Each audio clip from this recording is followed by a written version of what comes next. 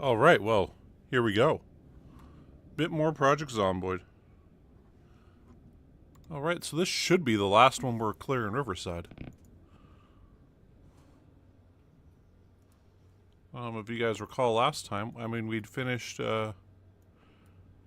we'd cleared out this whole area here, we cleared out this part here. We were pretty much down to zombies in just this area right here. What's left in town. I mean, these 944, they probably go down here also. I'm wondering how many of these are the guys that came over to this part also. But, Anyway, yeah, we'd made it up to about there on this road here. We went around there once, so there's some up there. We just pulled a car back to our base at the end of it, which is, you know, down over here. Well, yeah, we'd got them all, you know. So hopefully that will be it for Riverside. I'm looking forward to being able to say, hey, look, this area is done, and we can go on to Muldra. I feel like before we leave here, I'm gonna bring up the map in just a second. Okay. Hey, why not keep looking at maps? Isn't that what everybody loves here? Okay, so we got some extra tires there for our cop car, so we're gonna have to go get those. But once we got that, and we got this kind of little area here cleared, you know, just the remaining bit of the way over here. Once we're done that, you know, we'll come back here, and then what we'll do is we'll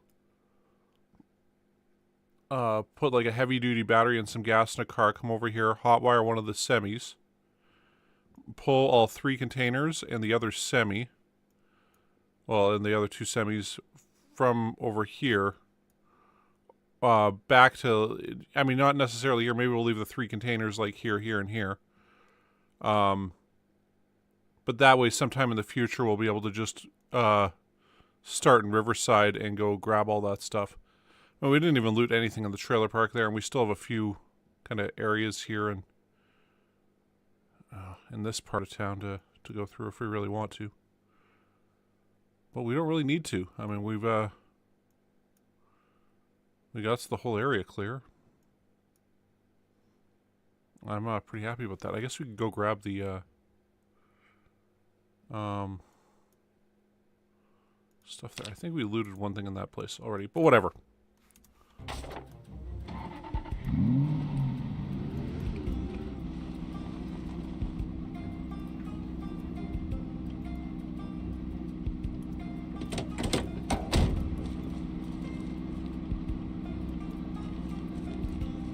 I got the stuff to get more tires, so that's what's important.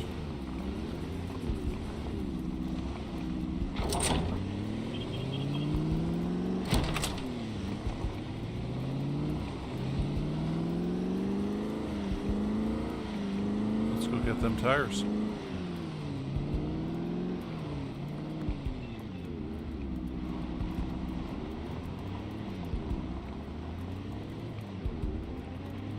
So one of these tires is in decent shape, the other 3 are in terrible shape. There was a car over there that had 3 good shaped tires. So we used the extra one we had in our base. Oh, those tires might be good too. Well, we know for sure these 3 tires are good.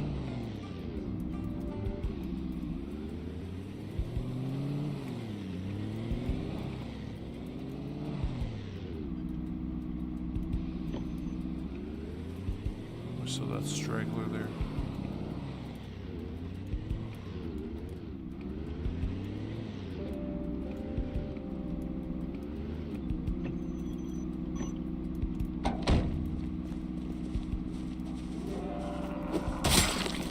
Alright, for zombie of the stream. Always love getting that guy out of the way. That's where that naked house party was going on.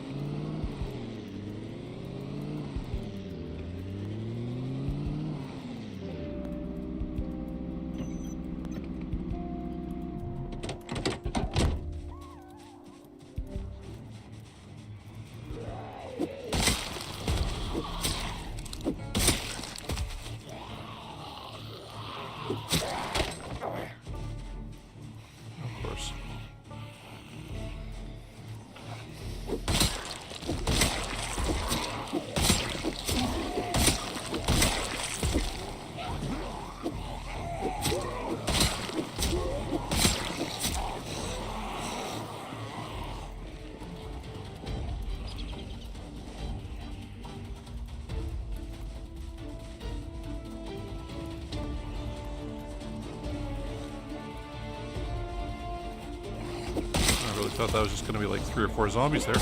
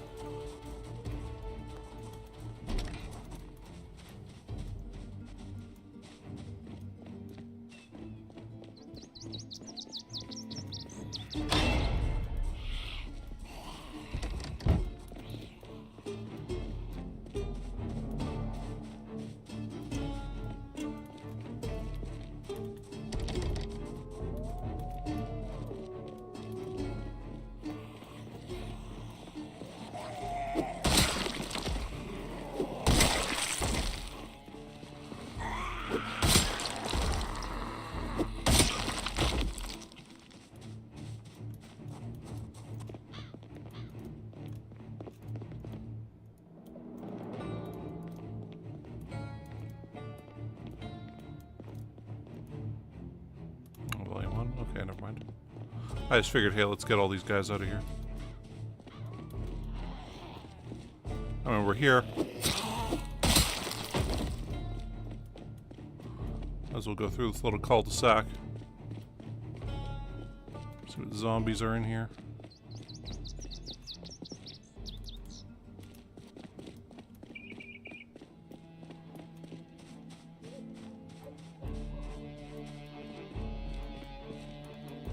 This is a survivor house. What's that?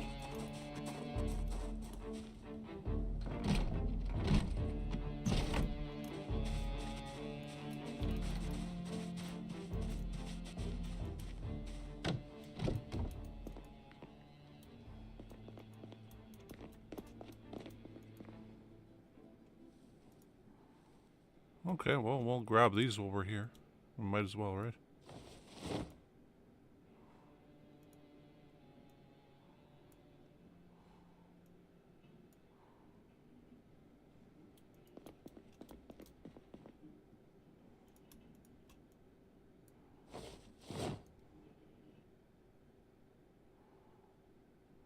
Okay, win ammo, we'll take that.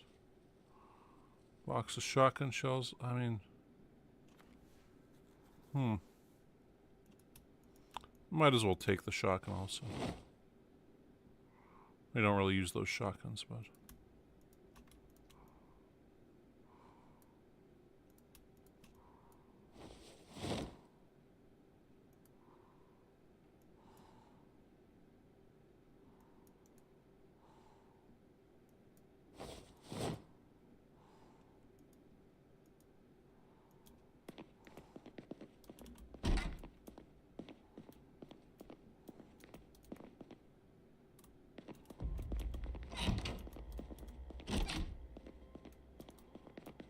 Oh, hey.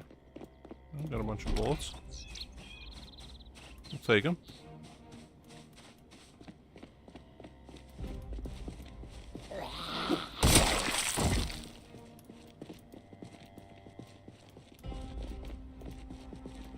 So there's still a bit of room here.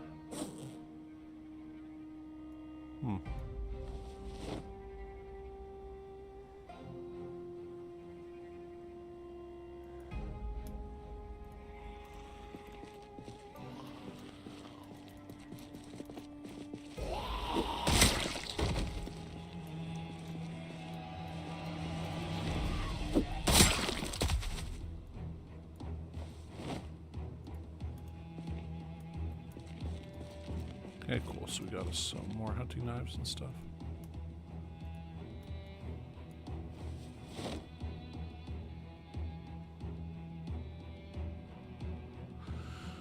I might as well do all this here quickly.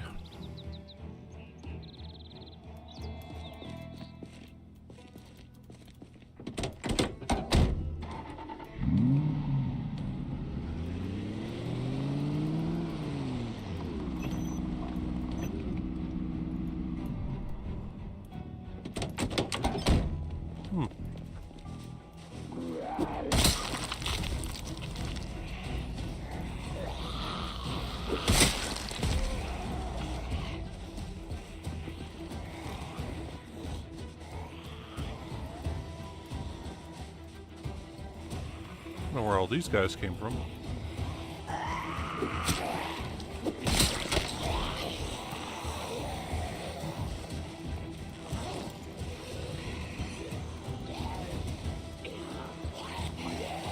Right now we're tired.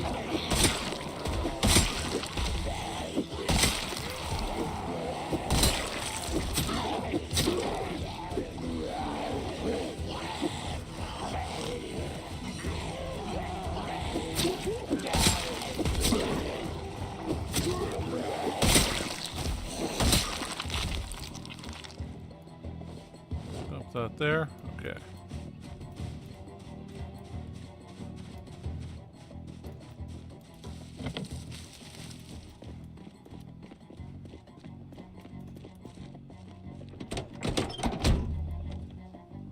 Alright, we'll put these guys right here.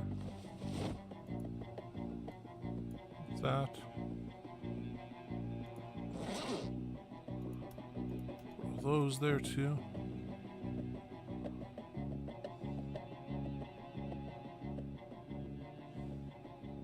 Mm-hmm.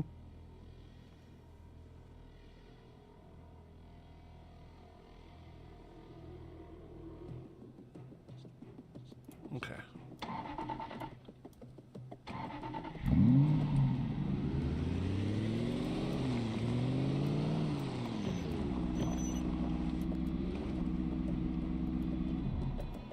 Well, we're gonna have to kill these guys on our way in. Just to be safe. Put 4 more of these.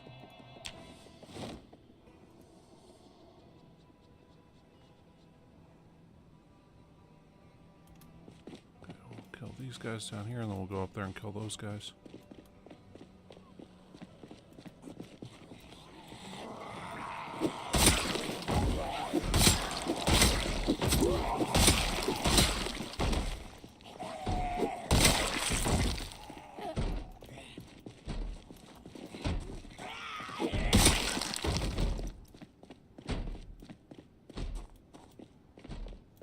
Guess these were the guys who followed us when we were leaving there last time.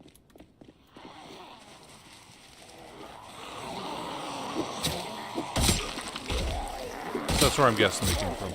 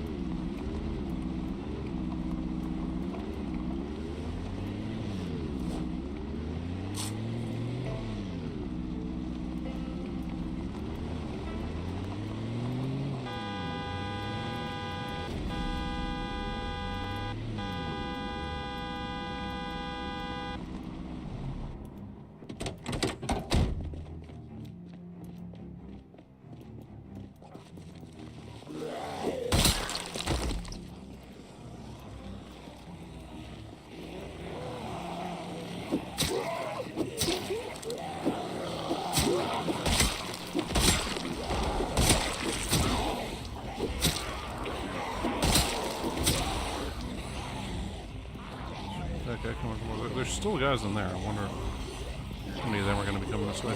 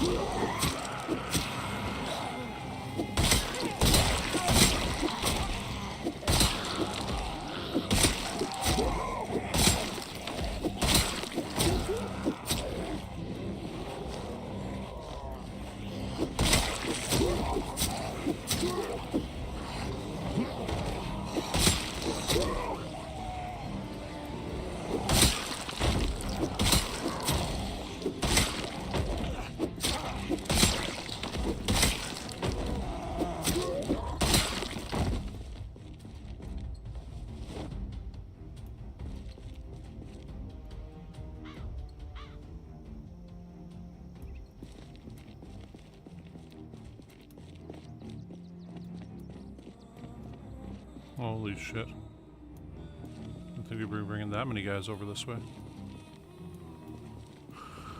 Hey, well, we're not quite exhausted yet.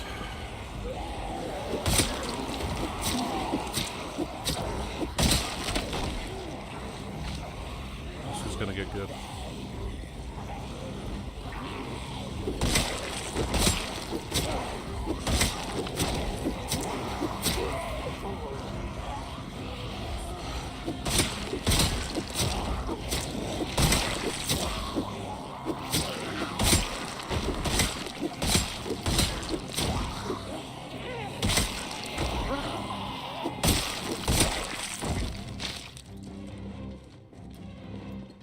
Woo! There we go. Get rid of that bad boy right there.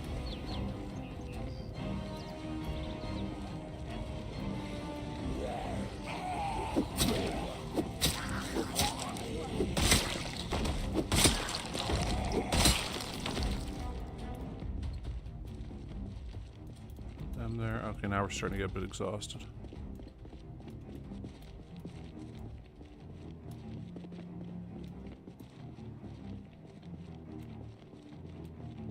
Is this the guy with the tires?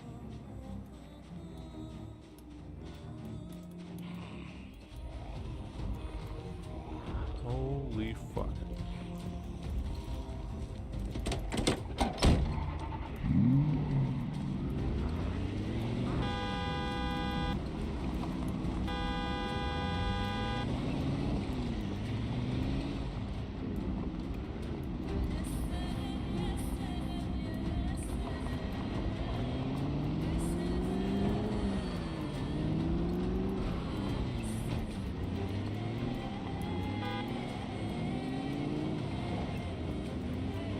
Yeah, we need to go rest. That kind of sucks. I was really hoping to get those tires right now. Instead, we came over here. We killed, 111 zombies. There's like maybe 800 left at the start of the stream here, so killing that many should put us just that much closer to having our goal accomplished of clearing Riverside. But still,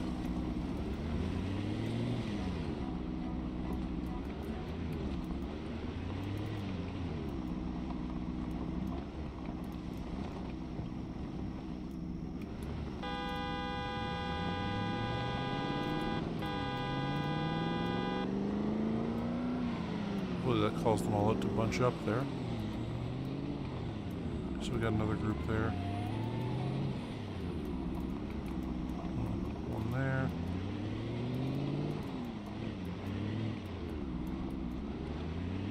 Guess there's still little groups throughout town. Okay, we'll quickly just go back and go to sleep for now. And we'll work our way over to get those tires.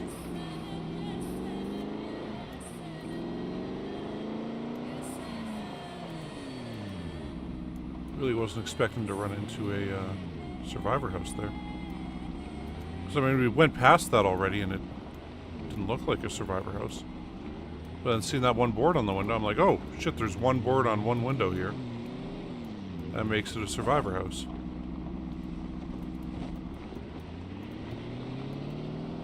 It's starting to get kind of hard to spot them because of all the vines and stuff.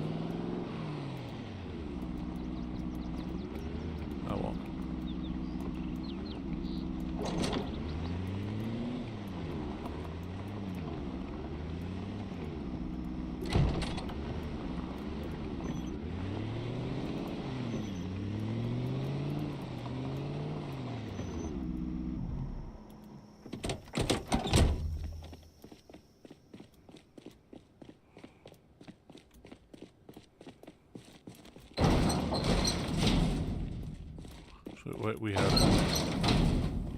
some stuff to unload here. Might as well get it all right now.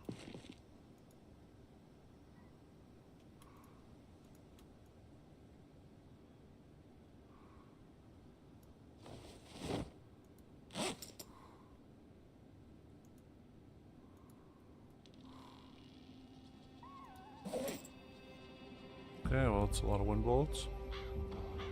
We'll take them.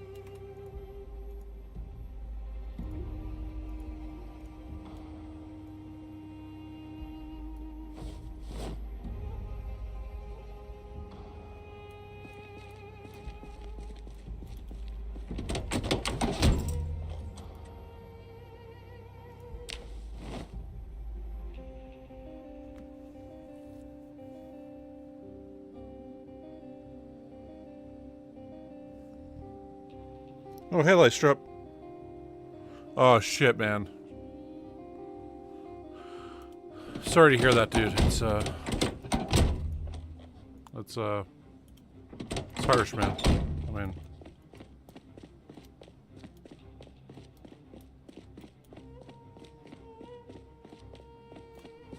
You know, the thing is... No idea what to say, but, if there's something I could say that could help, I mean, I'd say it. I just, oh, man. That's, that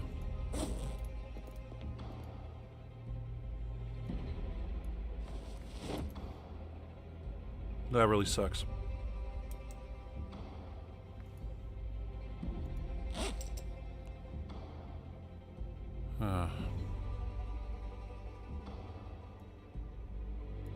At times like this, I always want to say something, you know, comforting and stuff, but, I mean... Don't think there's anything to be said. It's just...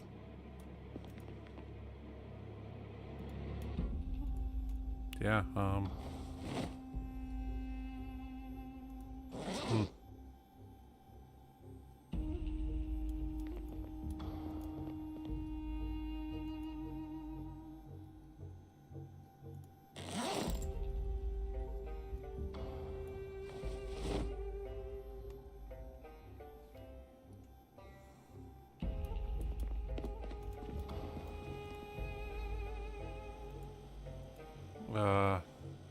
yeah.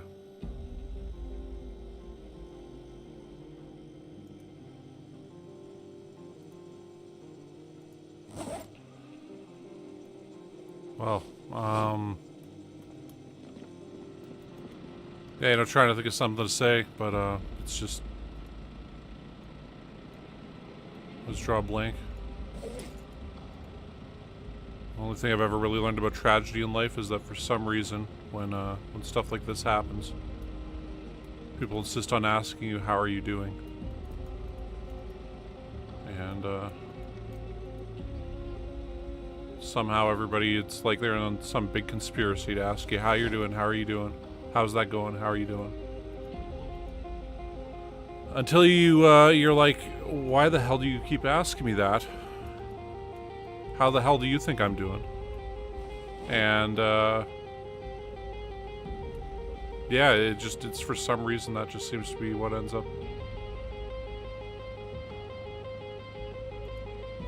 going down.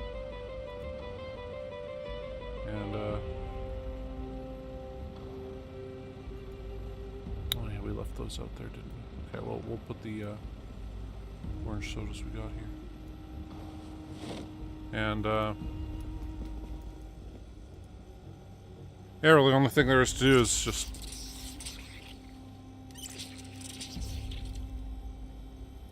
You know, spend as much time as you can together and... you know, hope for the best.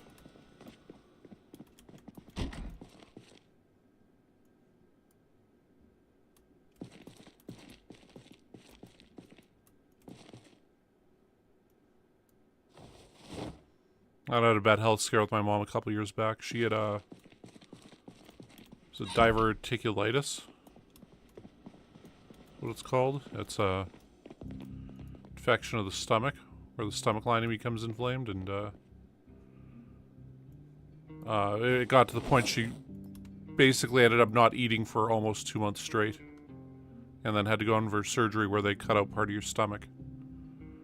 And, yeah, it was pretty scary there for a bit, and, you know, she's... I mean, it looked like... You know, when she went in for that first surgery, she was such weak condition and stuff, and she hadn't moved properly for a while, so... She had, blood clots in her lungs, so they couldn't put her under for too long. Because they had to have, like, warfarin and stuff. Anyway, but, yeah, it was a pretty scary time, and, she pulled through. And, I just... Well, there's that thing in life where you're... There's a thing that a philosopher, I forget what his name was. It wasn't Thomas More. It was some other more philosopher. Anyway, he was talking about reflective reality, and reflective reality is how you can like look back on your life. Anyway, the question in existentialism is how do we know we exist, or epistemology, how do we know what we know? How do we know anything? And he argued that we know we have hands because we have hands. We've always had hands. But we've got no idea what life is like without hands, unless you're born without hands, in which case, that's the life you know. And that's how you know you have this. I bring this up because, you know, with parents, we don't have a reflective reality where life existed without them, for the most part. Sort of like having an older sibling. It's like, no, they've always been there. And that's why the loss hits so hard. Because you literally can't picture the world without them. And,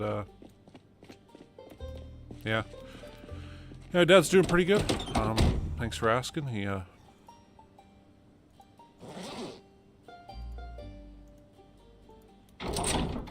yeah, I mean, his back keeps kind of bugging him. He's made a full recovery from the stroke.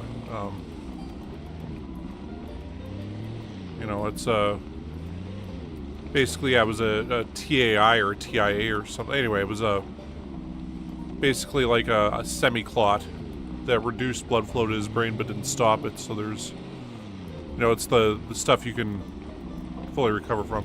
Now, I mean, if he hadn't gone when he did, he'd have been in a, you know, strokes are one of those things where, like, literal seconds matter, and got him in there in time and stuff, so we're lucky there, but yeah, that's another one where I was like, you know, I really thought, like, okay, you know, he's gotten bad and he's not going to get better, and I know when my grandpa went on, I never met my grandpa on my mom's side. He actually died from, he had surgery after an ulcer. Because this is before they knew ulcers were caused by bacteria. So they used to just remove part of the stomach. Which is why that was extra scary for my mom. And, anyway, he ended up getting a heart attack as a result of the surgery. Like, a day or two afterwards. And, you know, if he'd had the ulcer dealt with a year later, that's when they'd figured out that ulcers were in fact caused by bacteria. That one doctor, I forget what his name was, but he proved it by giving himself an ulcer and curing himself.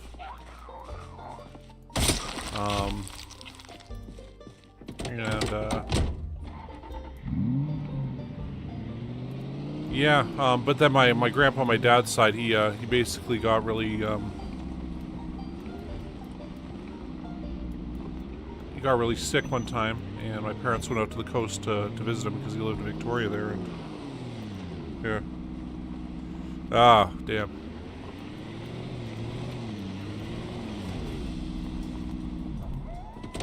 You know, that's the thing, like, when stuff like this happens, all you can really do is just try to be there for your family as much as possible, and yeah. Anyway. But yeah, my grandpa, he had a similar kind of incident where he basically went severe dementia all at once, and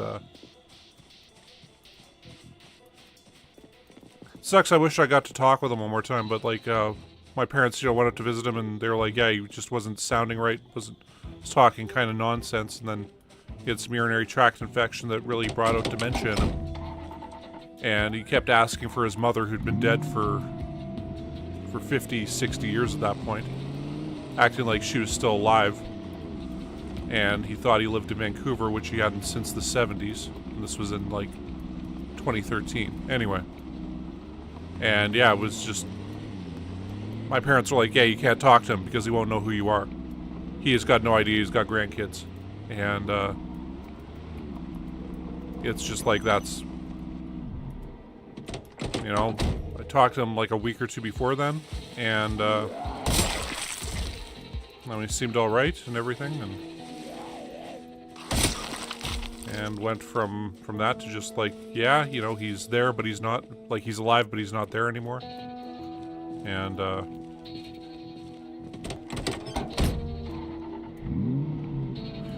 yeah. But yeah, I mean, all you can do is, you know, try to get the house in as good shape as you can, and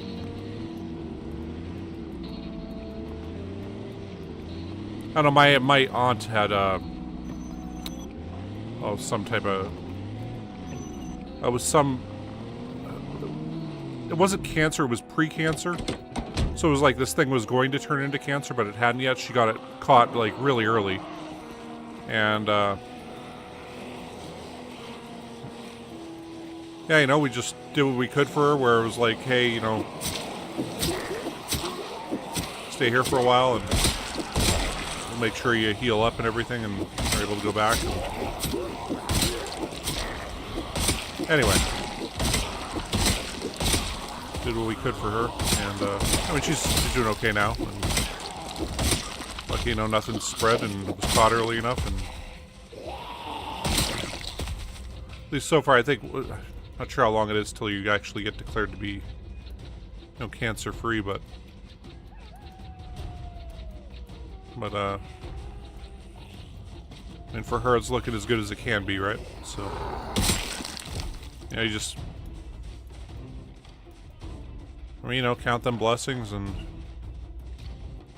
you know, like, with my grandpa there, it's like, there was that point where I'm like, yeah, I'm not ever actually gonna have a real conversation with him ever again. Oh, crap. It was like he was alive, but once again, would have no idea who I was basically incoherent, and,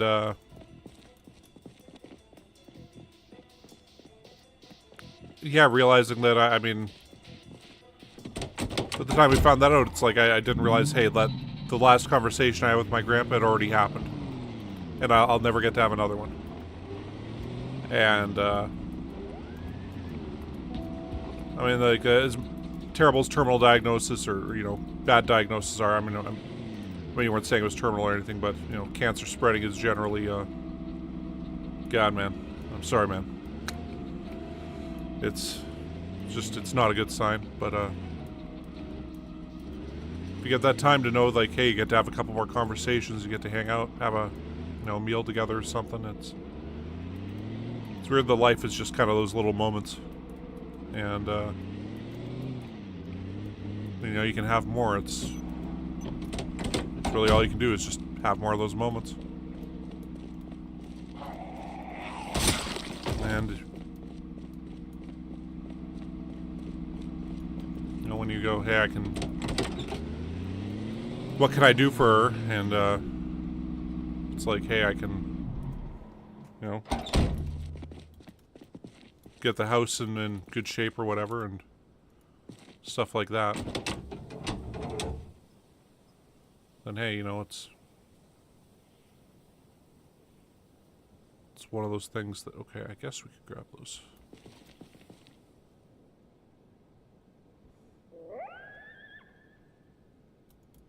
You know what, let's disassemble some stuff from here. Take the jack. Lug wrench.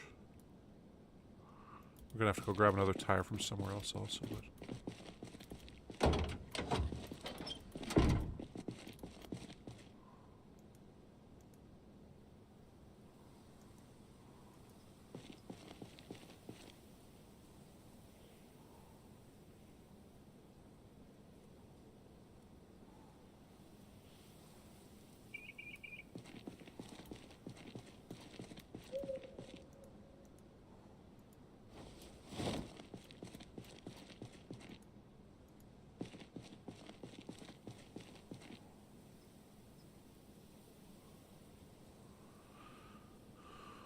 I mean, just I know you'll be in my. I mean, I don't really pray or anything, but you know, you'll be in my thoughts. And hope things go good, and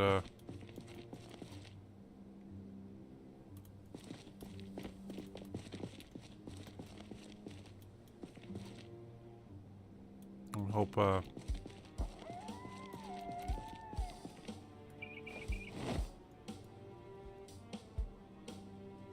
hope whatever outcome or whatever positive outcome can happen does happen. And I'm gonna install this, that, and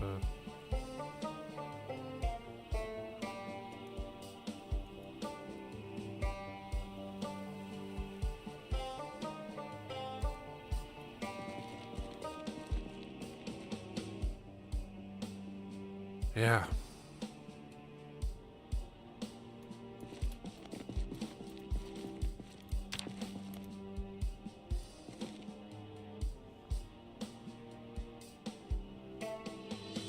Oh yeah, that would make it that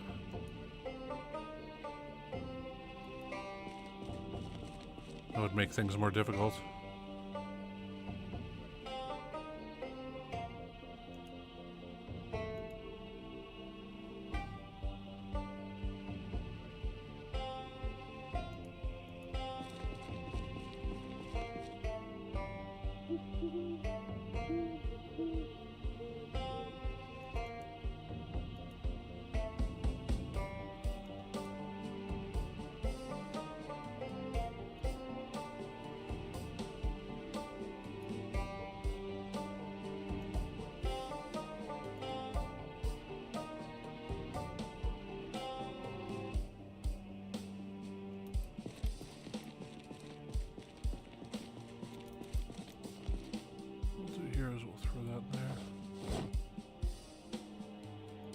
Keep that extra hood with us. This window won't really do anything here, so we'll toss that there.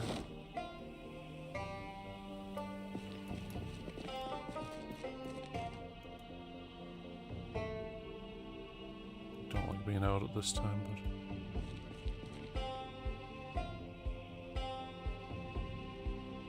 get both these tires off, replace them with new tires.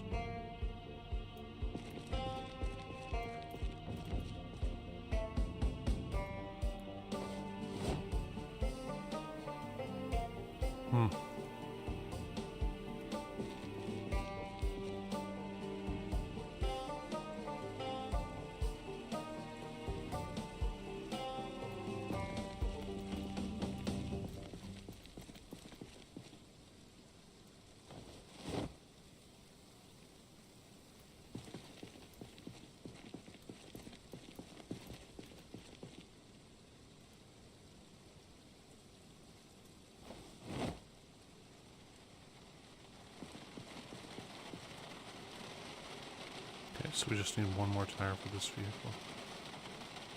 Back up in good shape.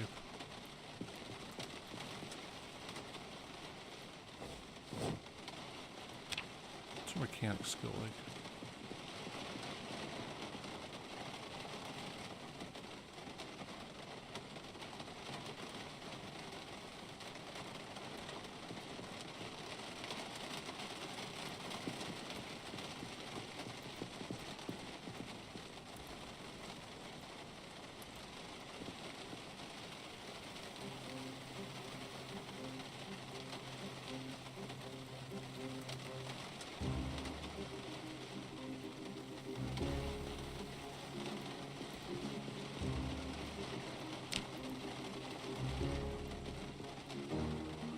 Okay, we're almost done with this.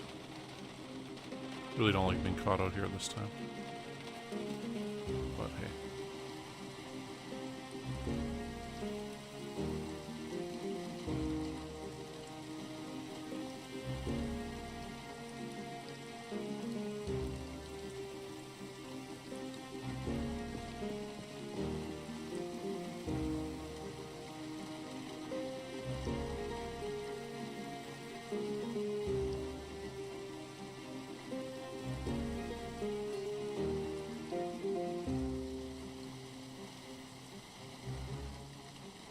well, this car should run a bit better now.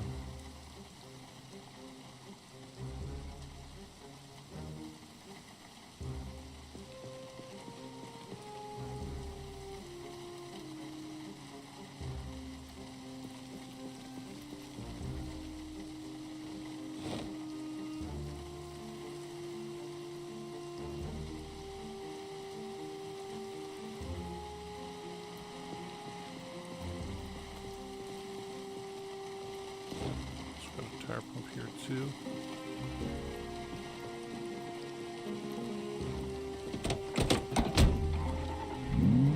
How quickly run back.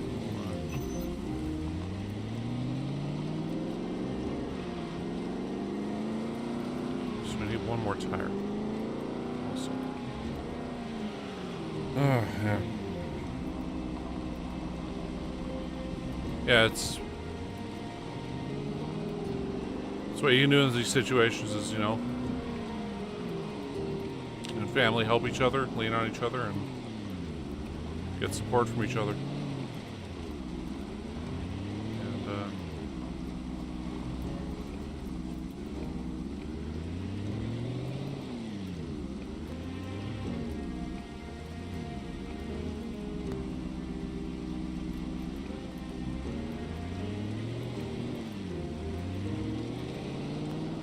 yeah, out of,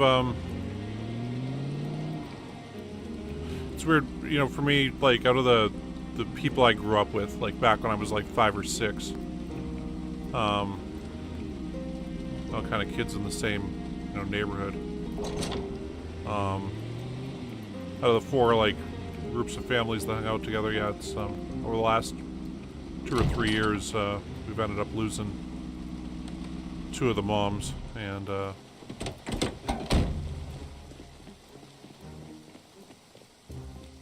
kind of weird, they were like surrogate moms to me. So that's going. Okay, so I guess these light bulbs have burned out here. Okay, well. Suppose that can happen.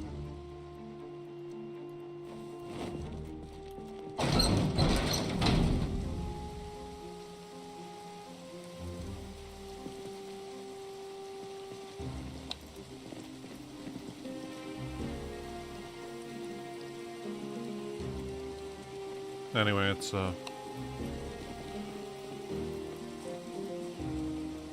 just like there's this point where you kind of hit this age and it's just what starts happening. And,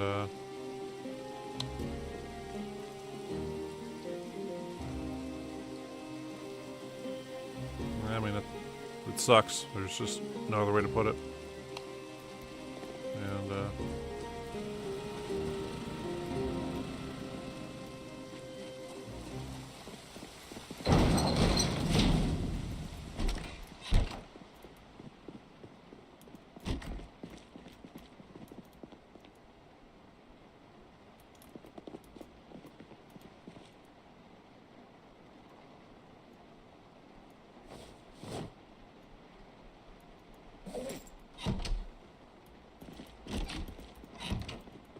just hope things get better.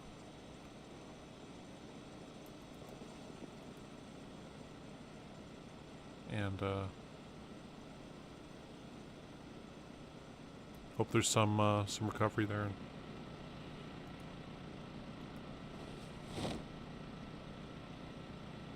Yeah.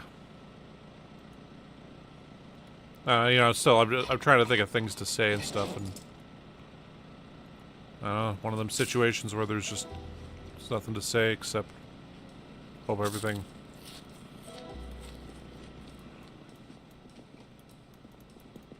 Hope the bad situation goes as good as possible, and yeah. Anyway, yeah, we'll kill some zombies. We'll do some. I'll help you do some escapism here, where we're not thinking about that at all. Anyway, we'll just wash up here and wash ourselves off.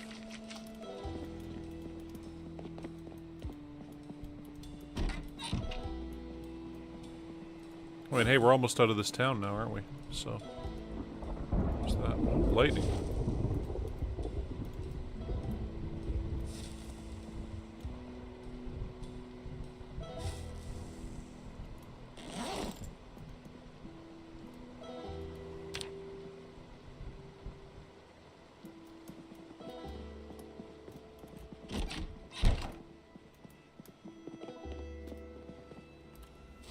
Okay, so I'm gonna kill a few more zombies there.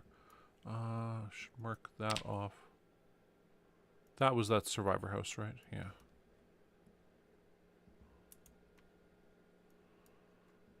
So yeah, there was more tires there. I think caps lock was on because that one's lowercase, then the others are all uppercase. That's the burger stand. Okay, well,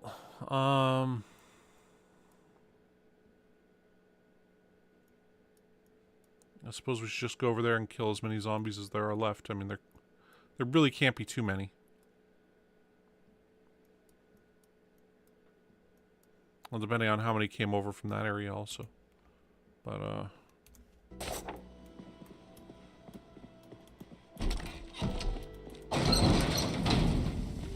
what I was hoping to do was to kill the remaining zombies. And, oh, we got some canned goods there. It's gonna be 76. Okay, so that's fine.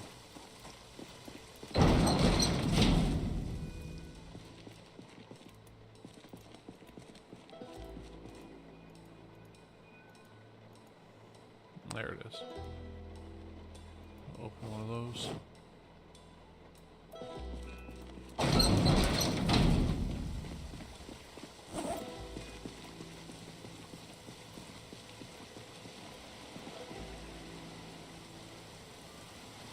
Just need one more tire to fix up this car completely.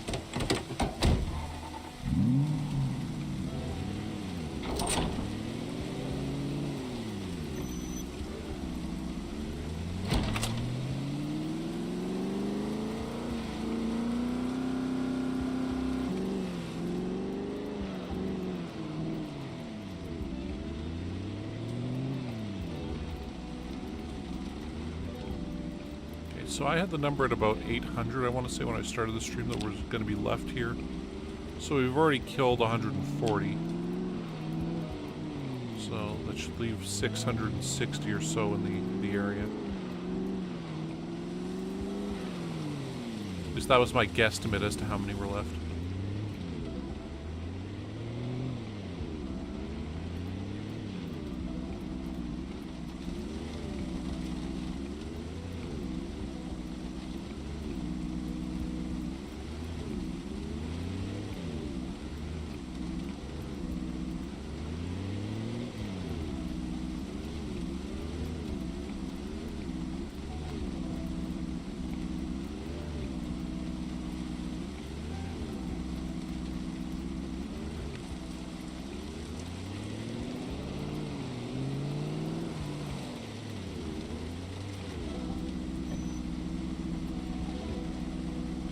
Honking our horn a bit here, so.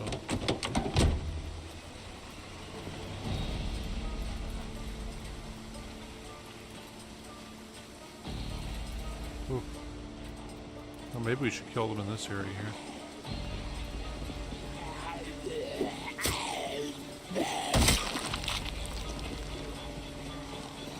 I don't like fighting in the rain like this. Yeah, because that shit can happen. Got a bunch of guys sneak up behind you.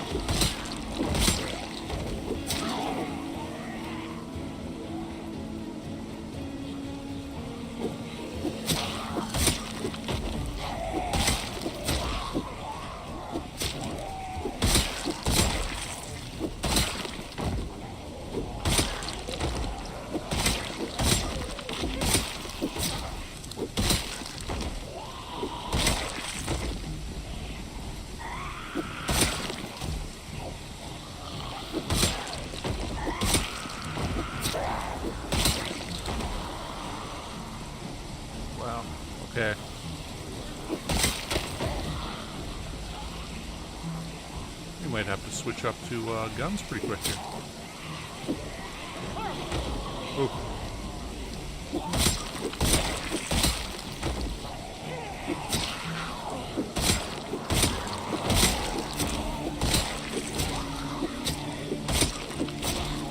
You know, they rarely ever fight zombies in the rain in movies and TV shows. I mean, I remember there was a Walking Dead where they had one where they were coming in during a storm. But it's sort of like, you can't really fight zombies in the rain because it'll smear all the makeup off all the actors. So you're basically guaranteeing you have to, you know, fight them in the sunniest conditions possible.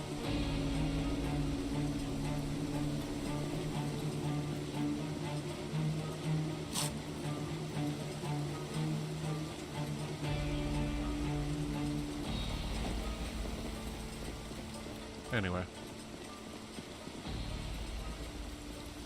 Just a weird side note I just thought of while playing here. I'm like, you don't see that too often. I mean, I guess 28 Weeks Later kind of did that.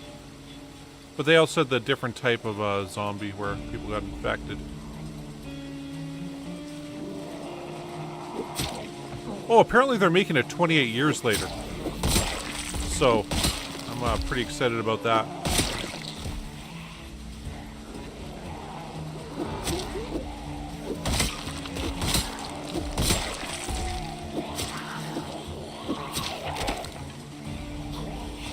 Somebody was mentioning you can't actually find 28 Days Later on many streaming services currently.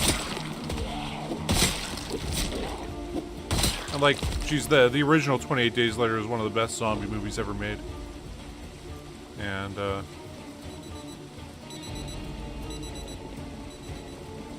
28 Weeks Later had like the best opening sequence for a zombie film I've ever seen also. Like that opening was just... Oh. Not sure if you've ever seen them, but strong recommend. 28 Weeks Later wasn't quite... It just didn't live up to the original. Now, the original was, once again, one of the best zombie movies ever made. It was Danny Boyle, who he made Train Spotting, and well, Slumdog Millionaire is what he won the Oscar for. But,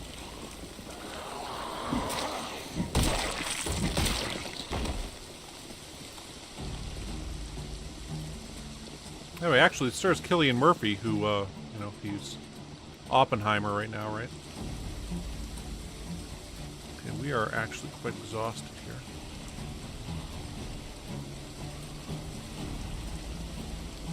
But we're not going to be able to get in there currently. I'm going to have to go like this. All these here. Oh, they destroyed the door.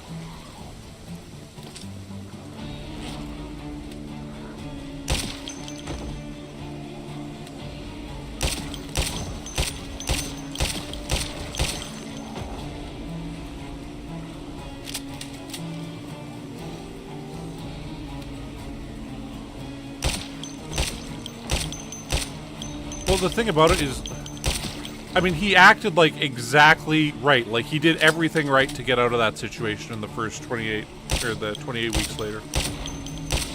And still tragedy struck. Like, it's just...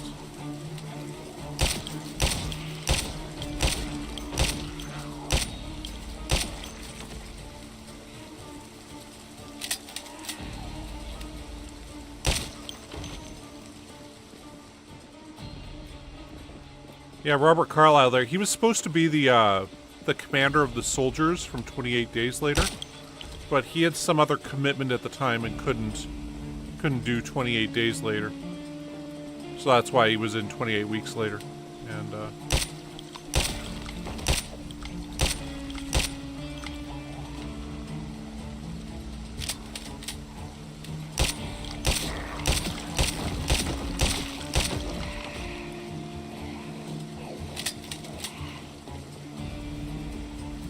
yeah, you can actually, if you haven't seen it, the intro for 28 Weeks Later is available on YouTube. You can check that out.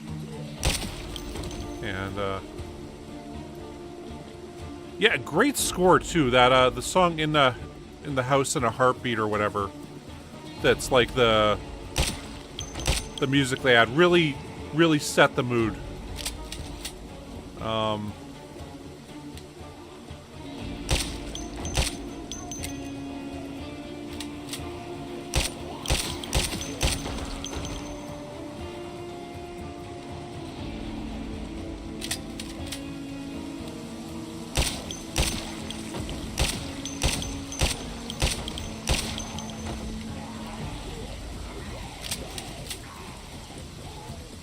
Also, like, I mean, the first one, the opening scene was probably like the perfect, here's how the virus spread.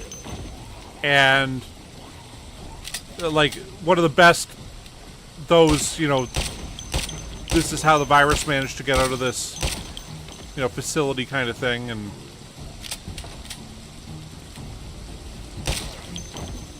yeah.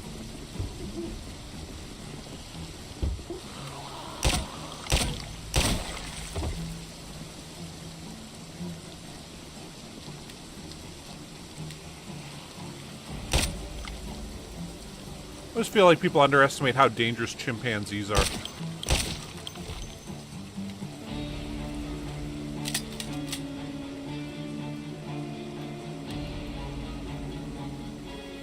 Anyway.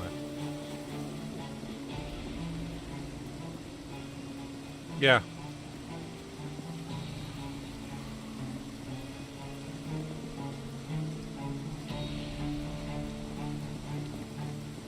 Well, you know, that... not to ruin it, but that part where the wife's like, you know, save us, and he just has to close the door and run. It's like, yeah, that's like, what did she expect him to do? Like, there was nothing for him to do at that point.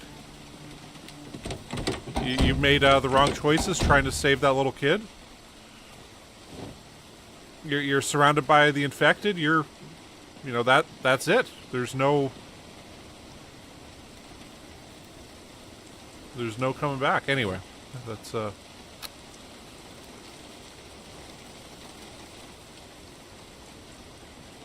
we're still tired again.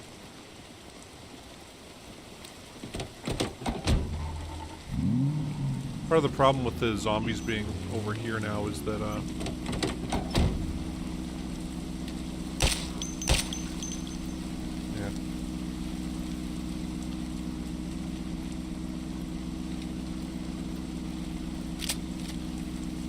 yeah.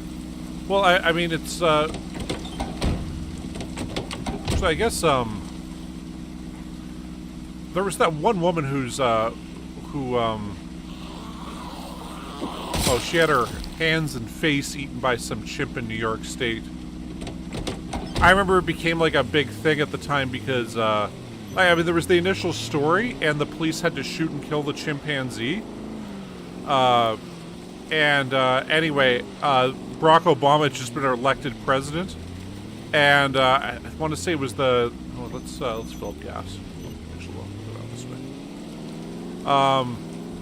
And I want to say it was the New York Post ran this cartoon that was the police shooting the chimpanzee with a caption of one of them saying, "I guess we're gonna have to find somebody else to write the stimulus package." And they're like, did you just call the new president, the first black president of the United States, a monkey? Is that what you just did? And oh, no, that's not what we meant. Well, what the hell did you mean?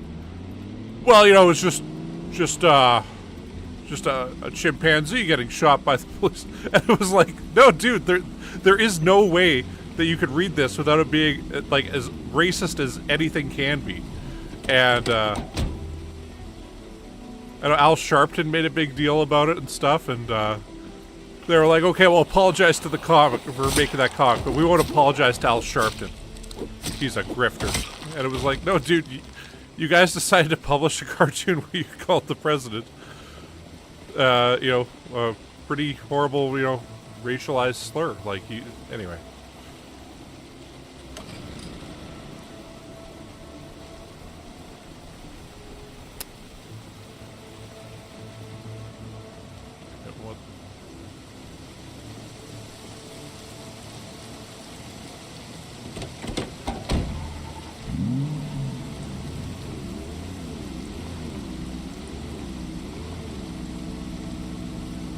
Should be close enough. There we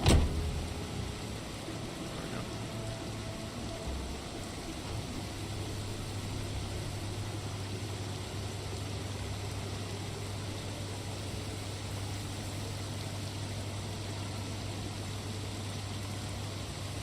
Yeah.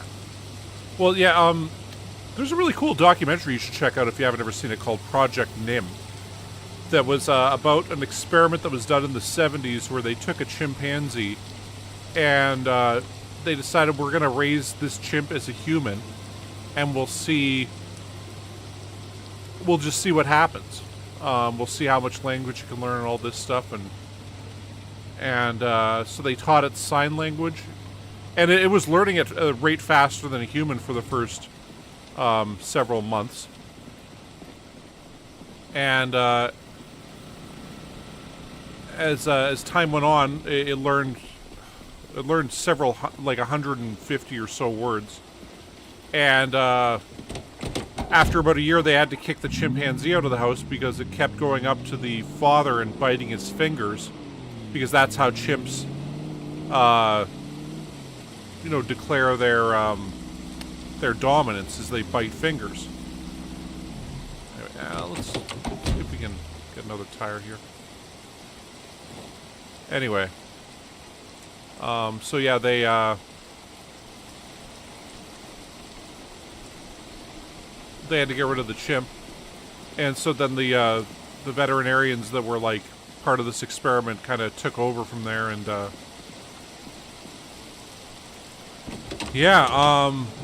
they kept the chimp for like another year and a half. I mean, not with the family or anything. And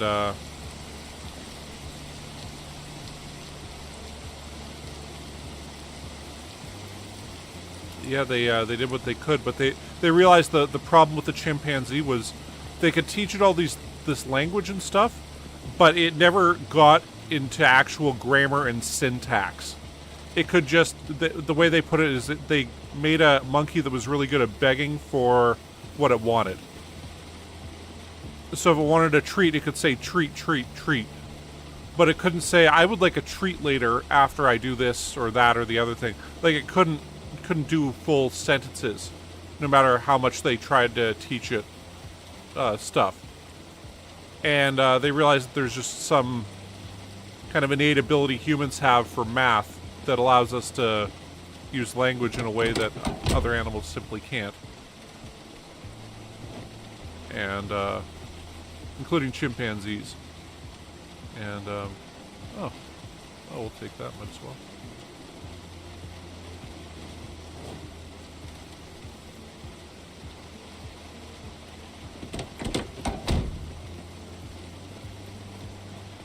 I never checked to see if any of these cars are.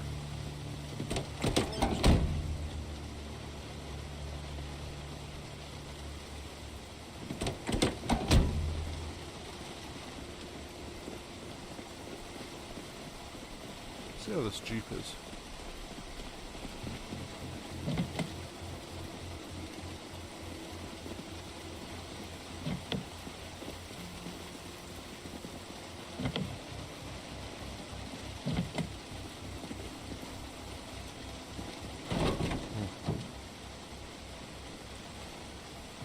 Yeah, it's loosely what Planet of the Apes is based on too. Like the Dawn of the Planet of the Apes one. Because yeah, the Nim, the chimp from that, he ended up going to. Oh shit, we didn't pump up the tire, did we? We'll do that quickly. Then we'll take that back because it's it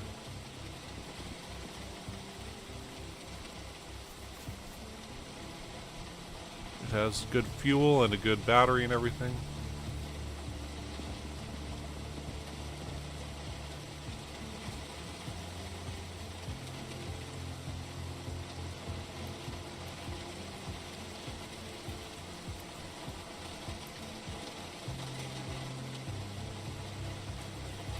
Okay, there we go.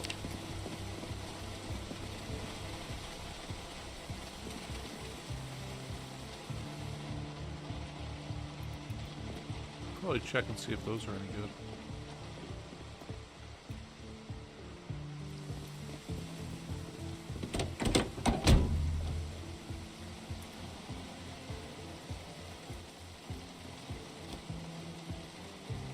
Okay, it's got a bit of gas. A key in the ignition.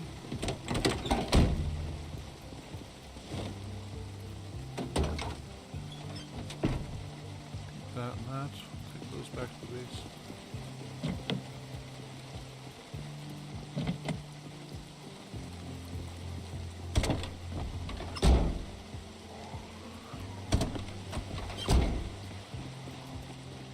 Yeah, I thought I heard a zombie.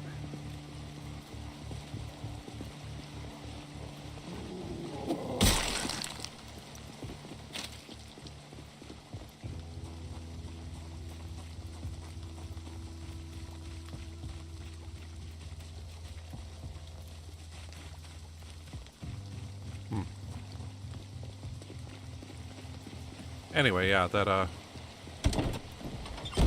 Nim monkey, that was something else.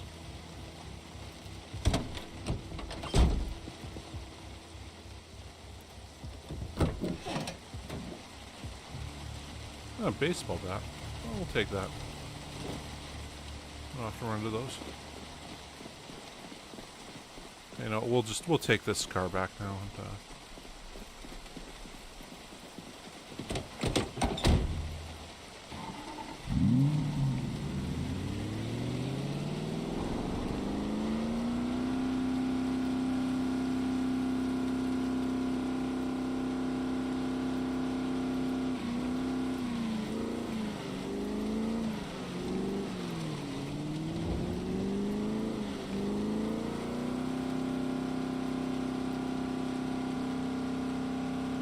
yeah, it's weird how many animals that people kind of forget are like wild animals. Like hippopotamuses are one that people don't realize. Like hippos will attack you just because you annoy them. Well, and they'll squish you like a bug, and that'll be that.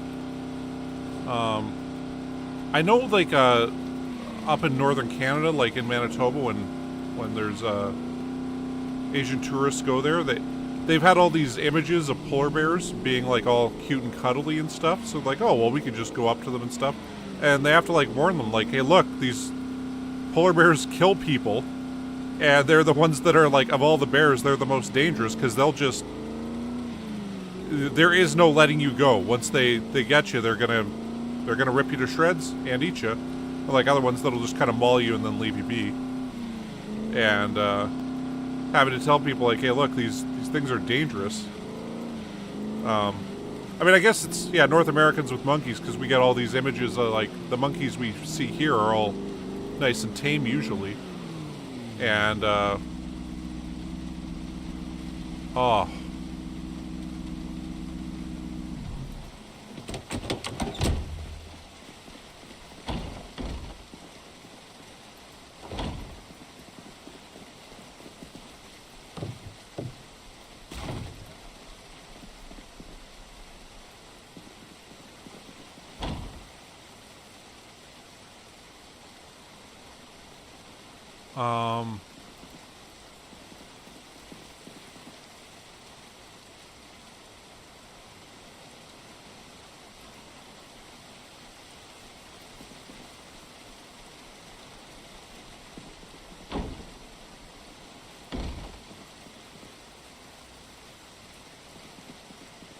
I gotta say, I don't remember locking the door here ever. I'm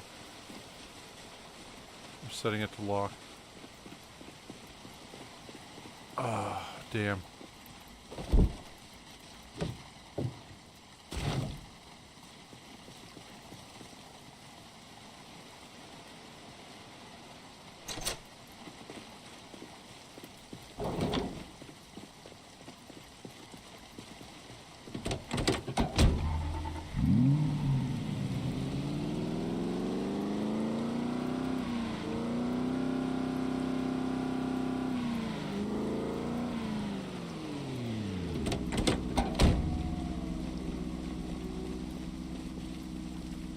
Oh yeah. Number of people that, yeah, walk up to Bison and are like, oh, well, he's stomping his feet. He must want to dance. And it's like, well, no. That's the sign that they're planning on attacking you and charging at you.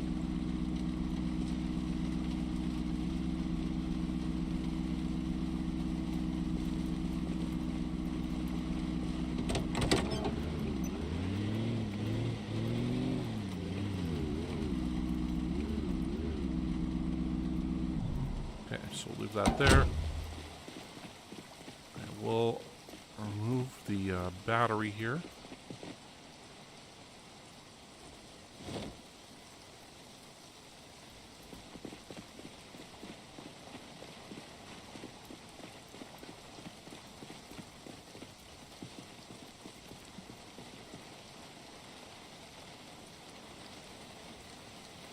Put these out here on the ground for now.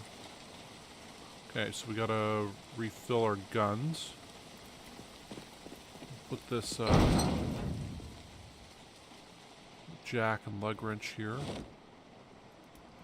Tire pump also. The wrench will go in here still. Okay, and we'll need to go get another car battery from over here.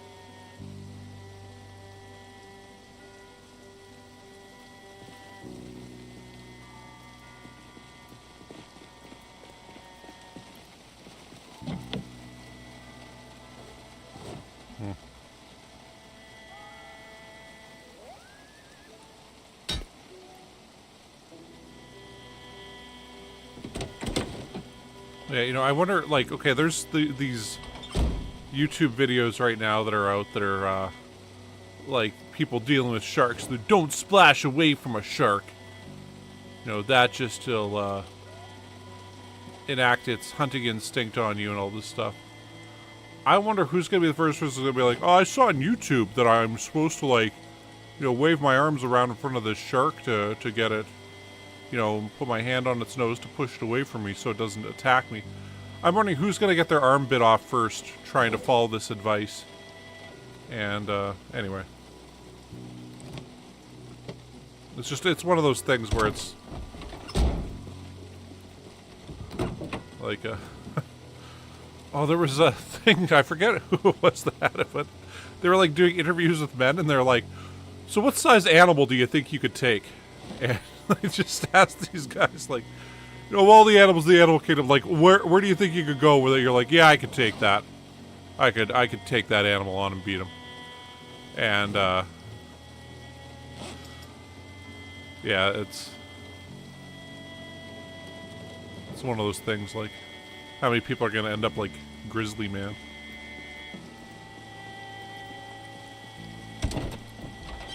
Yeah, if you don't know who Grizzly Man is, he's the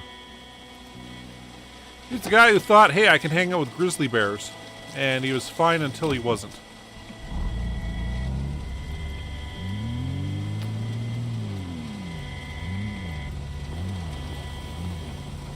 Yeah, he died, and if you're wondering how, eaten by a grizzly bear.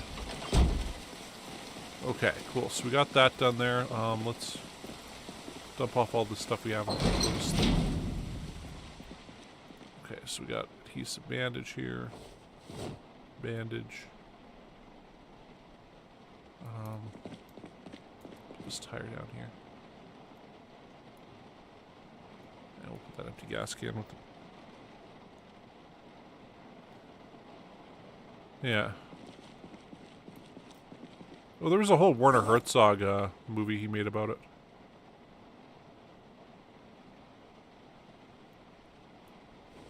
And,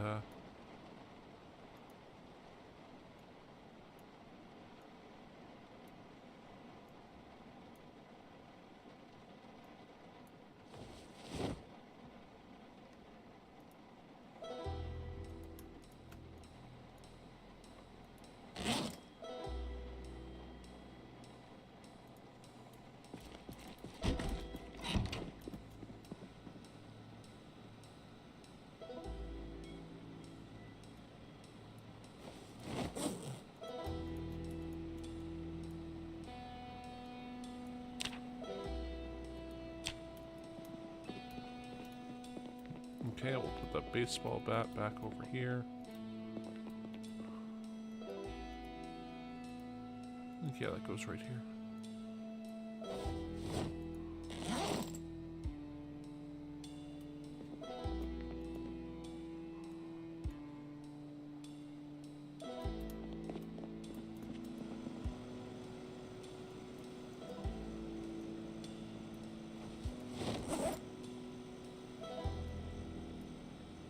Okay, wait, what the hell did I just put there?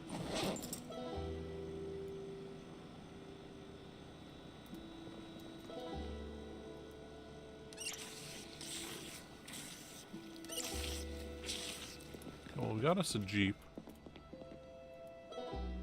So, I mean...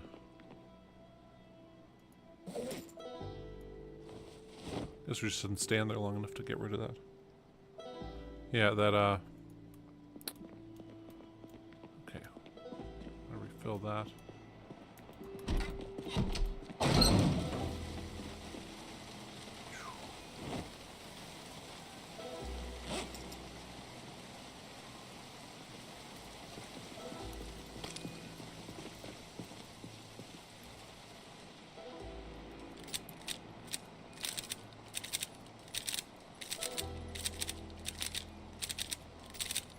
We have more cooking show stuff to watch, don't we?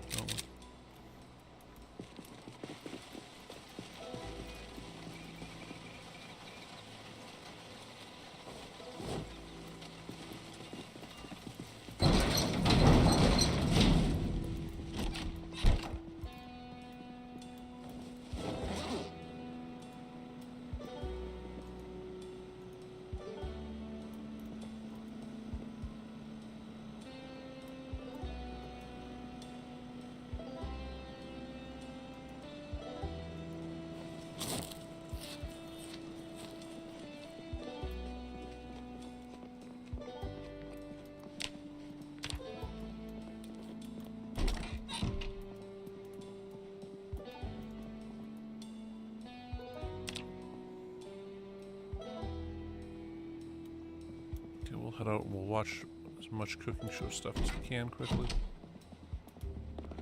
And, I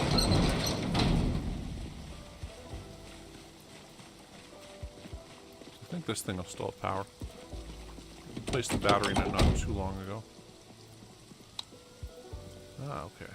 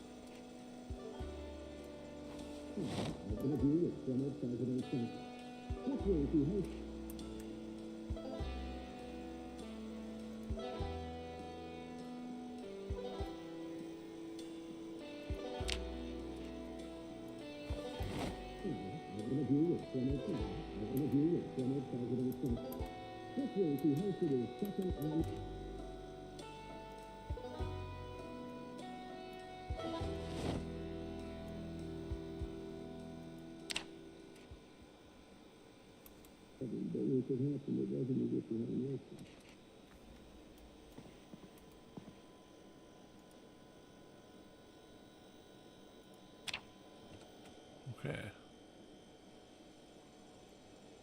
So there we got our cooking up a bunch.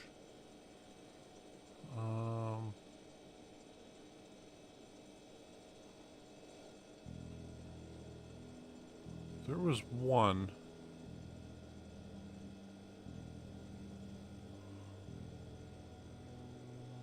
It's like the Survivor show or something.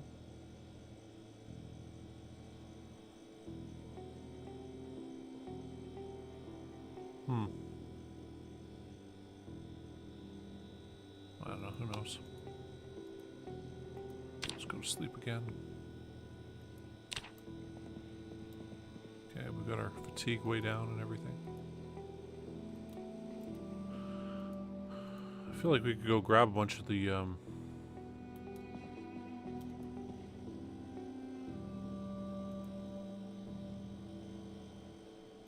canned goods from the place and put them out here, but probably won't do that. We're still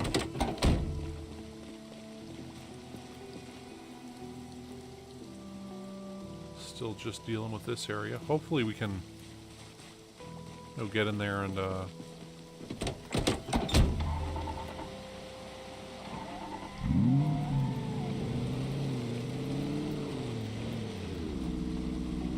get in there and actually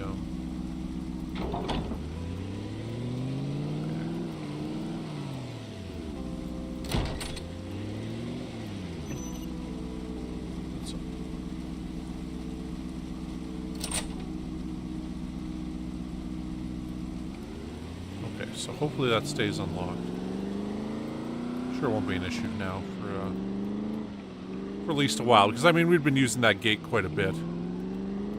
I don't know how much percent it uses on the battery each time, but it's maybe like 1% or something.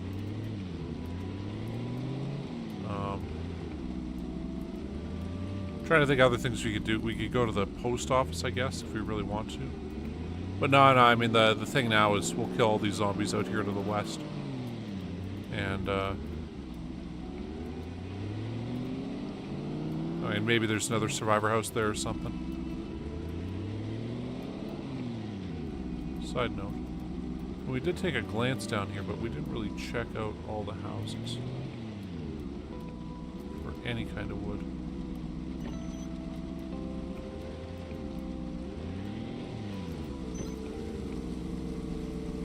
Can't even see whether or not that was a survivor house.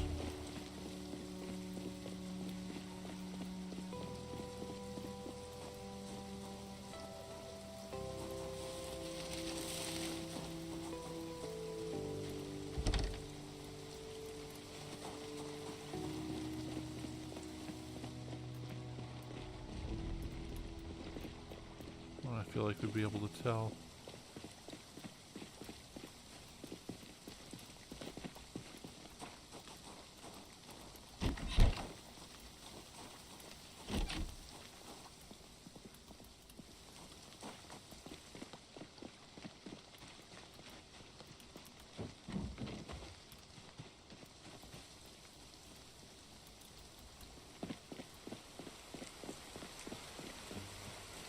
Okay, well let's get to killing zombies again.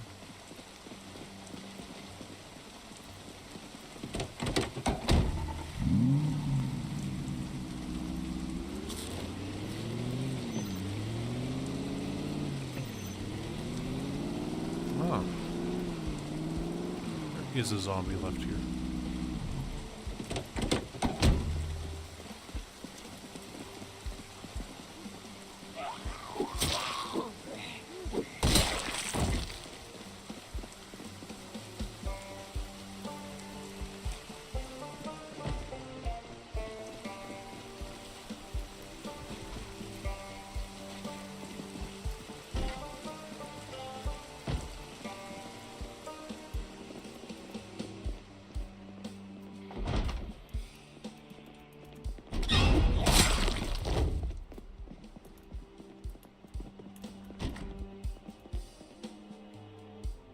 Huh.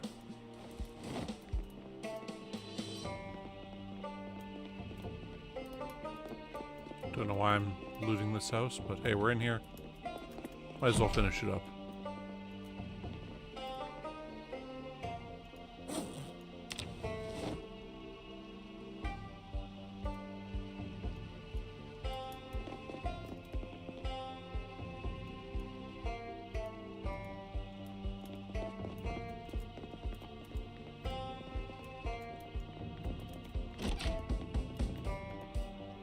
I would say the smell coming out of this place must be just terrible.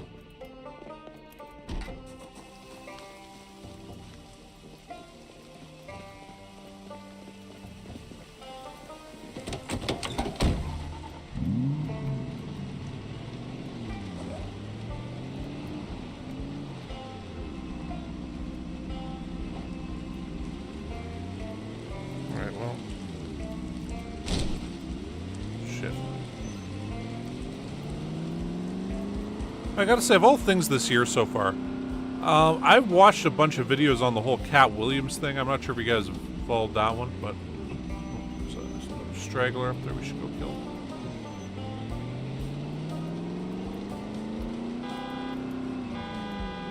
Anyway, yeah, the Cat Williams interview that's gone crazy is just...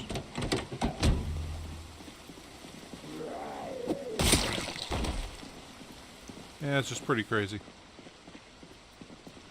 I mean, it's like some random podcast I've never heard of is now the most popular one of the year by far, and it doesn't look like anyone's gonna catch up to it anytime soon.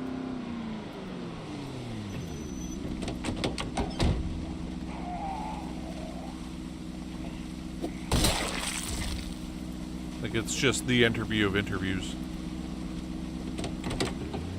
3 hours sit down with Cat Williams where he just talks shit about everybody. But he, like, comes with receipts to back it up, too. Like, it's...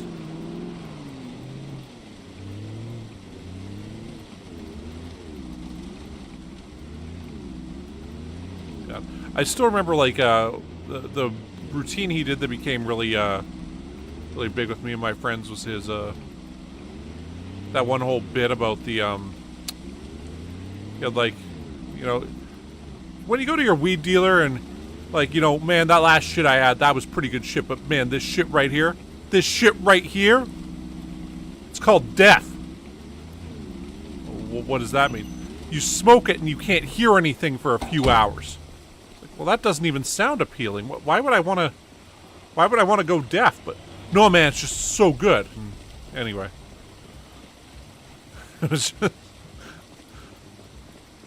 time, you know, smoked a lot of weed, and it was like, yeah, you know, I've had dealers say that exact kind of shit, where whatever weed they have now, that's the shit. And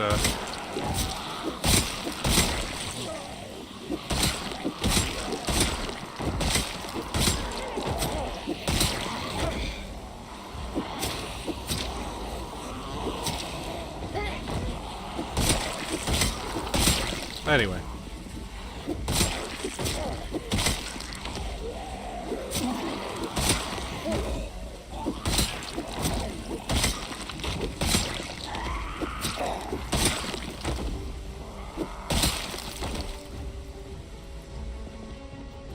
It's weird though, because like with Cat Williams now, if he doesn't go on Joe Rogan, I mean, I don't think it's gonna be knocked off as the #1 podcast in the world, but it would be a serious kind of hit to Rogan and his ego and stuff if he's just like, no, I'm not going on, I'm good.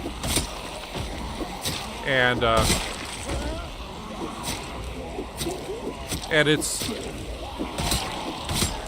yeah, it's just, you haven't seen anybody challenge Joe Rogan for the mantle of, like, this is going to be the most viewed podcast interview in the world for quite some time. And it's like, I don't want to say it's like the sharks are swimming circles around now and waiting, but it feels like there's enough people out there that really want to dethrone Joe Rogan and take him down a notch and stuff like that, where people are just kind of waiting for their time to be like, okay, this isn't the prestige one in the world anymore. And when it's not the #1, you know, watched podcast in the world with the, you know, the most views and all that stuff, it's got to be kind of interesting to see how much that damages the brand. Because like Rogan, I mean, I'm not really, I wouldn't say I'm a fan of the Joe Rogan experience. It's all right. Like, there's some good episodes and some bad episodes. A lot of the stuff I don't bother watching. But I know for a lot of people that's their weekly, you know, no matter what, or you know, one of their, I guess, what, twice weekly, however often he does the Joe Rogan experience. That's kind of their go-to. I mean, for me, I'd usually just kind of watch clips from it.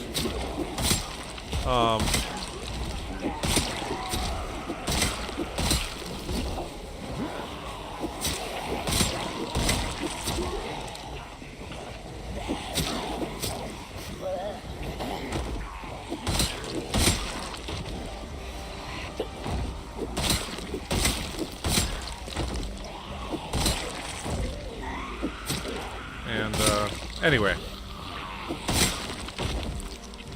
And I don't want to say, like, stick a fork in Rogan, this podcast that is by this guy whose name I can't even remember is going to overtake him. But it's like, it feels like there's something happening. Where it's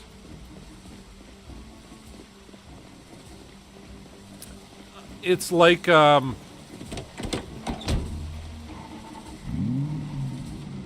it's like people are ready for a new king to take the mantle of the podcast, the big podcast host in the world. God damn, there's just so many guys here. Kind of exhausted, so we can't take them out right now, but we'll call as many as we can down to this area here.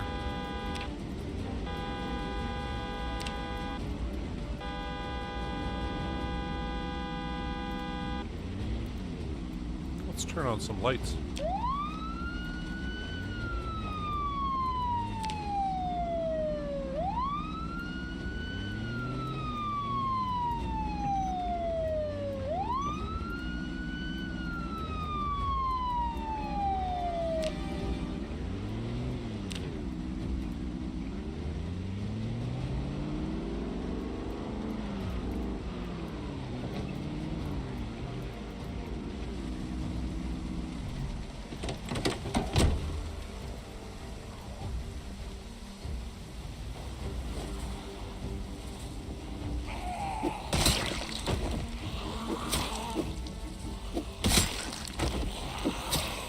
Anyway, that's just kind of how I feel about things right now, which I know it seems kind of weird to be like, yeah, the Rogan experience just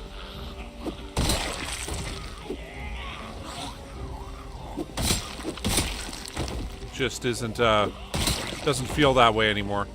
It's sort of like it's hit its high watermark, and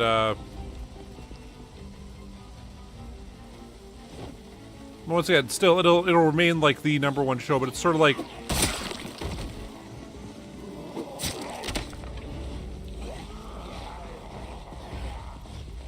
want to say it's like the late night shows, like those are really at their absolute peak with Letterman and Leno doing it. And yeah, sure, Tonight Show with Jimmy Fallon's pretty big, or you know, the Late Show. I guess the Late Show with Stephen Colbert. It's still pretty big, but it's not what it once was. It's not the absolute prestige of prestiges that there is. It's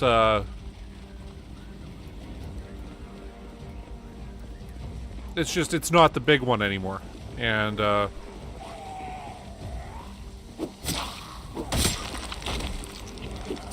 anyway, but yeah, it feels like there hasn't been any kind of challenge to Joe Rogan for like, this is the #1 podcast. And so far this year, like that's the podcast episode to remember, right? Out of all the podcasts there are.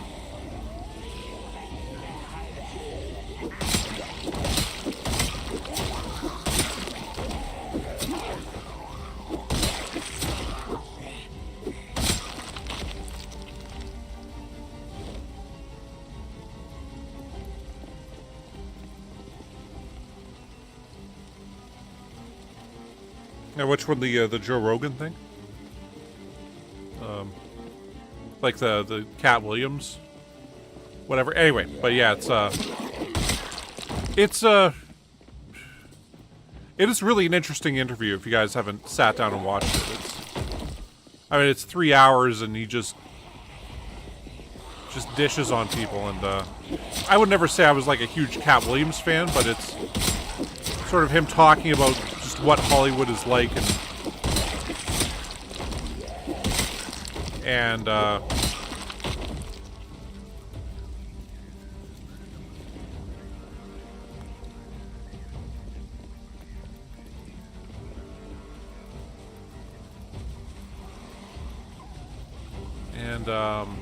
yeah.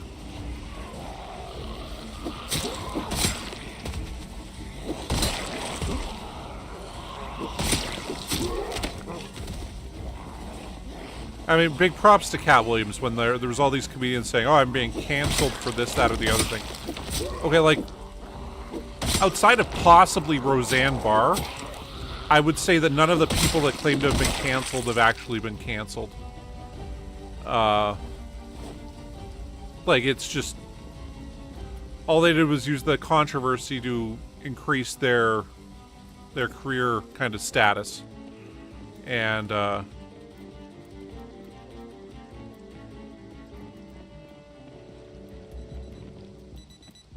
most of them are more popular than ever. You know,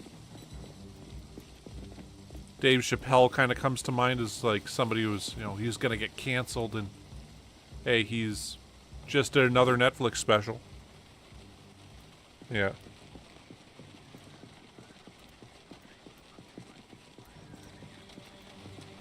Well, I remember once on the Daily Show, they had John Grisham on. And at the time, the Daily Show released this book called America the Book. This is back in the mid-2000s. And the book got banned in Missouri, I want to say. And they said it was because people might think that this is a real American history book and all this stuff. And when they had John Grisham there, John Grisham's like, oh, you guys have no idea how good this is for you. And there's like, what? Oh, when your book gets banned in one place, it just sells like hotcakes everywhere else. You have no idea how good this is for you.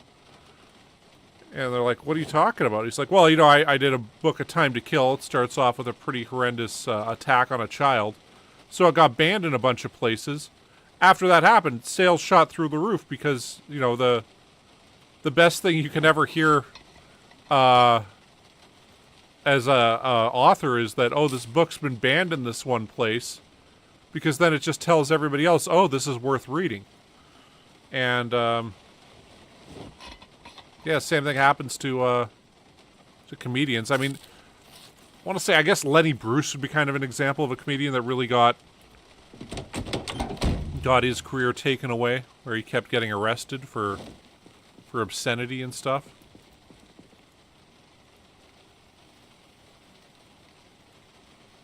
And yeah.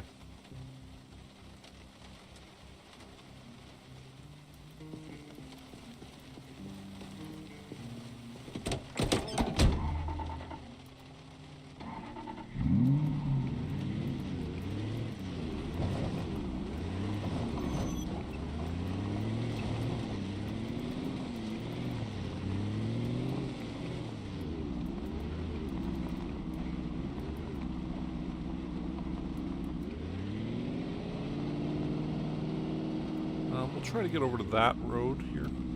Go down this way, I guess. I feel like this highway should be clear now.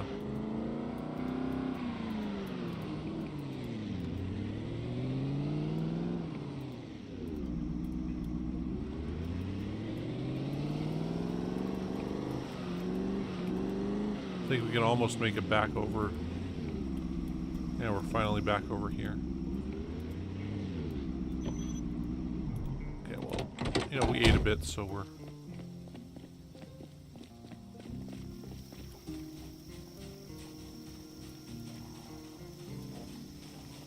Touch you. Okay. Let's say JB, I do not know what you're referring to there, but... You know what, alright. Hey, Paul J.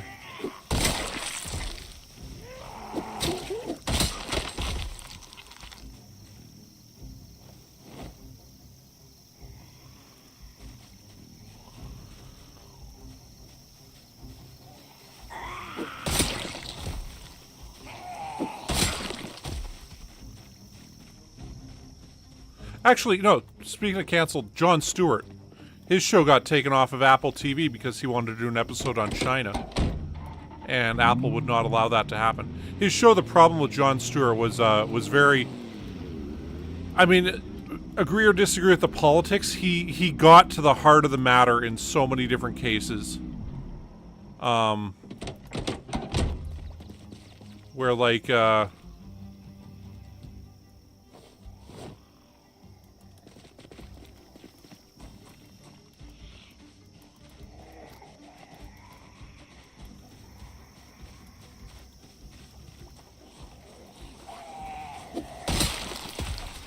Okay, we might have just bit off a bit more than we intended on chewing here. Like, yeah, we just did.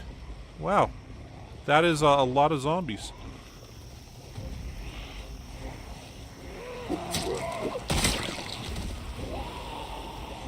Well. Guess we'll have to use the spear here.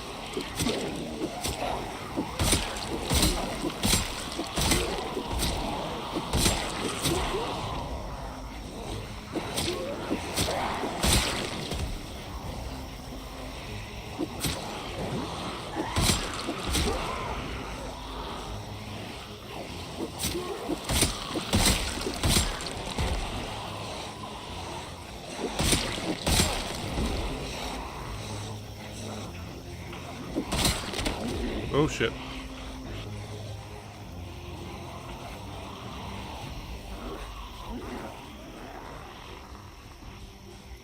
Yeah, that's where that guy was?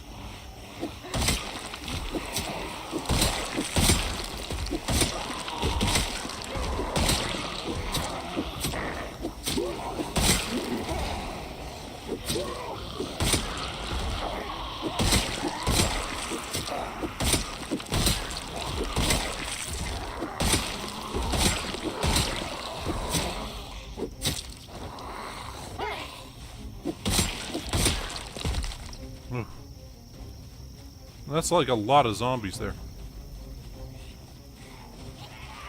But hey, we're back to our usual tricks with the spear where we're able to stab a bunch.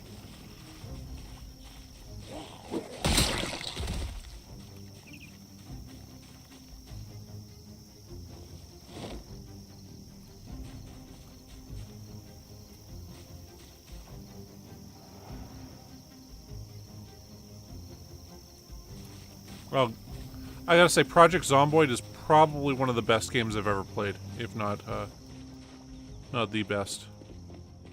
It's, I mean, I don't want to quite say it's the best, but there's just so much to it. It's so huge and engrossing, and it's like everything you could hope for with a video game.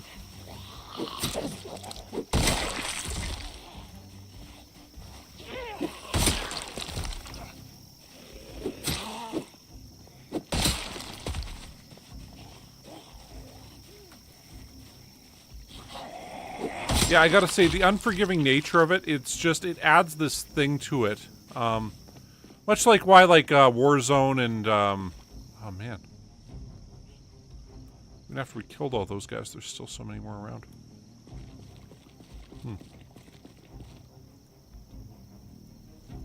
Jeez.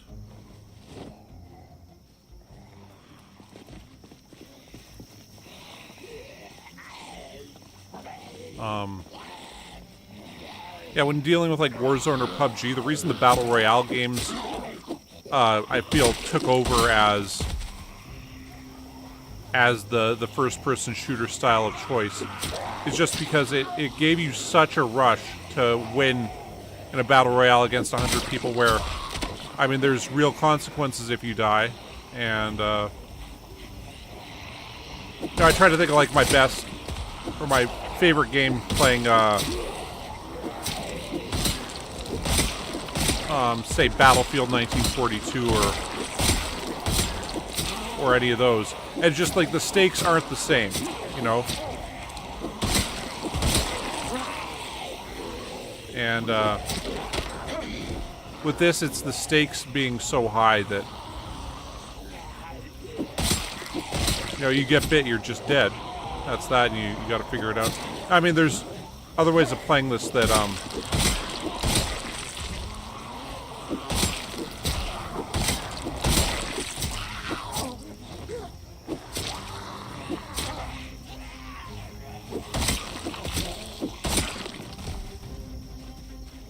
like we could do where, you know, you die, you restart the game.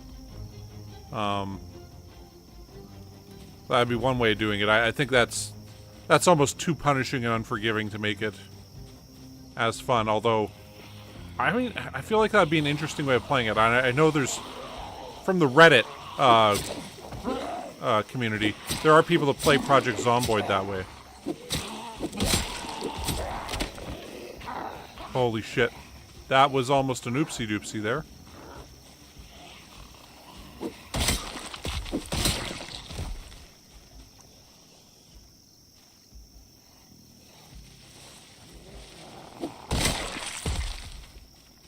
Whew.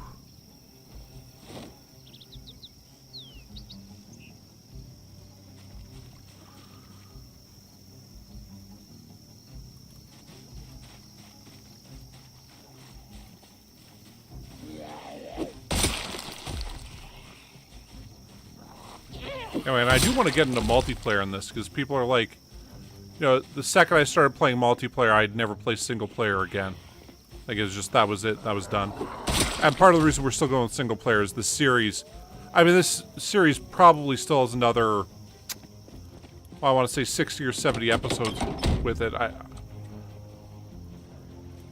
I've got the clearing Rosewood streams all saved and stuff like on the computer, so I can start finally editing those, and gonna start doing like you know, long form videos that would be like, here's a super cut of the whole Rosewood you know, run and what happened there. Oh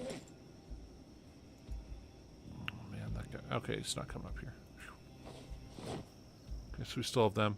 And then I'm going to do one for March Ridge, and then Doe Valley, and then Riverside here. And just getting ready to get into all of that, because, I mean, I haven't really edited long-form videos before. I've done kind of bits and pieces in other videos, but nothing to the level that's going to be required to actually edit, you know. I mean, this is going to be number 20 of clearing Riverside.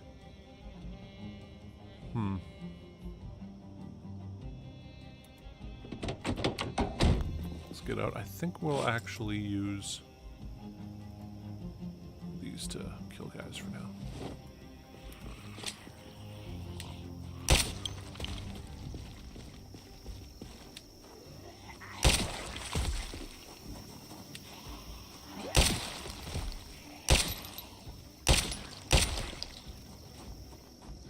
Like, I finally get out of there.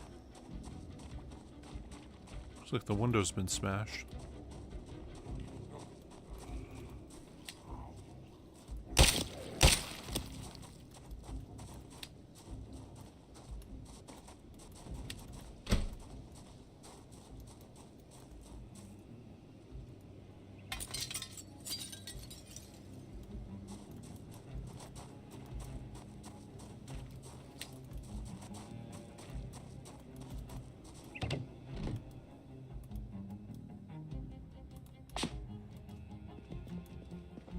That's kind of weird.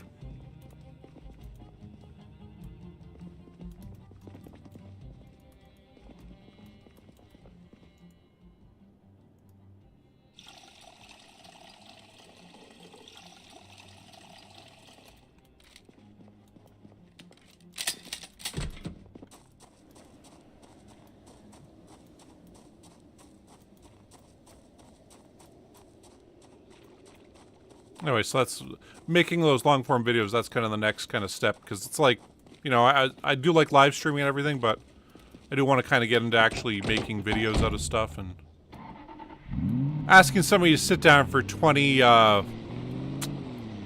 what, 5 or so hour episodes of Project Zomboid. I mean, a 100-hour commitment is too much to ask of anybody. And, I mean, I try to put chapters in, so if people want to go watch it afterwards, they can, you know, skip through parts and all that stuff, but... Yeah, I mean, I kind of like fame, but... I mean, you know, I gotta say, I kind of like where we are right now. It's nice. I mean, there's 5 of you watching. That's good. I'm glad, you know, somebody's watching and enjoying it. You know, streaming the Portal there, particularly the second stream where it was like, it was just me there, and I think there was like 9 minutes of watch time on like a 2-hour stream. I'm like, yeah. I mean, it's like, yeah, I wanted to play the game, but it kind of sucked not having anybody there with us. I'm sure some people will watch it after the fact, but...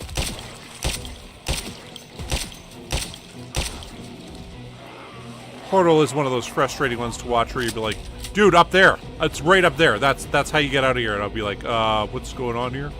What's the next thing to do? I don't know. Anyway.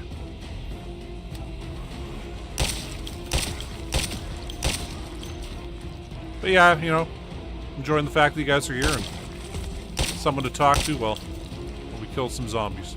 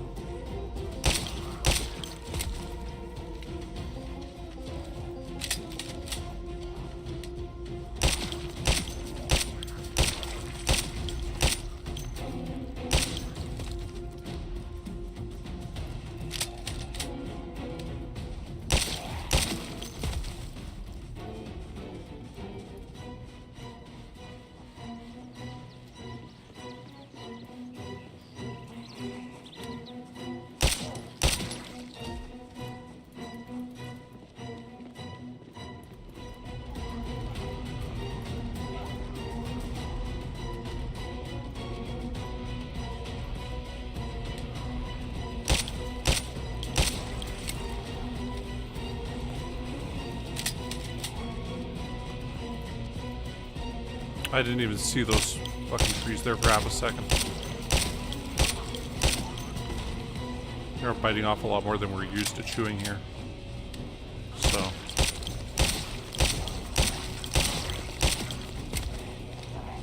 Especially with this pistol. Our car's gonna be stuck there for a while.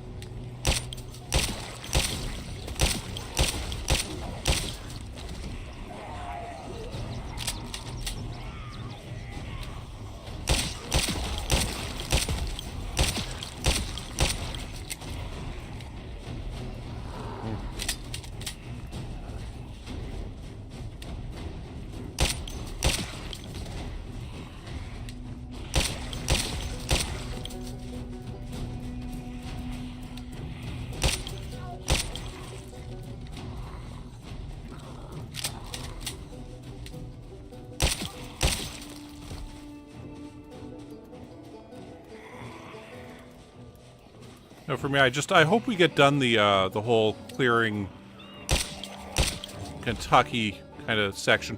Which, frankly, I'm going to do this series. My plan is to do it till we get 1 million zombie kills. At that point, be like, yeah, okay, Kentucky's cleared out. We'll go to somewhere else now. And then start playing multiplayer and other variants of this.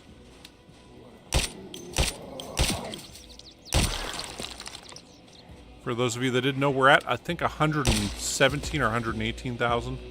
The thing is, we've got a lot better guns now, and we're going to start going into more populated areas.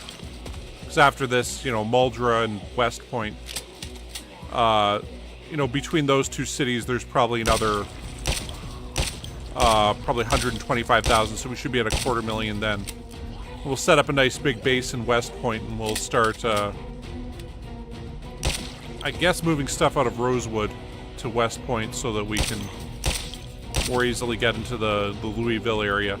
But then we'll start using our automatic rifles and stuff, rather than, you know, the spears and the rinky-dink pistols and stuff that we're using right now.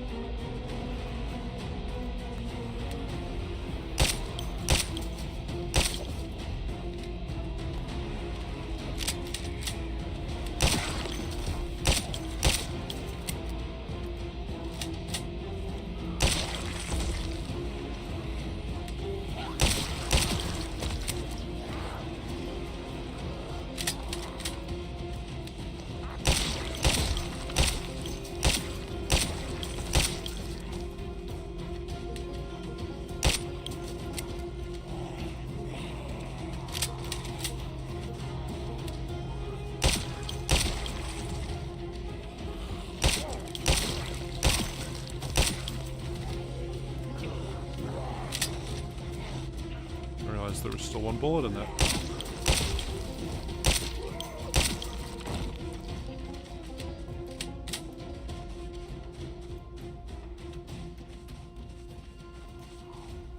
Anyway, so I expect like you know, like a good amount of zombies killed for a 4 to 6 hour stream, and this would be like, you know, 1,500 or so in this city.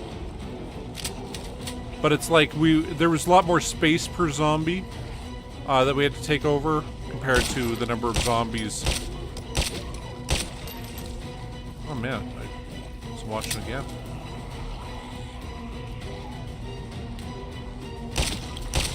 Anyway, so it was like lower for the number of zombies compared to the amount of space we'd be getting, compared to when we start getting into Louisville. There's as many zombies in one cell of Louisville as there is in this entire area of Riverside here.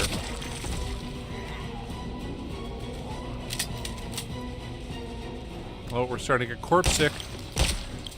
There's too many dead bodies here. That's one of them good problems.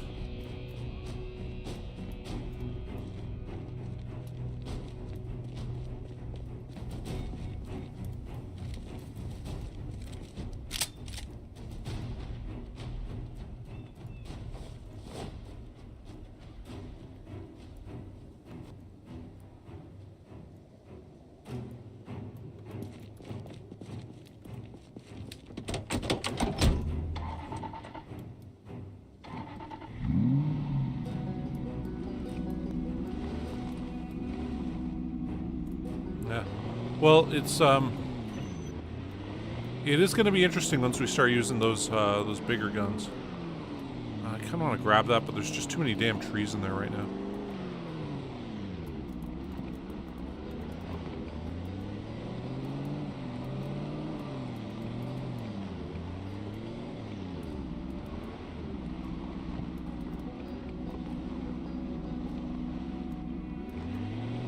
I want to check out this road, just make sure there's none. It came down along here again. That it's still clear of zombies. So we'll go back this way. Oh no, it's not still clear of zombies.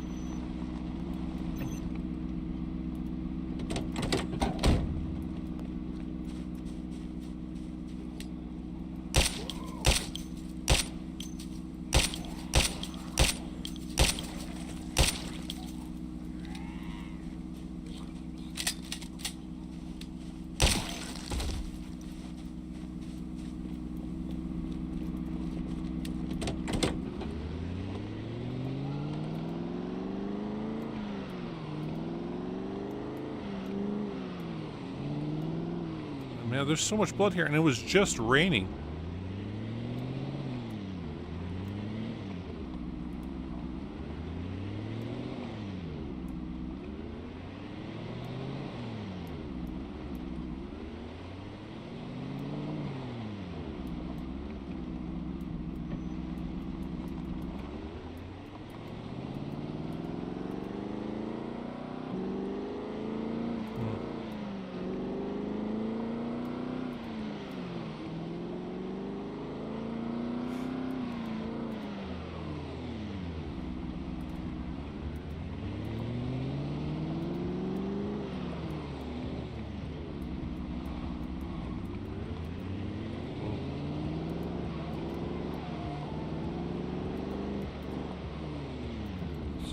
Question is, how many zombies do we have?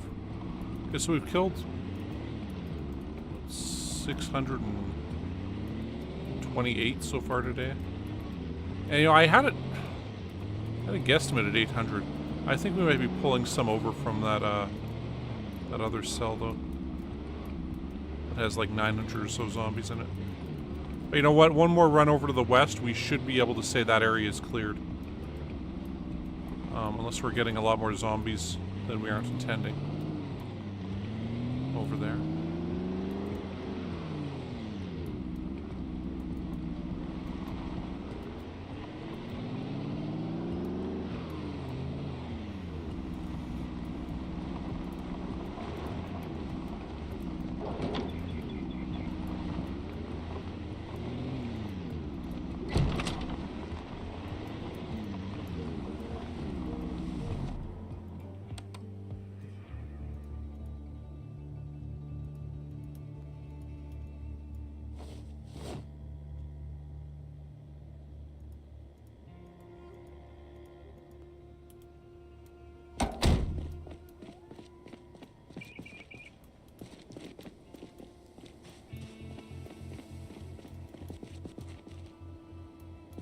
So we got 3.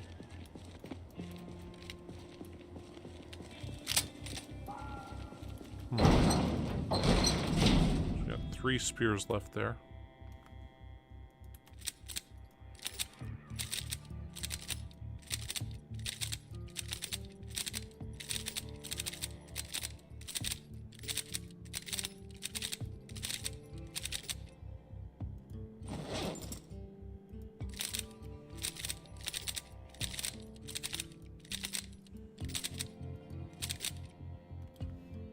Damn. I guess we'll have to open up one more. Actually, let's just open all of them.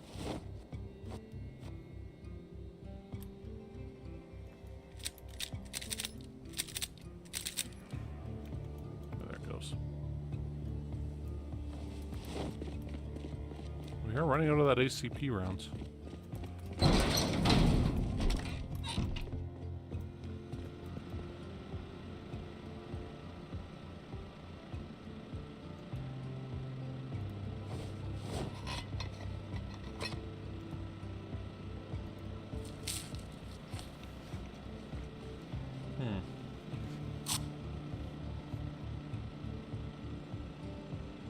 Yeah, we gotta eat more food so we don't lose weight.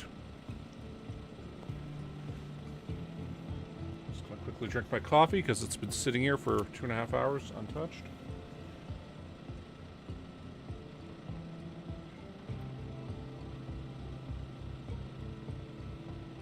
I need one of them coffee cups from, oh,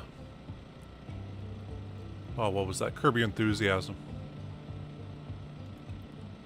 Because they came up with this idea of a coffee cup that heats your coffee still. It keeps it warm for you.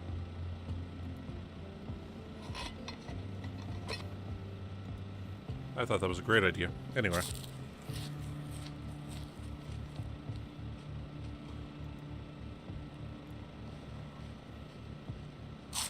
Yeah, I could use a thermos cup or whatever. I mean, it's...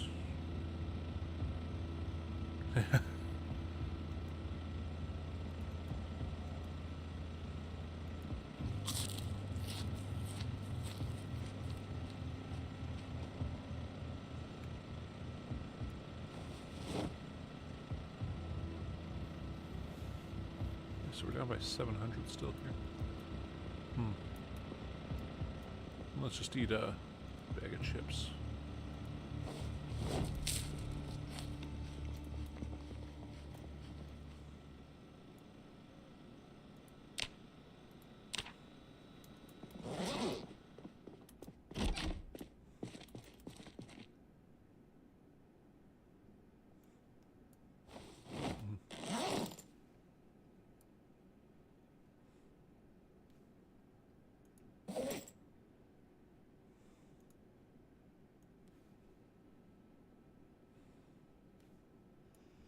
Yeah, I mean, it's one of those things that, yeah, it's always a problem for me, at least. It's like, I'll sit here, I'll get into a game and be like, oh yeah, right, I was, drinking some coffee and now it's all cold. Oh, well, whatever. And I try to act like it's not bothering me, but it does.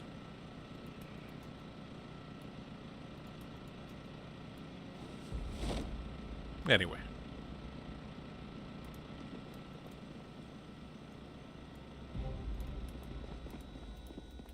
Yeah, that Curb Your Enthusiasm is a pretty good show if you guys have ever seen it. It's, they're apparently having the final season now. It's about to come out, and, okay, I thought we had rain boots there.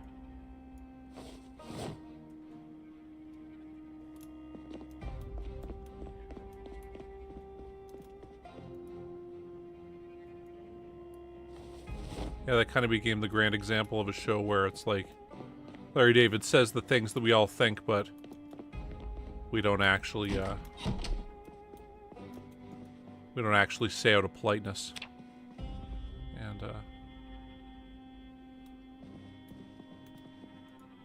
yeah, they had some really, really funny stuff sometimes.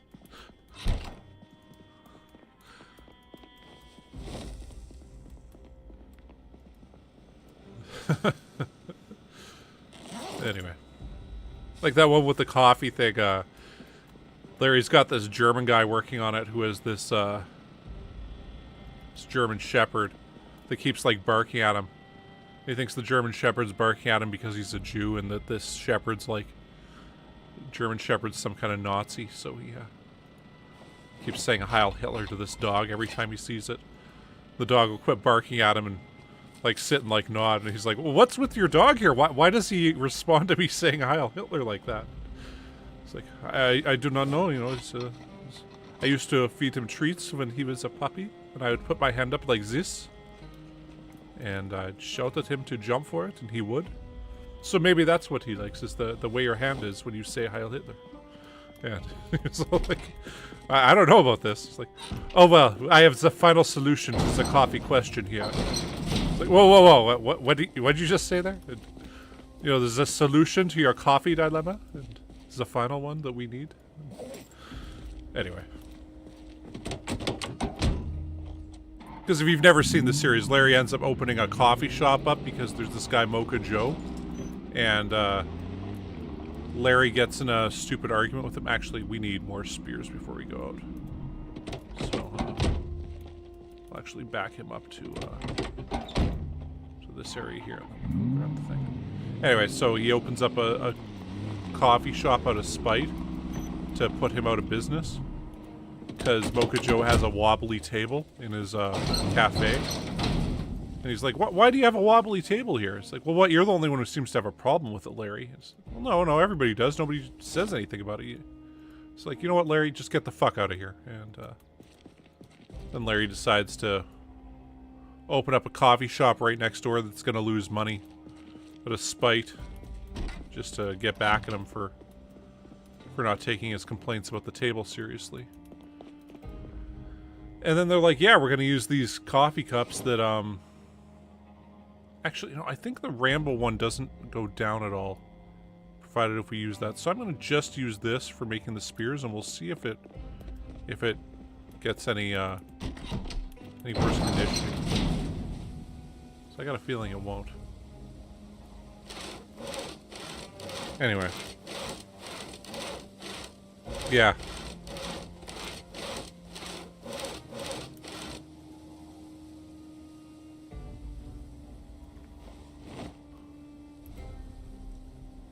Well, and it's things that are like... It's these weird things that just end up being true. Like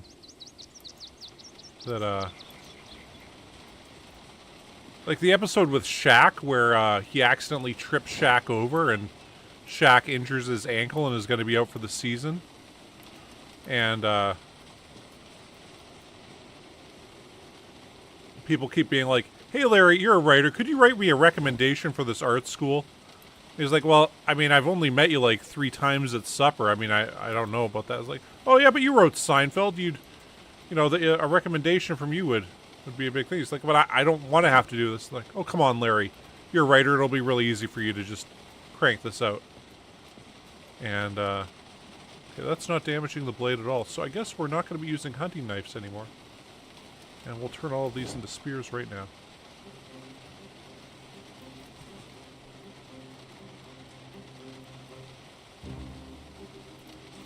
Anyway. And then, yeah, he's at this Lakers game, and he, like, kicks his feet out because he's courtside and everything. And anyway, Shaq comes along and trips over his feet. And, but the big advantage is then nobody wants to have anything to do with him. So they're like, actually, Larry, you know, you don't need to do that, that thing for me anymore. Good without it. He's like, really? No, because I was going to write all this stuff about those 3 times we had dinner and how I'm sure you'd be a great artist because of that. And, anyway. And he's all happy that he gets out all this stupid work. Anyway, it is really hard to describe the series without the show being right there for you to see it. And,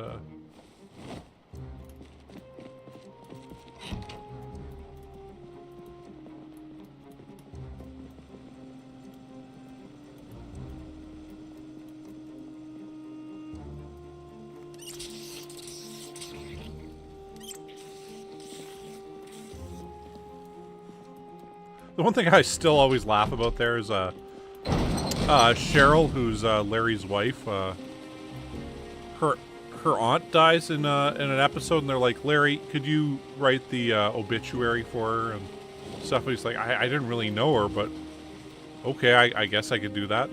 So he writes this obituary, and the next day, like, Cheryl's whole family's there, and they're like, Larry, how the hell could you do that? That was just awful. He's like, do what?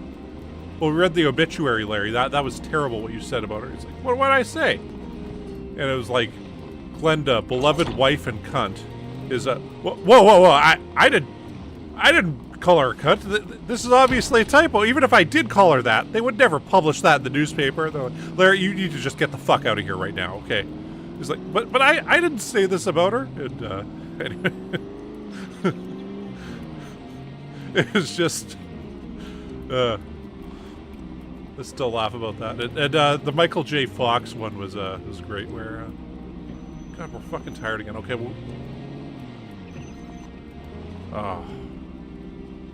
Yeah, okay, we'll go back to the house and go to sleep for a second. Just so we're not tired anymore. I guess we got tired from carving up all them spears. Gotta say, restless sleeper is one of the worst negative traits I think we could have possibly taken. I wasn't even thinking about it at the time. I'm like, oh, well, what, you know, don't sleep as well, whatever. That doesn't sound like that'd be a big deal. And, yeah. But anyway, yeah, the one with Michael J. Fox was really quite hilarious. Because Larry's in New York and Michael J. Fox is his upstairs neighbor, and he, like, hands Larry a Coke and he shakes it up and stuff, and he's like, why the hell did you shake my Coke up? He's like, Larry, I got Parkinson's, I can't help it. It's like, really? It's the Parkinson's that made you do that? Yeah, Larry, it's Parkinson's, you know, I'm kind of insulted that you think I do that intentionally. And, Michael J. Fox keeps screwing with him and being like, oh, no, Larry, it's the Parkinson's that made me do that, you know, it's not me doing it. And then they did a season where Larry had a fatwa issued on him, like 5 years later. Anyway, there's a bit where this guy's, like, talking to people from Larry David's life about, like, so he kept saying that you were screwing with him and using Parkinson's as an excuse, and Michael J. Fox is like, oh, yeah, he said that. Was that true? Were you screwing with him and just using the Parkinson's as an excuse? And Michael J. Fox is like, well, yeah, I was. I shouldn't have done that, but I was doing that. And, anyway. Yeah, that New York season was pretty good. They also had, arguably, the last season of Seinfeld, because, you know, Larry David was the co-creator of Seinfeld. And George Costanza's based on him. If you didn't know that. Anyway, he,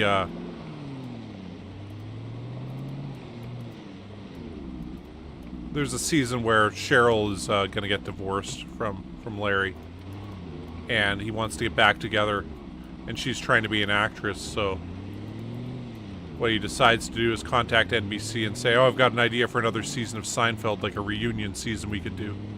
And then they bring in all the people from Seinfeld, and,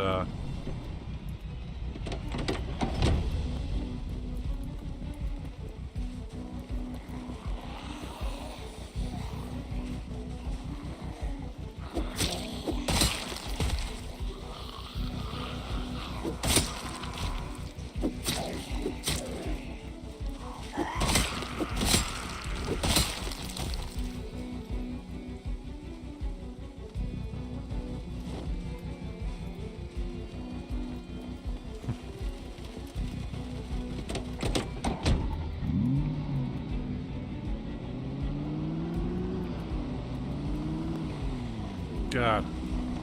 I just keep thinking of random episodes now, and I really can't wait for it to come back.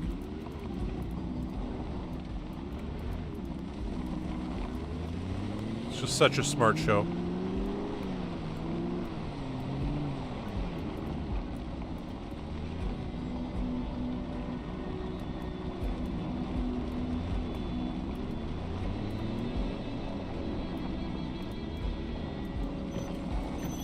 that a board across? No, no, that's not a board.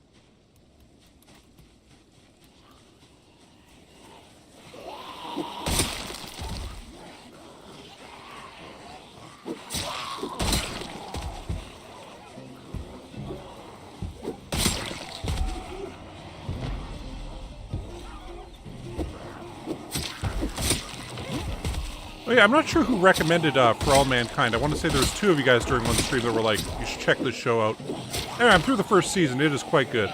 Not like the greatest thing I've ever seen, but I'm like, yeah, you know what, I'll keep going with this. I'm interested to see where it's going. And,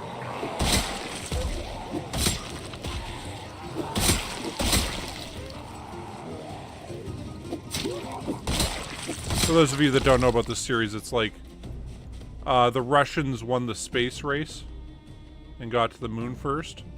But this causes America to essentially be like, oh, now we need to keep going with the moon stuff. And we need to colonize the moon, and they build a base on the moon and all this stuff. And yeah. Anyway. Yeah, I think it was you, Cole, that I mean, it might have been you that mentioned it. But I just remember two people being like, oh, you should check that out. And, so we're talking a bit about Monarch and stuff. And,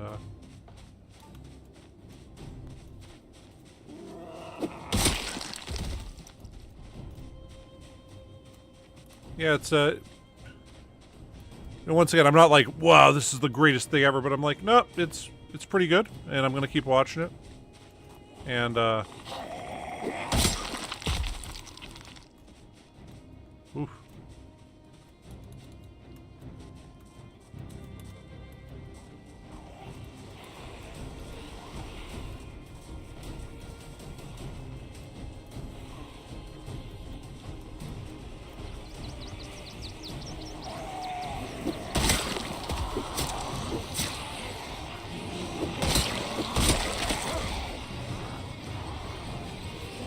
I like the fact there's 4 seasons of it to go through. And,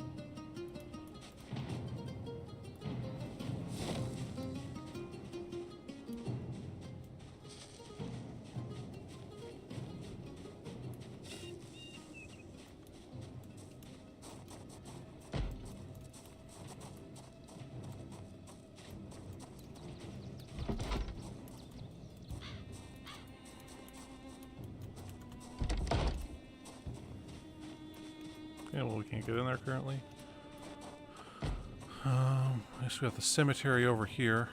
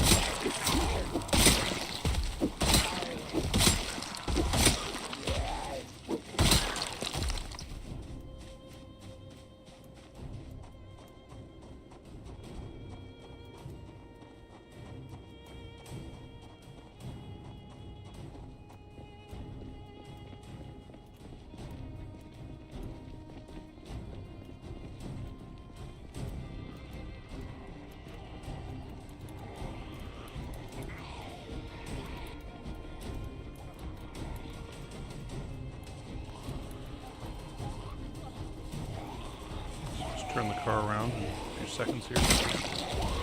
Now, kill as many of these zombies as we can on this road. I'm trying to keep the road clear because I'm like, okay, we'll drive down here, but I'm like, no, we don't need to do that. We'll just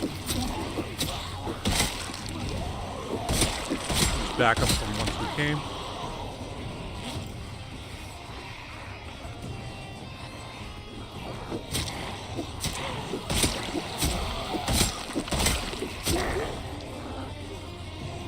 Once we get done these big kind of groups of zombies, I mean, that's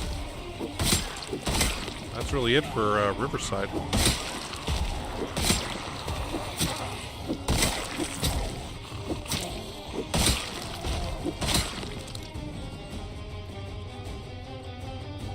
So you get so used to being in a place and all this stuff, and I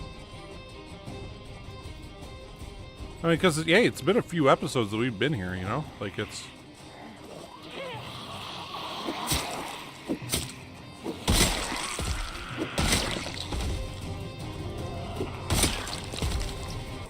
Like 20 episodes, we end up losing the character with 50,000 zombie kills. Went through most of Doe Valley there, right?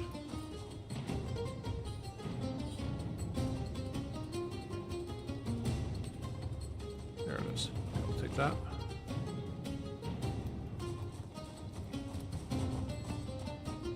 Run back to the car. We'll eat some chips.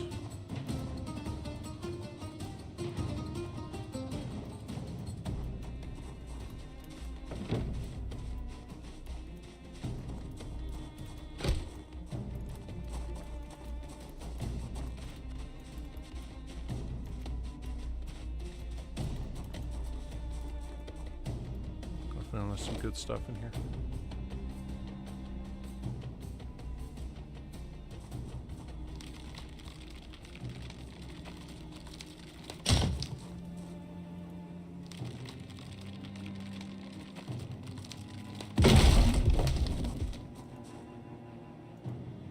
Actually, we'll equip. Oh. Good thing we backed up. I didn't even see that guy in there. Hey, propane tank, okay.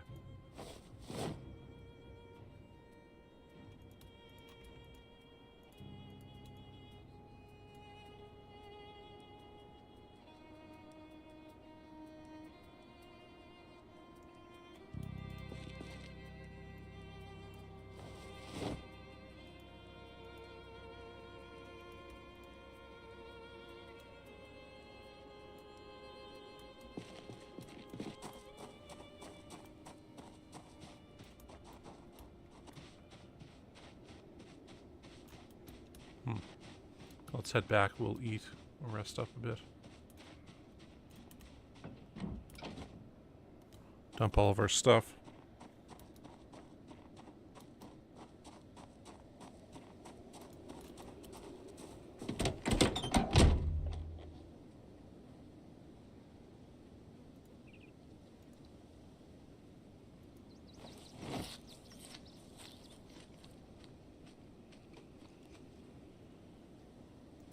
Gotta eat 2 of these, I guess.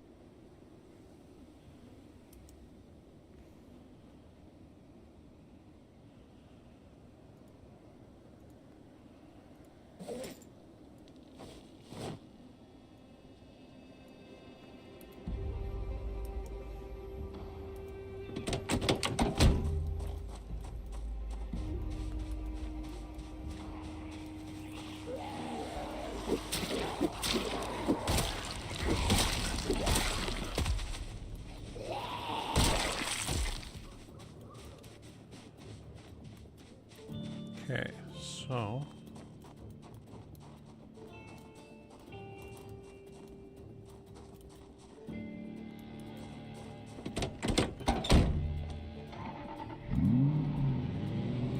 drive this back over this way.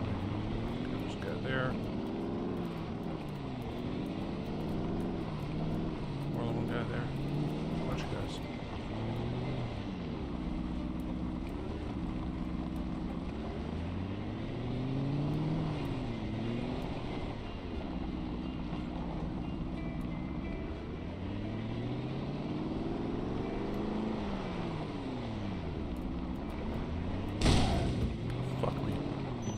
Couldn't even see that tree there. It was right in front of me. Like, how do I miss that? Anyway. Let's set off the alarm. We'll get as many guys out here as we can.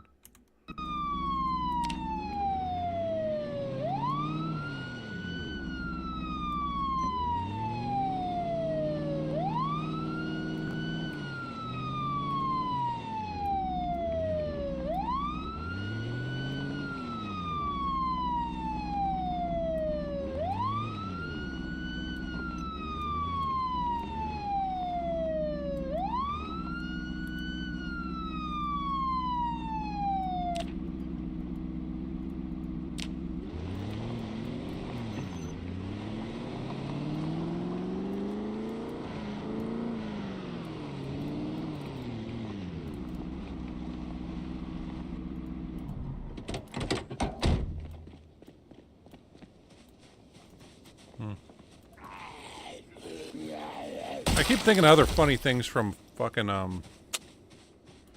Curb Your Enthusiasm, but I don't want to ruin any of the show for you guys. But yeah, it is well worth watching. It's like 11 seasons of it or so. So if you have HBO, check it out.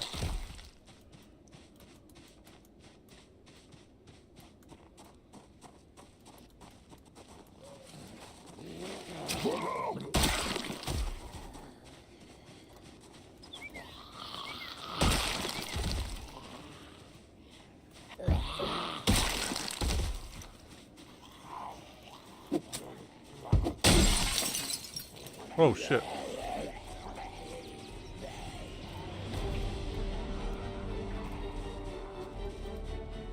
I didn't realize there'd be all these guys over here.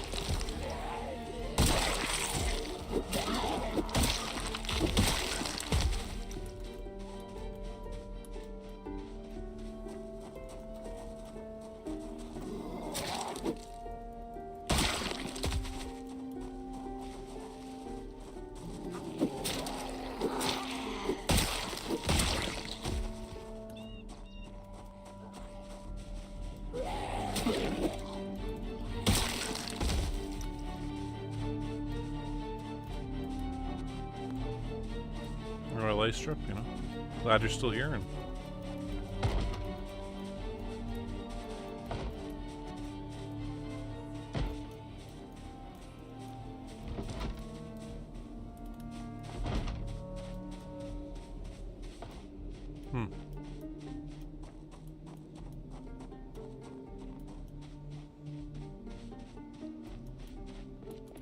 I want to say that show really hit its stride in like the 4th, 5th, 6th seasons or so of the, I think it's like an 11 season run.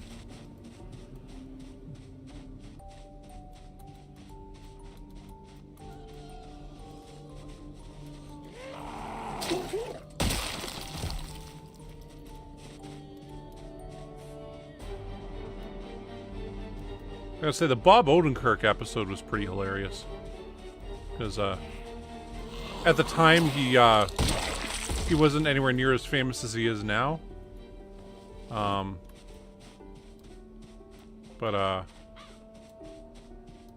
Yeah. It's like Larry and his wife go over to, I think his name's Gil or something.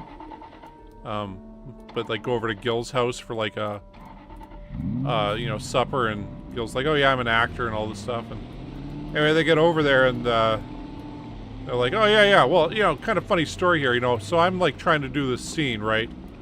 And I could not get hard to save the life of me, you know. So the whole shoot's being held up. That's when they realize, hey, he's a porn actor. What? Anyway, he's like, yeah. So I couldn't get hard. So Vinny, the stagehand, you know, he's like, hey, hold on, I got a great idea. Just wait there a second. So he goes and he puts hot sauce all over some of his fingers and bang, jams them right up my ass. I get fucking rock hard right there. Boom, we bang out the scene. We're done in an hour or two. It was pretty. They're eating and they're like, what the hell? And anyway, and of course later on at the end of the episode, Larry's watching this random porn film and he's like, oh, it's Gil, and there's Bob Odenkirk starring in a porn film, and anyway.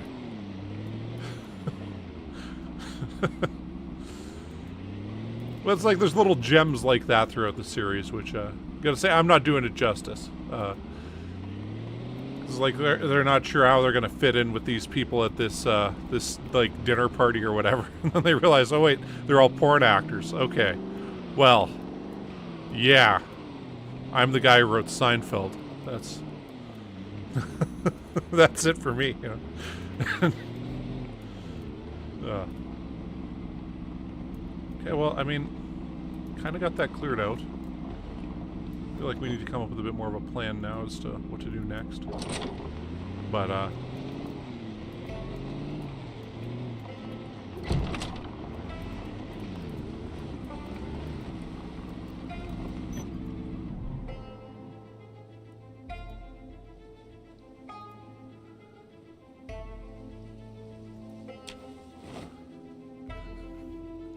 they had this great one where,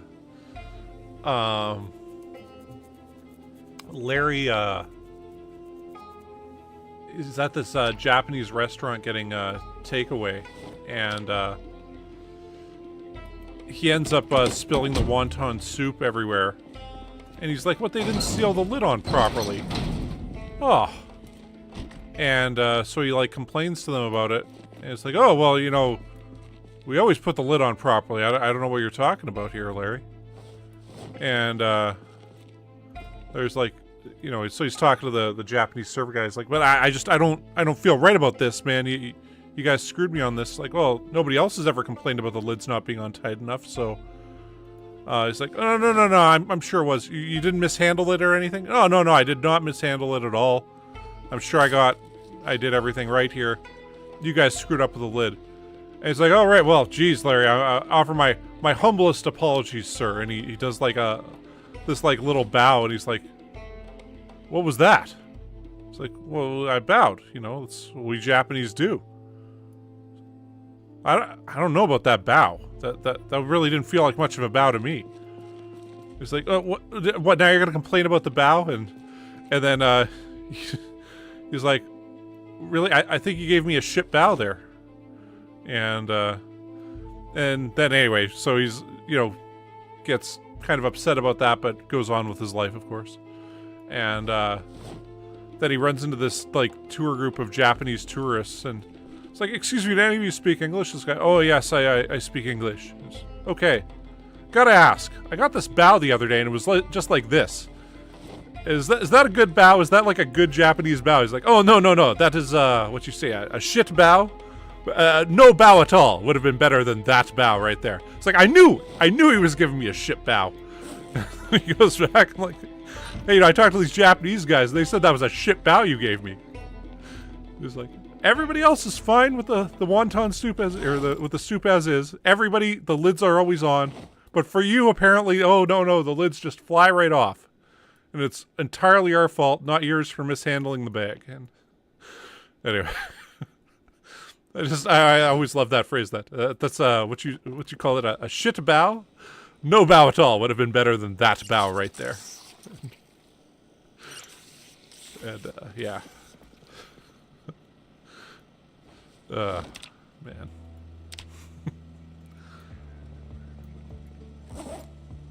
Anyway, so I mean, we got that done. We're tired, stuff, but you know what? Let's move this tire thing here. Okay, I think what we're gonna do now. I mean, we could fight our way through here and kill like another 1,000 or so zombies just to connect this road up, but I don't really see any point in that. It doesn't really add anything to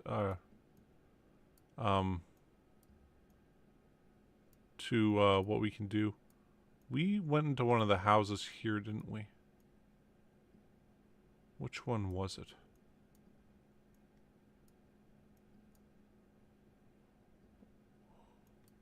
Actually, I think it was this house right here we went into.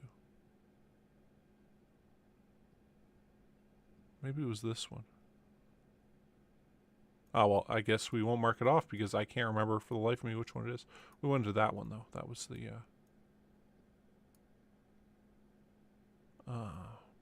grocery store. Okay, and I mean, like, that's pretty much it for Riverside. We could go back over this way and kill these guys down here and kind of kill along the river and clear up to there, but once again, I don't really see much point to it. So what I think we're going to do is, yeah, we're going to go over here with a battery and some gas. And take all 3 containers and the extra semi back. And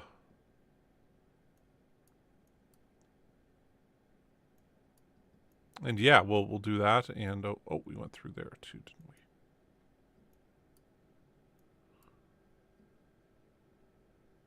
And yeah, we'll take the 3 containers and I guess just kind of lay them up. Man, I'm trying to think of where we could like leave them. It would be right in the area. Because I like taking those semi-containers and doing turn like that. That's just sounds like a terrible, a terribly unfun idea. When what we could do is just take all 3 containers, probably put all 3 of them right there. And leave one of the semi-trucks there. And we're not going to actually go into them because I don't want to risk this character dying that way. But then whenever we do end up dying, we'll start here with a character that's kind of okay, and we'll quickly check out those 5 vehicles. And after that, I guess we'll come back, we'll load up as much ammo and stuff as we can. And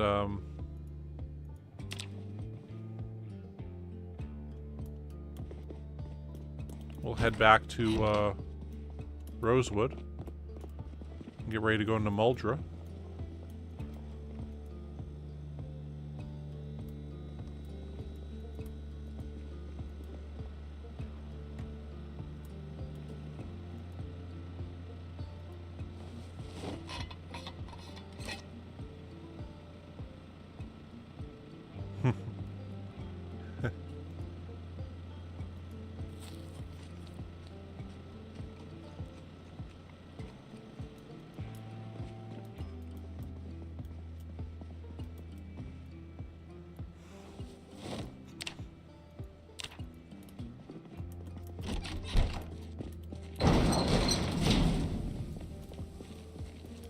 They had this one whole episode where Larry kept having, like, okay, so he's got this office that he works at, you know, that's sort of like just his business office. And anyway, while he's there, Tia Carrera was in this episode. Okay. I thought that battery might be kind of low. But, I mean, it seems okay. Because, hey, we're going to need to actually grab this, well, actually, I guess we got 4 of them there.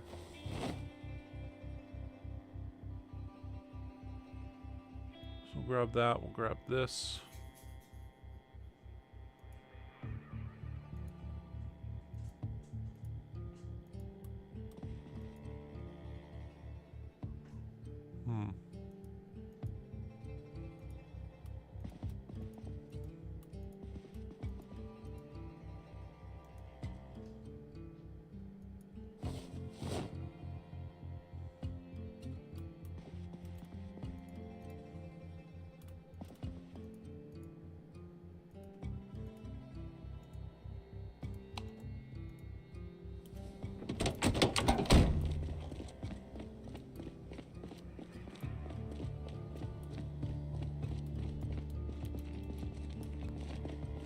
guess we'll take this there.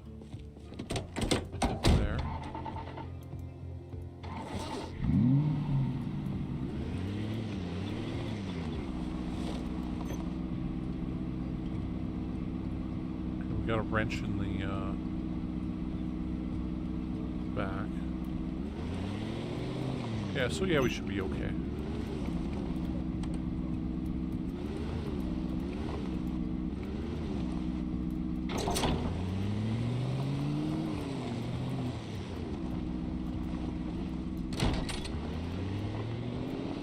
Trying to think, you know, maybe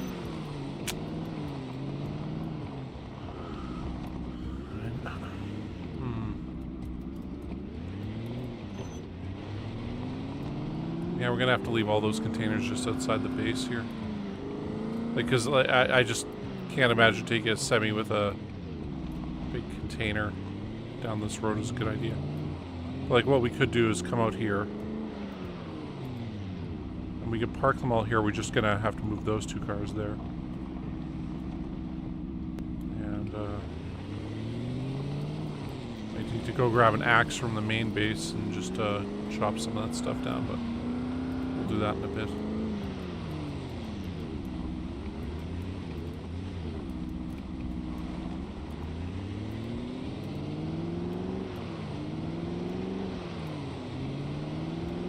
But yeah, you know, we've spent a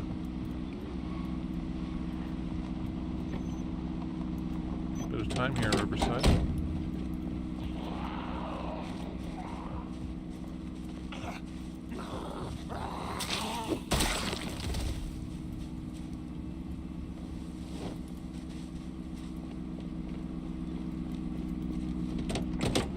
It just doesn't seem to matter what we do. Random straggler will just show up there sooner or later. And we gotta deal with them.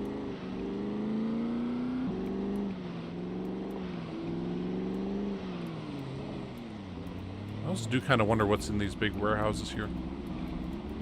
So there's probably a bunch of good stuff and everything. We just aren't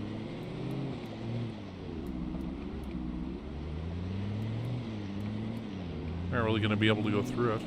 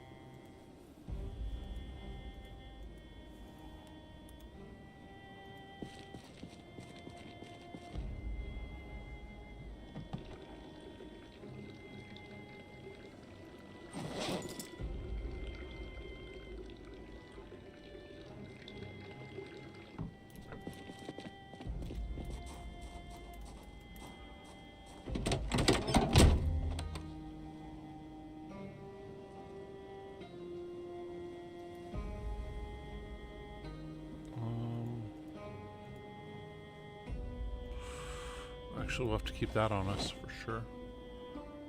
And then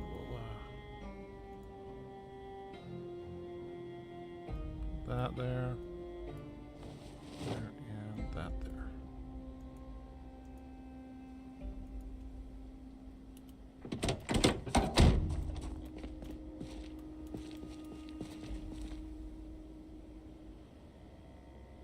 Well, holy shit.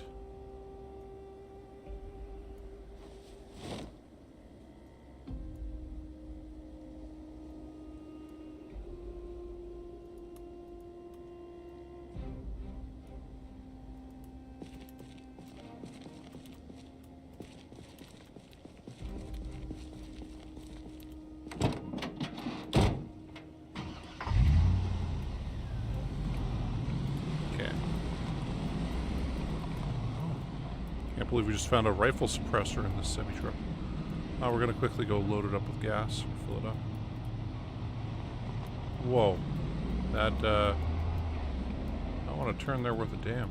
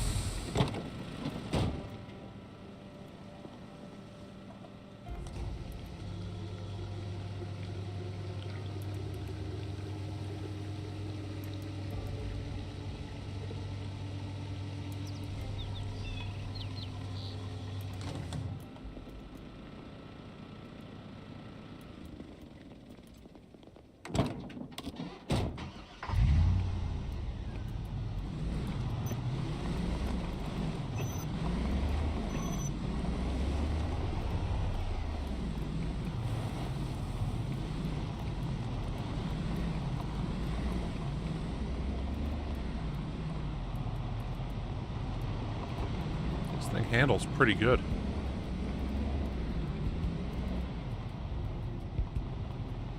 First thing we're gonna do, I guess, pull this back.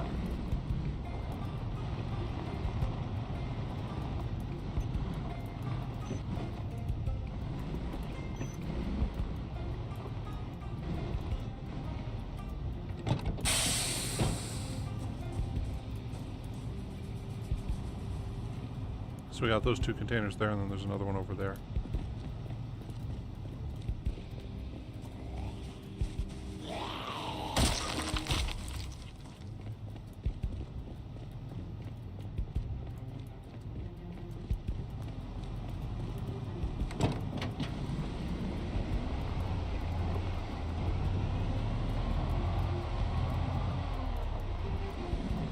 I'll grab that container and those guys.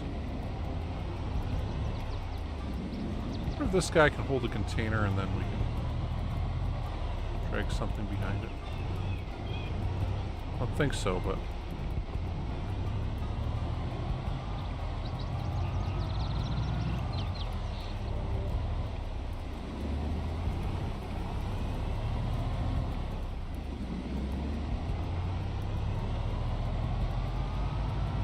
I don't think we're going to come out that way. I think we're going to have to go up to that road and turn right.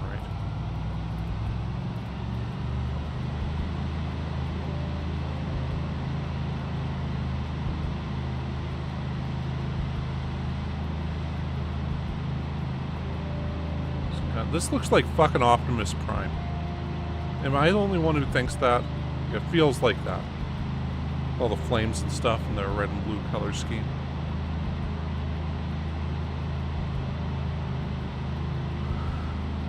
Thing is, we need level 10 metalworking to actually soup them up proper.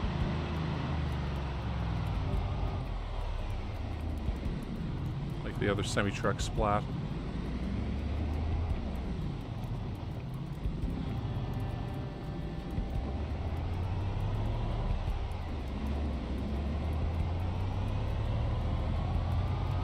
Yeah, well, I hope by the time we reach Louisville, we found at least one Bushmaster.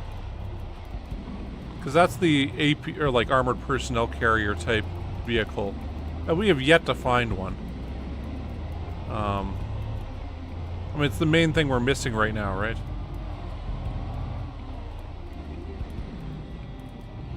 You know what?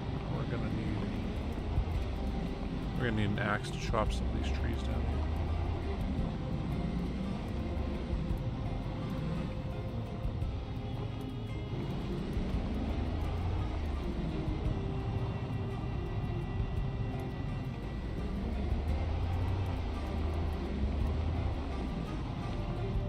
do is we'll do that right there.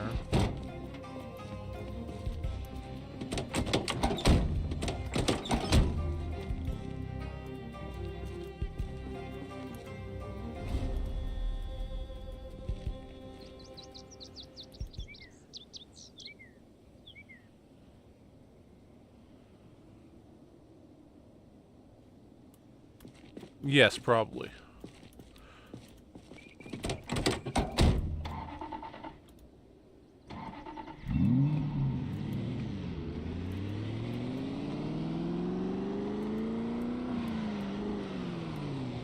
Louisville's gonna be crazy. I would imagine, like, when we get to, like, the main hospital in Louisville, that's gonna be...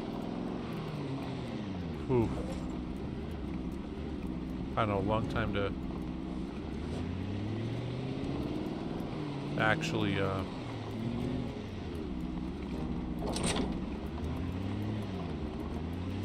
mean, like, I just imagine, yeah, the big hospital that's 8 or 9 stories tall. We're gonna have zombies just jumping out the windows like crazy on us. And, yeah. Put that duct tape down here. Oh man, we're out of room. Okay, we'll grab all the duct tape then.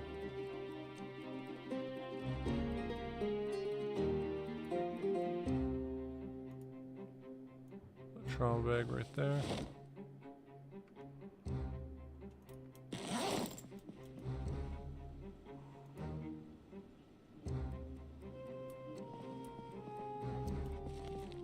Wow.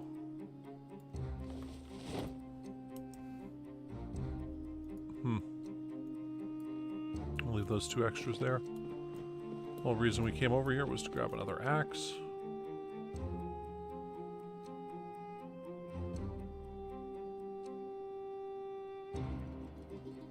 We'll grab that one.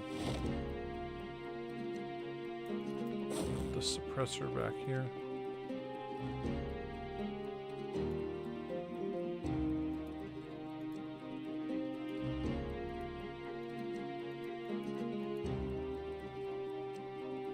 Guess I was supposed to go there. Oh well.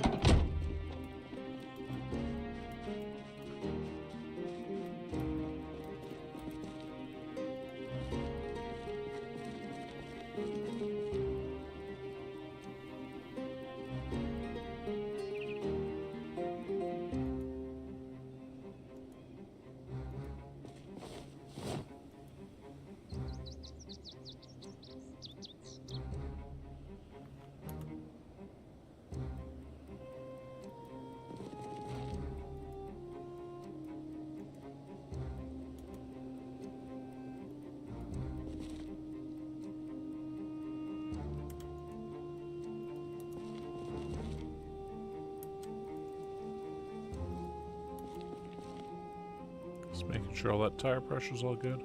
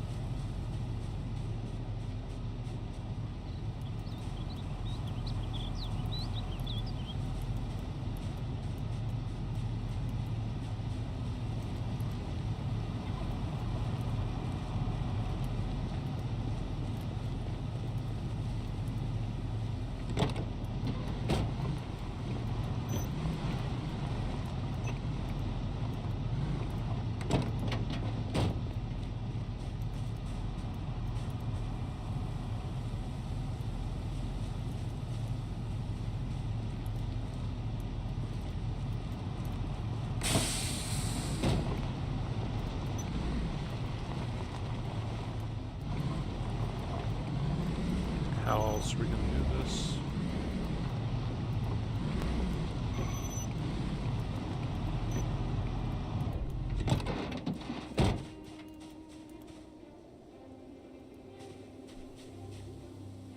We just need to pull one of these away, and I guess I don't know where we're gonna pull this one to.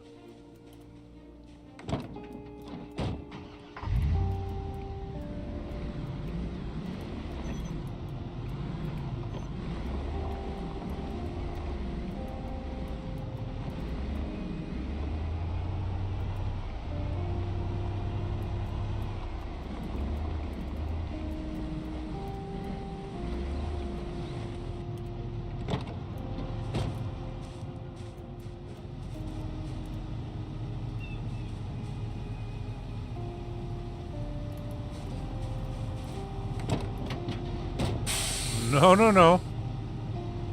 Do not do that, especially when you're unarmed.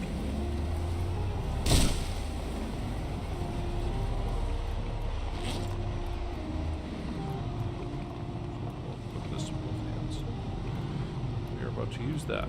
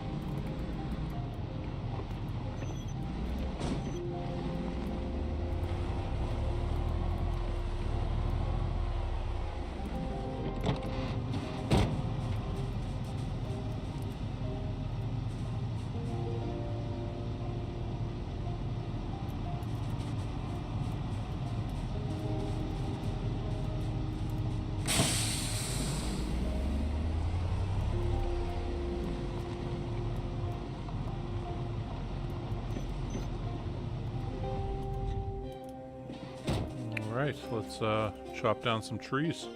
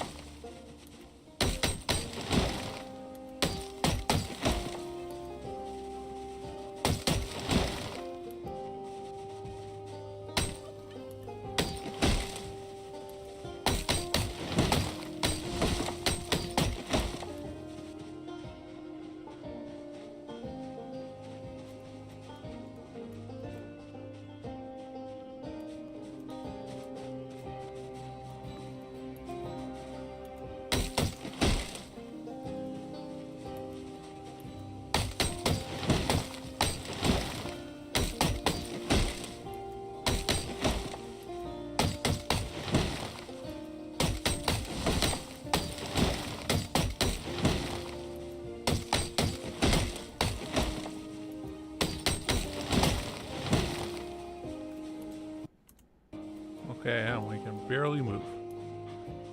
But hey, we're done.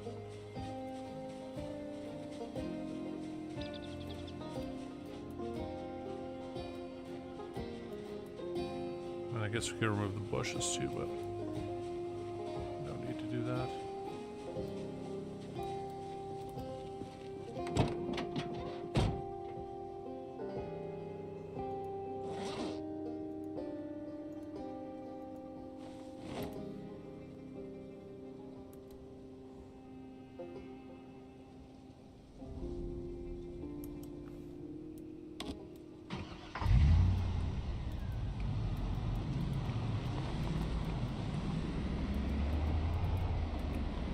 Kind of hungry, but I don't think... Whoa! What the hell? That was horrible turning there.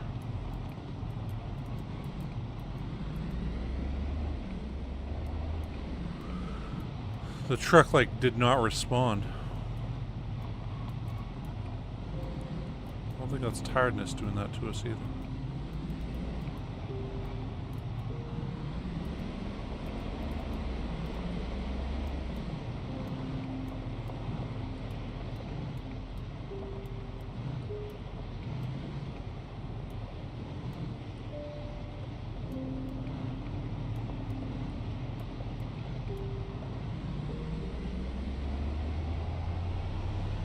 This can just go max speed. If we hit any zombies, they're dead. Just don't want to damage Optimus Prime here.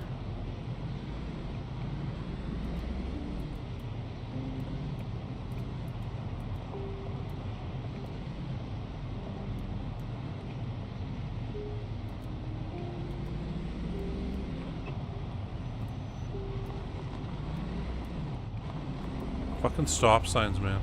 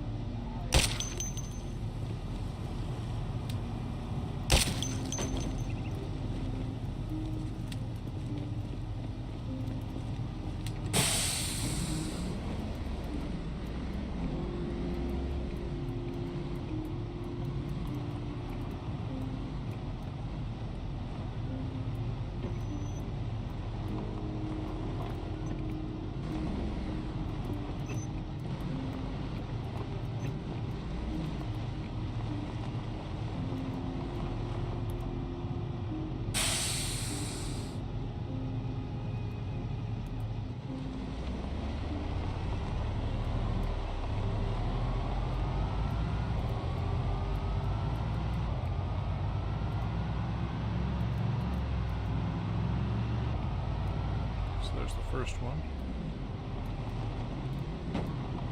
Yeah, fucking stop sign again. How? How are they so strong?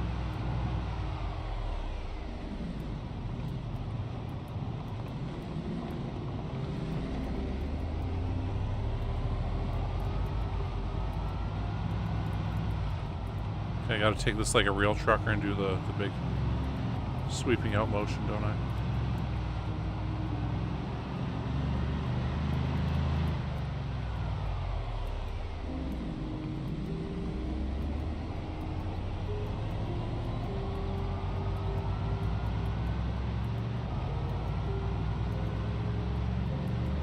So there is a noticeable pull to the right that keeps happening here.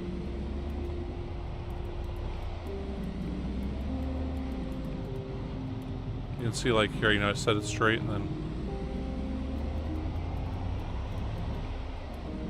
these tires got to be fucked up back here.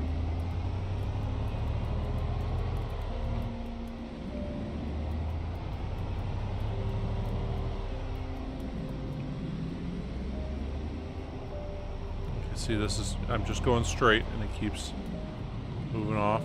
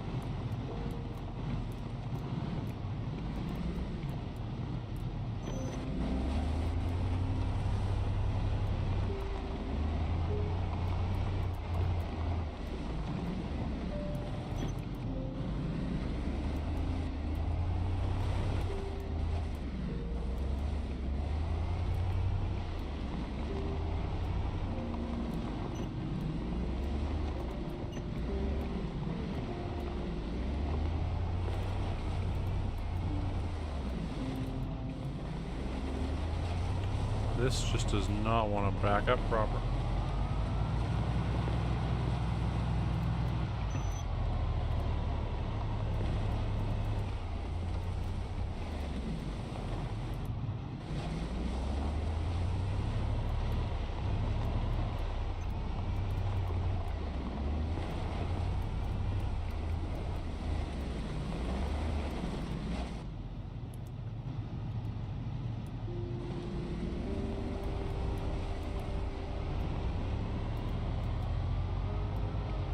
Pretty tired here, but I think we can get this done before.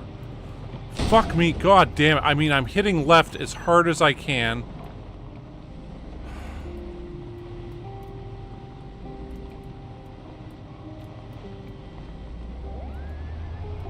Jeez.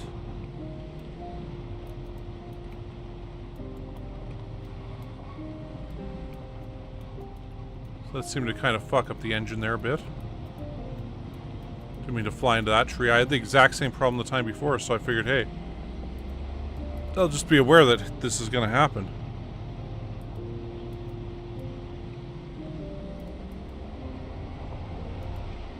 Let's see, this thing goes like so fast, so quickly. Like,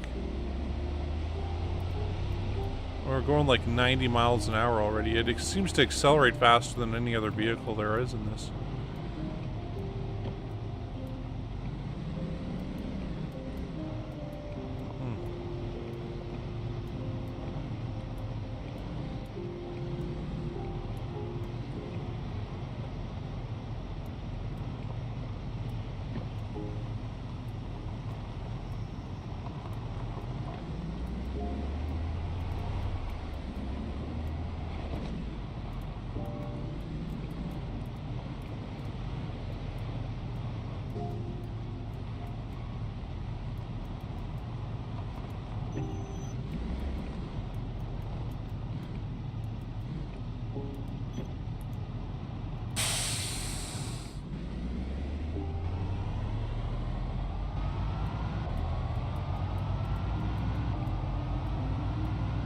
Let's try going off this way.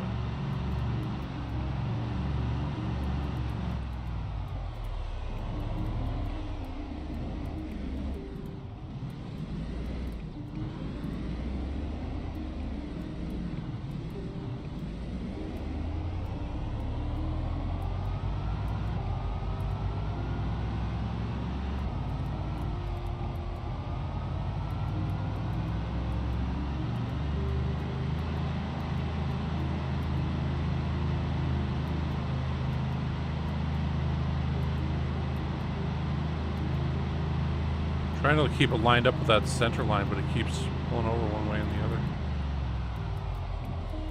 No matter what I do. It's pretty intense.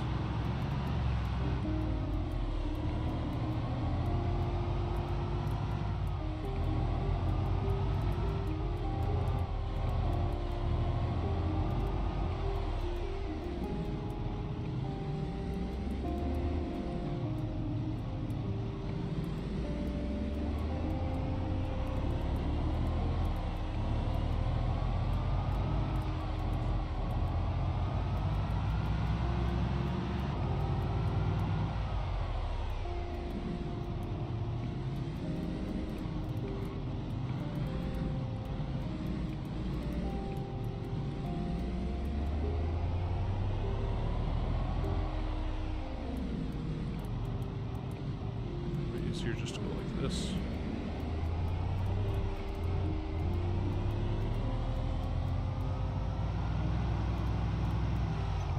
Mind, I lied. It's more difficult to do it this way.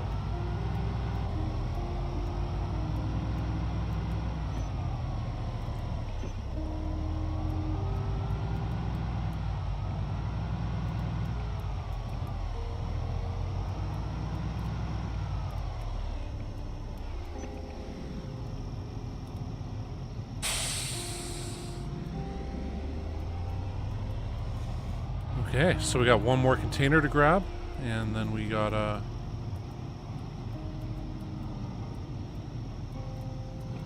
semi-truck to grab. Bring that over, and we'll head to sleep, and then we'll start loading up Apocalypto.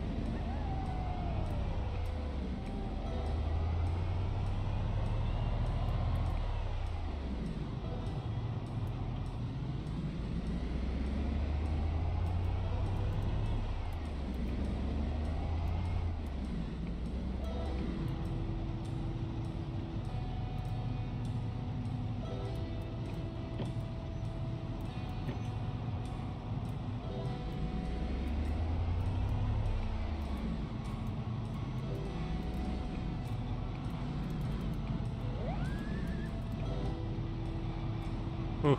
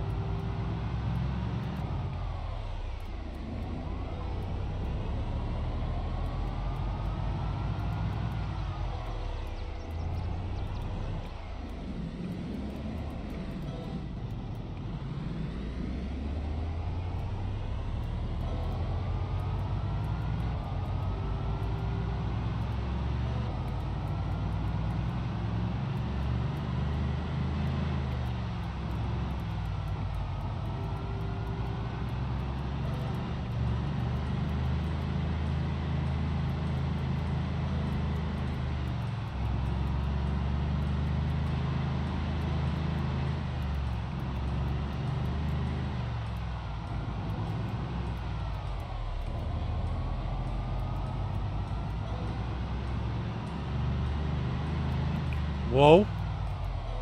God damn, this is very, very difficult. It's, I'd be talking more, but this is taking a lot of concentration. Because, like, I'm not pulling one way or the other, it just keeps moving the vehicle off to one side or the other. I guess maybe because we're going too fast or whatever, or something.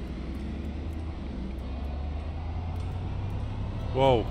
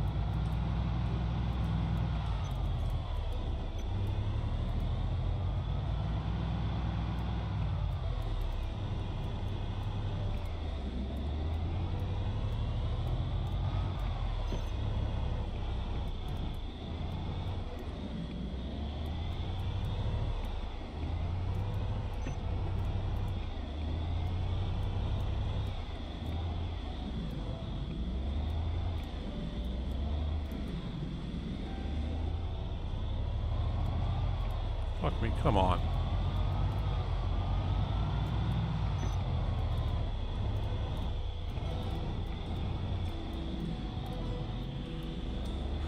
Oh, man. Okay.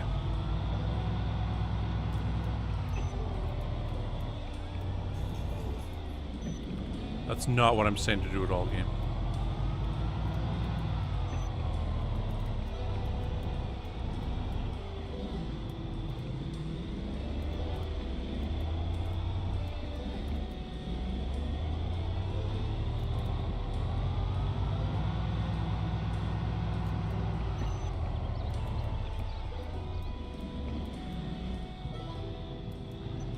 That is good enough.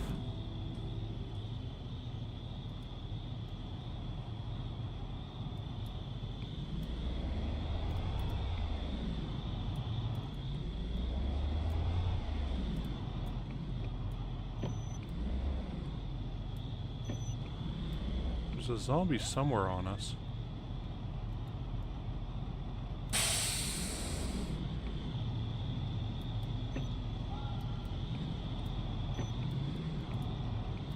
Got no idea whereabouts.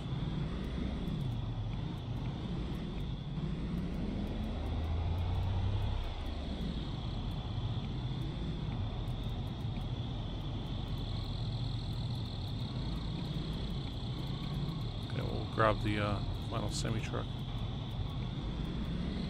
The final vehicle from over here that we need to grab. Is that him? Oh yeah, that's probably him. It was because we were moving.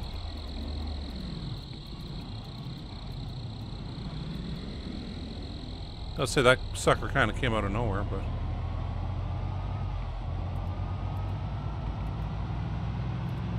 Glad he's dead. I'll say that much about him.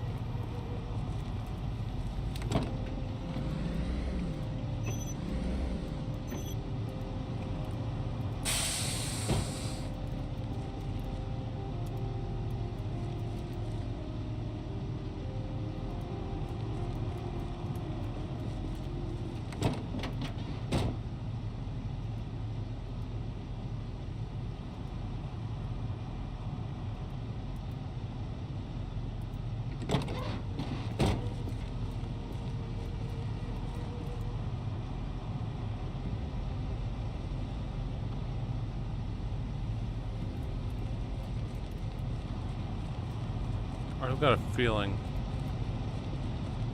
one semi-truck can't be hooked up to another semi-truck.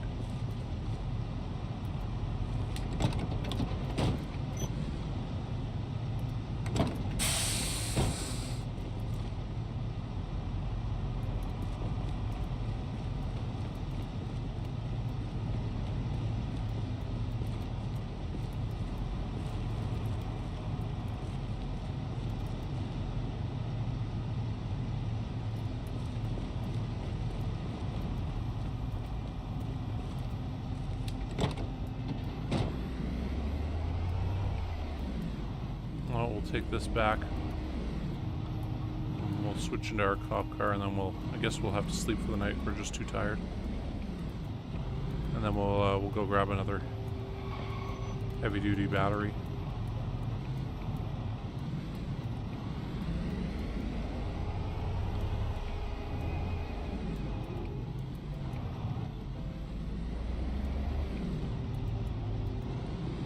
We'll bring the other one back.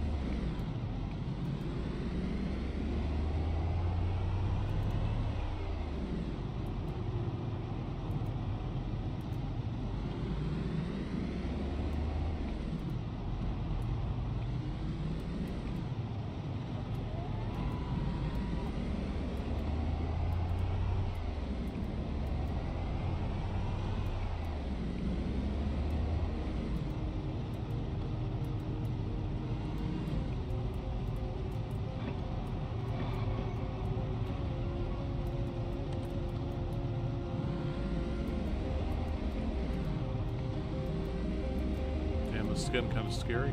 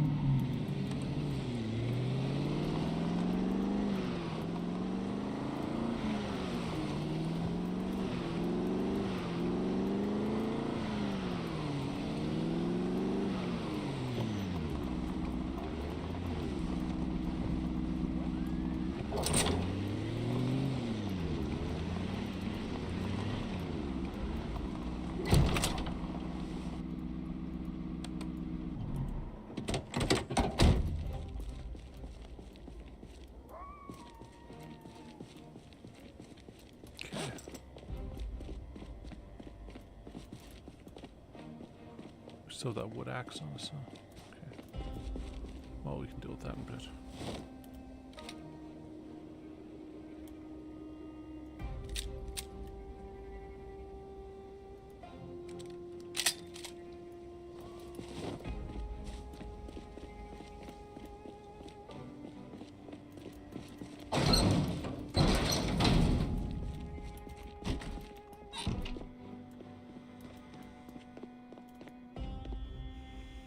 Ooh, okay.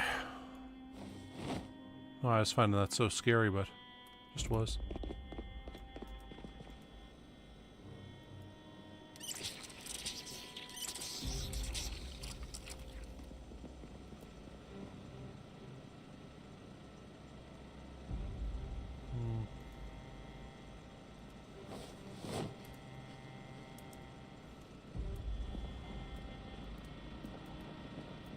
Let's eat some Kraft dinner. This mac and cheese.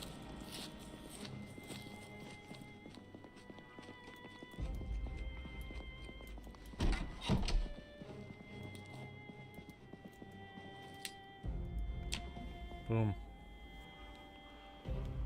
Okay, so there we go. Got that done.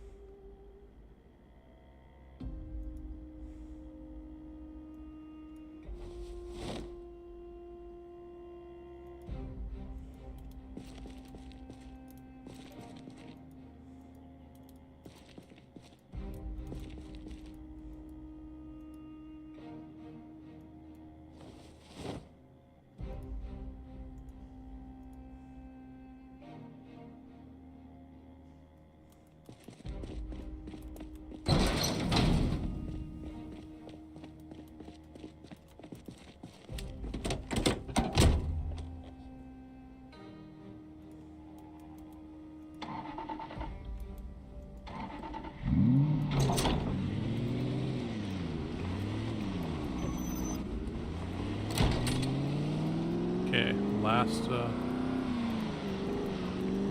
here.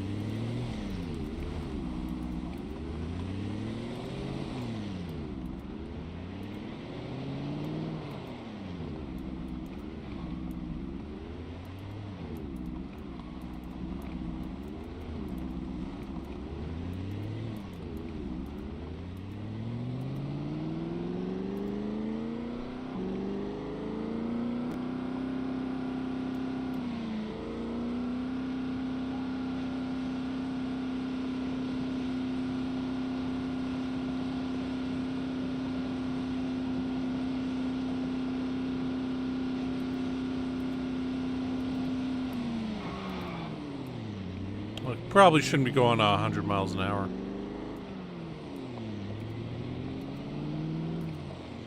That just does not seem like a particularly good idea.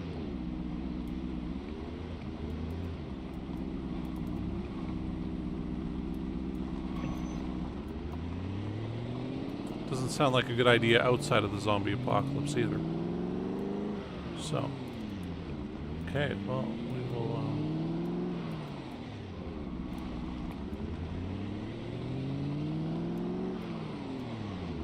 leave this bad boy right here.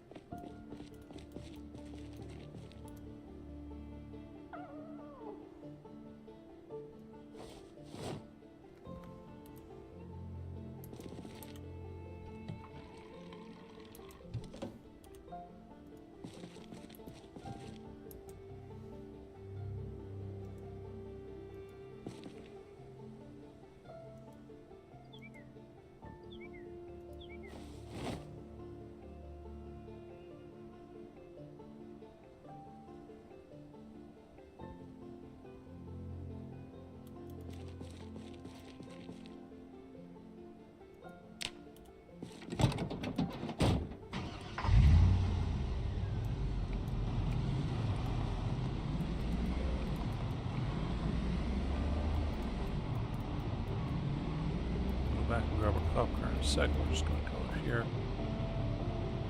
Fill this with gas.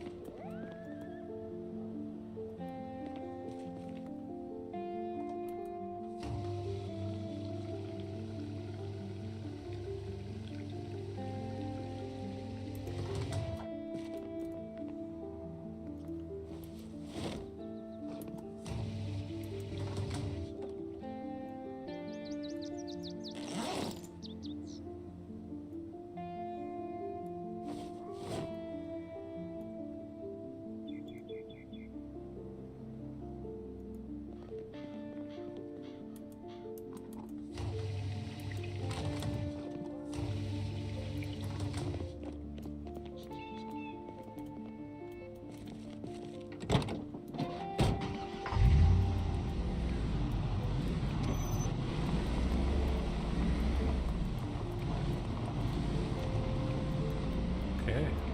Damn. Gotta say, I do like having all these extra semi-trucks.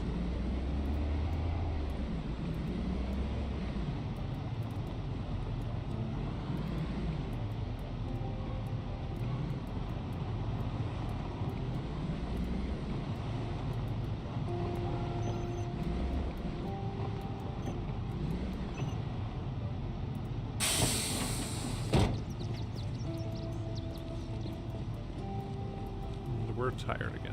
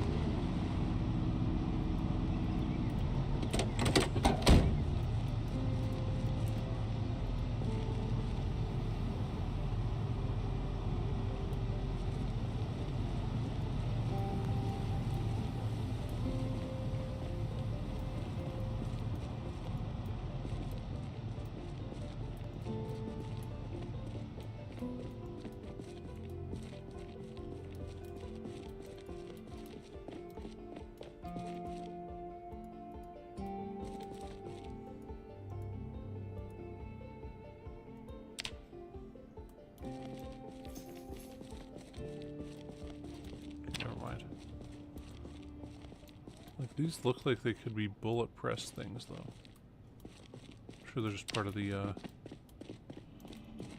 manufacturing thing. Oh, good muffler and everything. Okay, well, we aren't going to go into all this stuff currently. We found Molnir in some of these. Propane torch, metal sheets, gravel bags.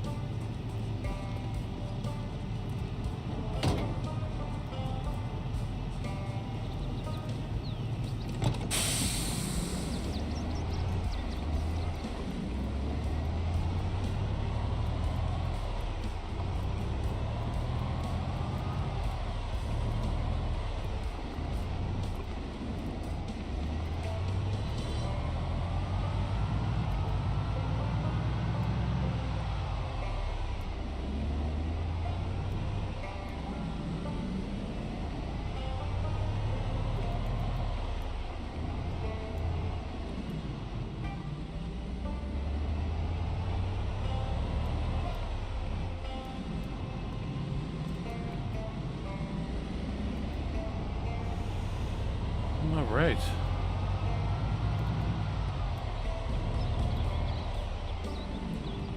So all that stuff later. We're at Riverside. We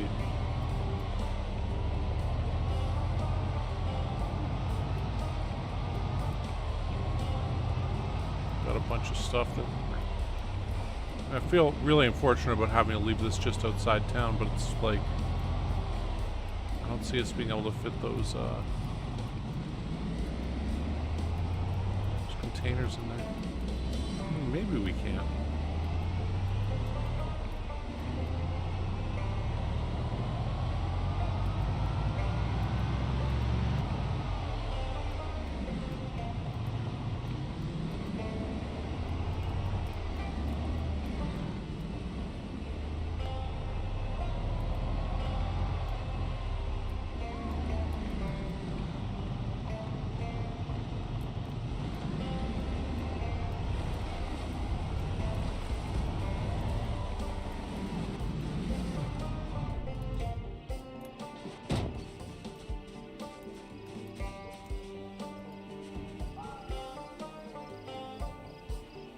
Okay.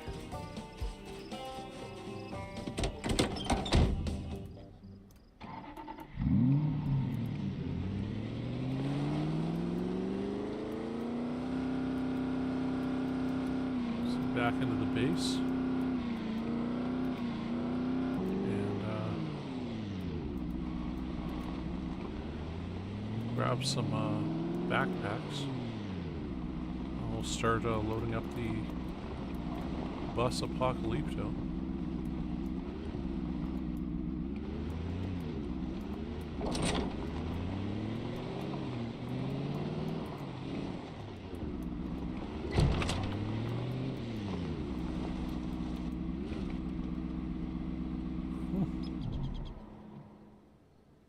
Easy to think, hey, that's done.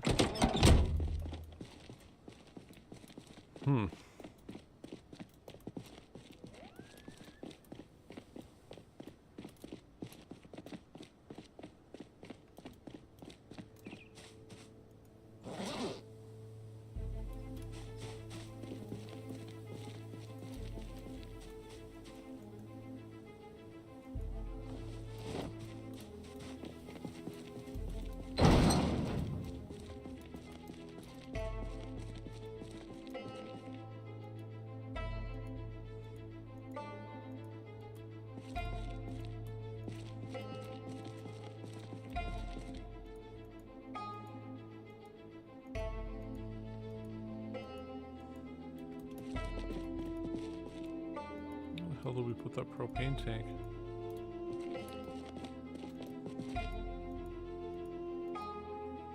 There it is.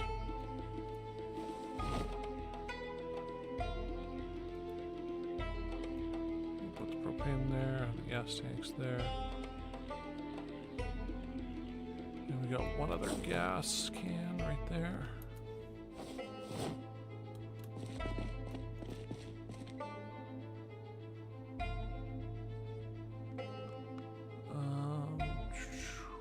Garbage bag there. God damn. Well, it's done. I guess I'll throw this on the bus for now.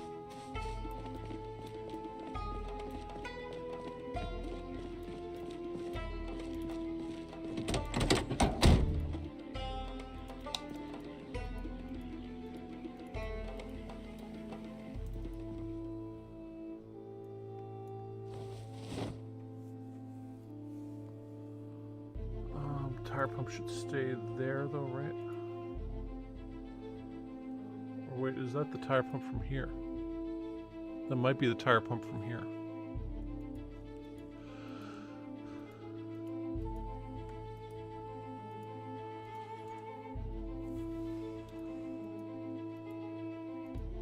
Yeah, that's the tire pump from here. Okay.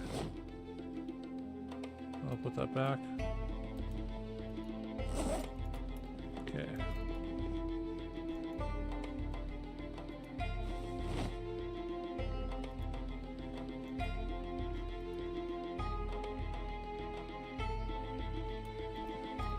I'm gonna leave.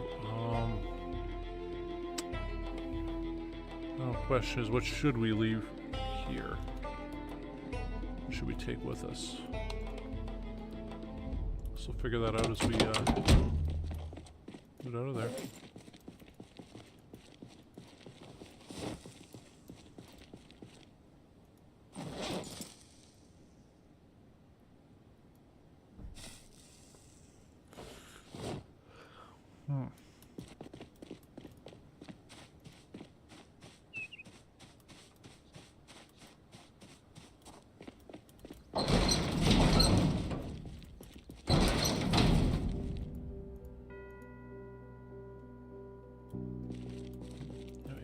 That stuff there.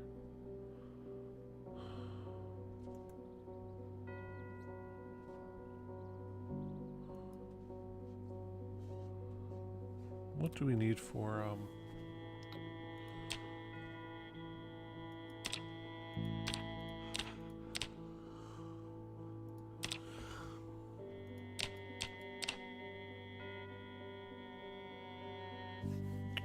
screws? Okay, let's make another automatic gate opener just because.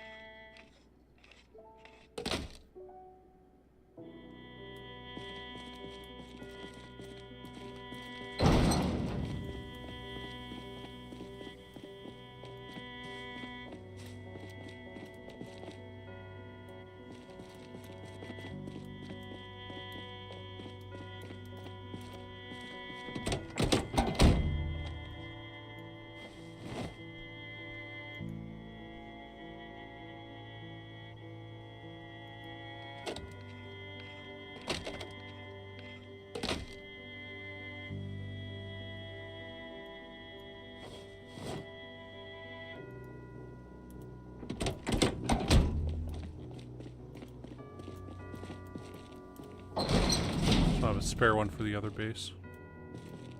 So unfortunately this one's not... Oh wait, if we had one more...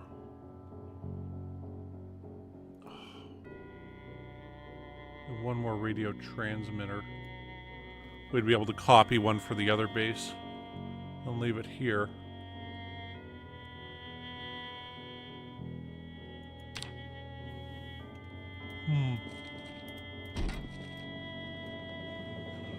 Okay, because, you know, we got the extra one on the bus, but no, we need an extra one for the,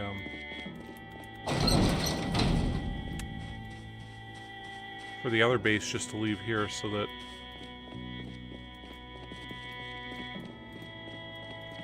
go without worry. One to the other, right?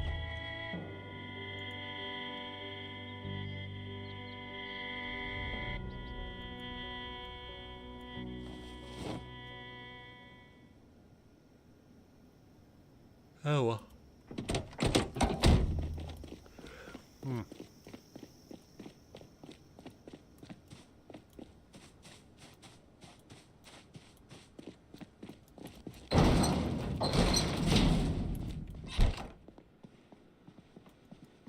Trying to think of where we could find some walkie-talkies at or anything like that.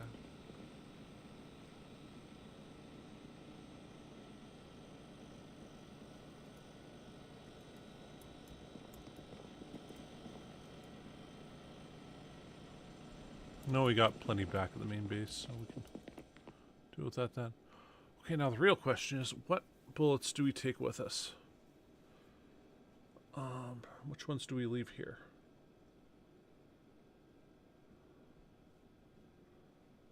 I feel like we should take the 380 with us.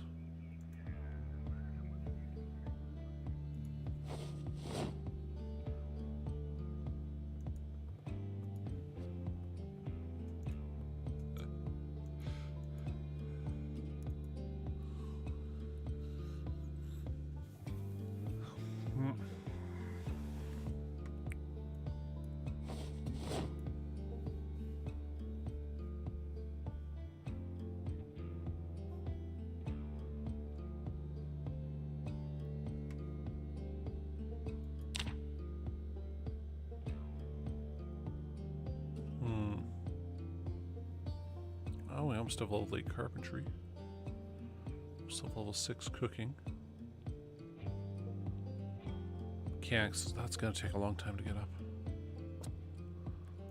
Ah, well.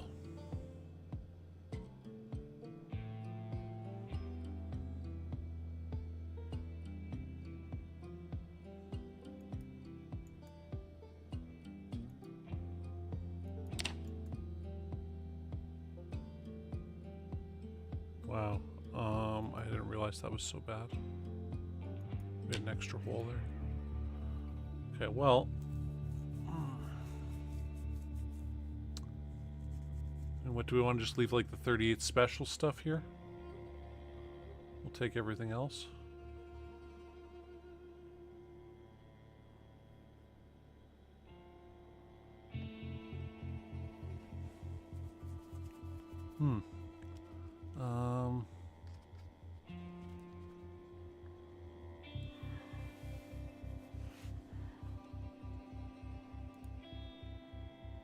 Yeah, we'll take all these. We'll definitely take these, so we'll load those things up there first.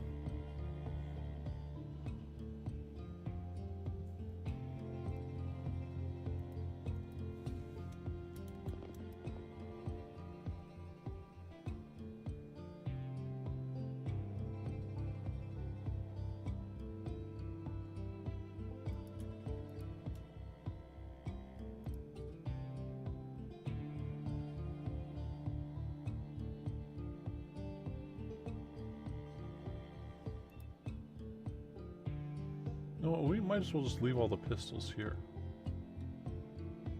All these extra pistols we got, we'll take the real guns. We'll take some of the magazines too.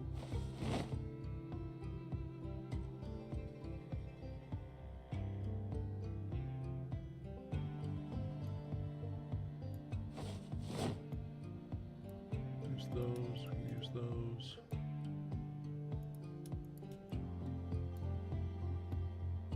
Compressors. Alright, these can be used later on for miniguns or whatever, if I remember right. Never actually done it, so I don't know. But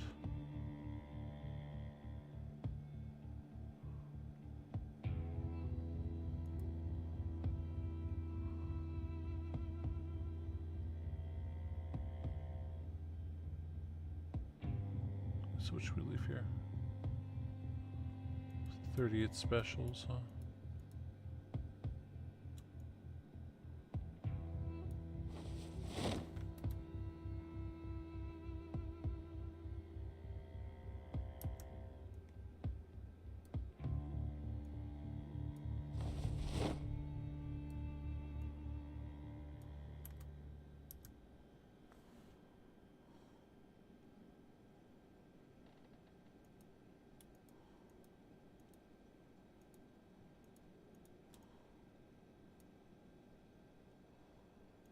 Fuck.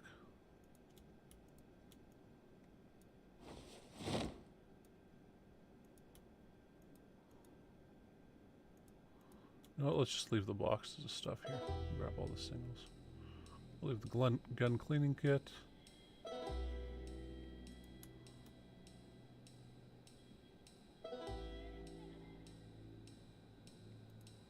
No, we'll leave.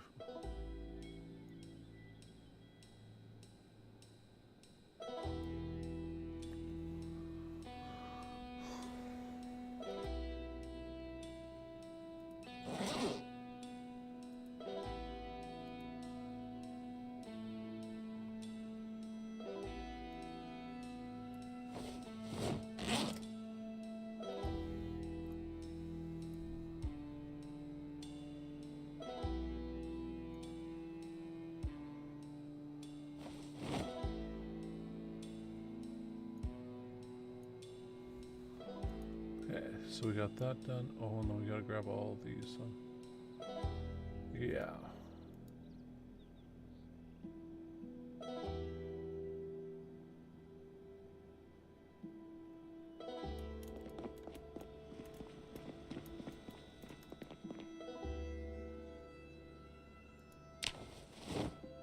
Okay, we can put all this on right now. Okay, now let's run out with this, and we'll load some of this, or load all this on the bus quickly.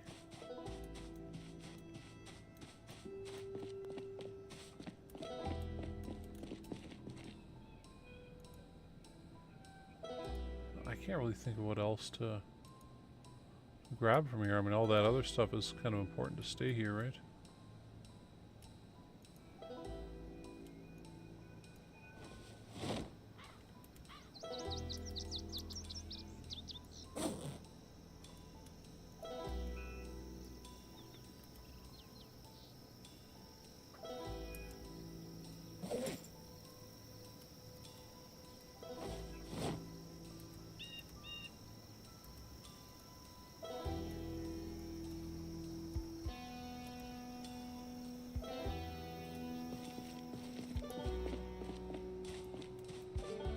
And I guess we could take the pants.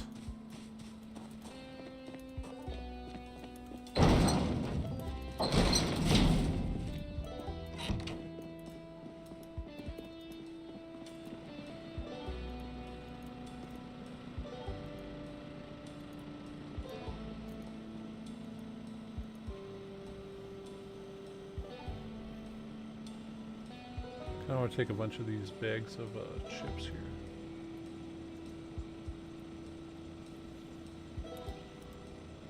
Those are quite useful when going out for stuff. Leave the other stuff here, but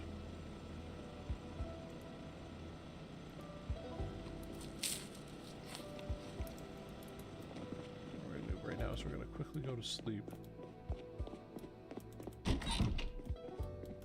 Okay, and once we go to sleep, you know, we'll probably wake up at about when it's kind of dark. We'll figure out the rest of the stuff we're doing here.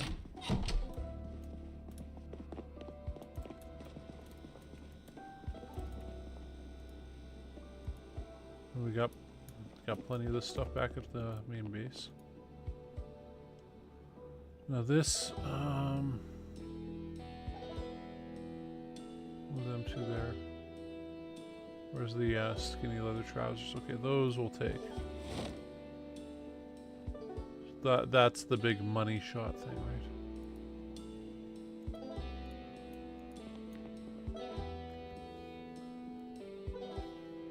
Ding dong breaching tool does sound pretty fun too. We also have the Shaolin spade.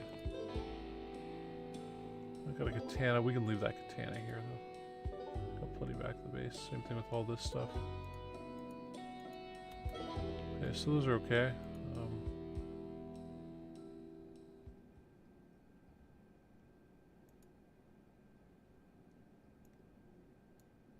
Oh, we can leave that here.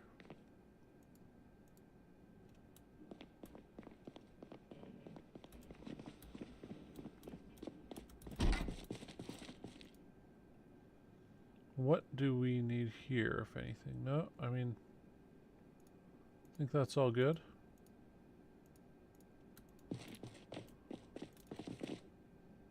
Oh, we really are good to go. What is this? Okay. Grab one gas can.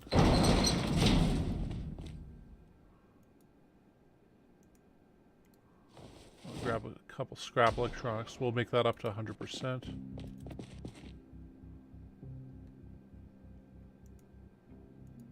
What, 10? Let's go 30 in case it's one each. I don't think it is.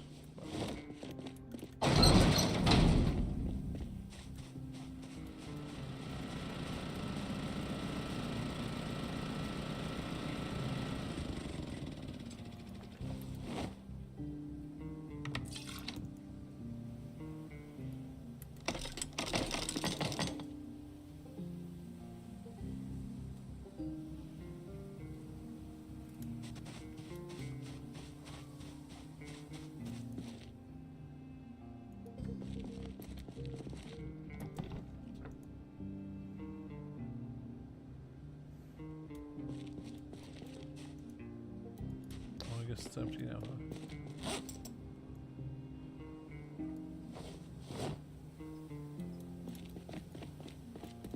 huh? God. It's crazy to think we're not going to be back here for a while. Oh. One other thing that's left is, well, we got the library there.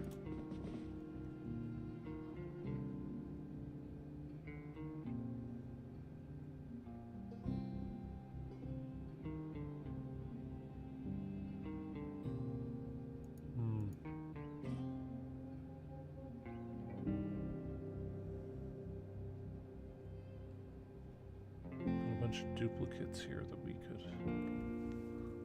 maybe take back, but I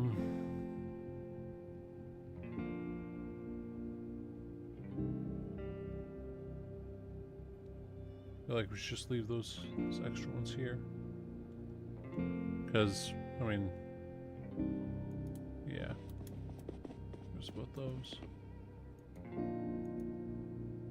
The only thing we're missing is oh no, we'll leave a hotties here in case we really need it. We got booze here.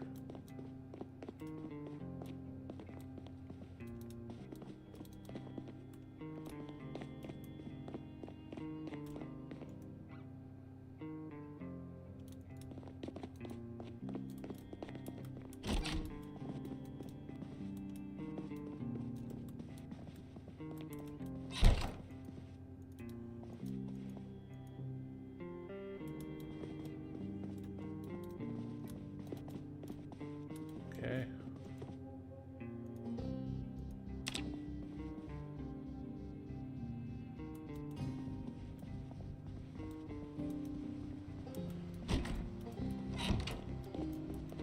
This is not good weather to be driving in. Let's grab 4 of these. Put all this stuff in the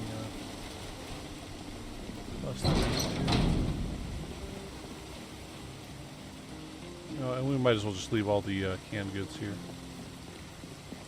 Unless we end up coming back here at some point.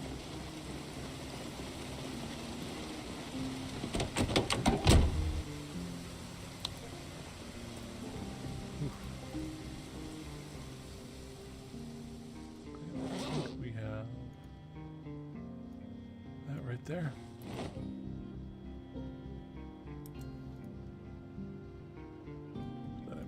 Can there for now.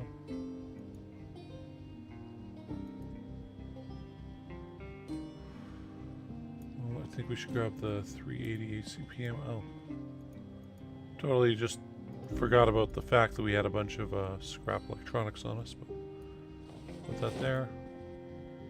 Skinny leather trousers right there. Okay.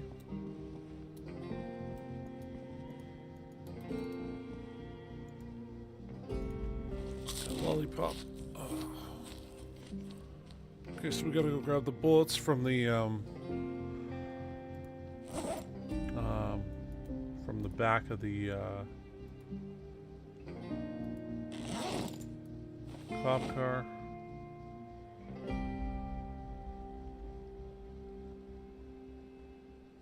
Oh, there's the other one.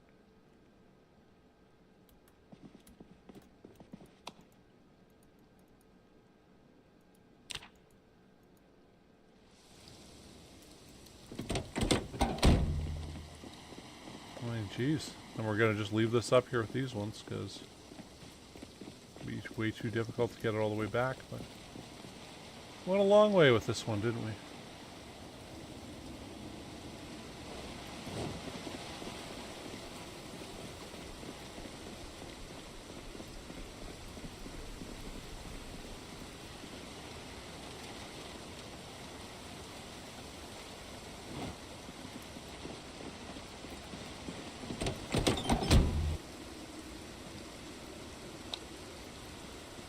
First things first, we're going to smoke a cigarette, then we're going to clean ourselves off. And then we're heading back for our main base.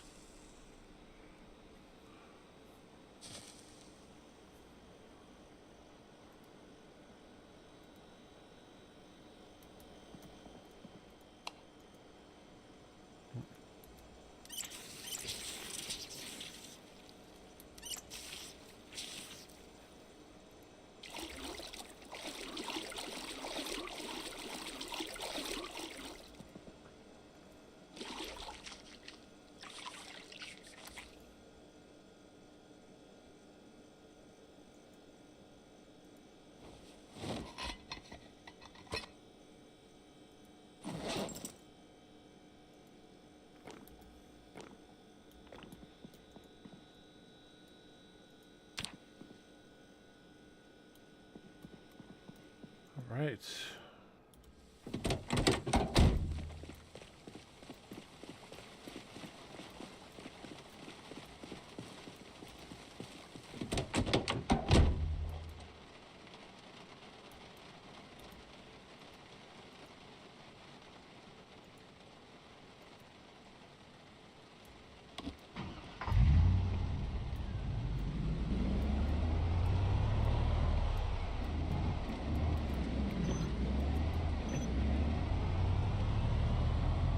On our way back.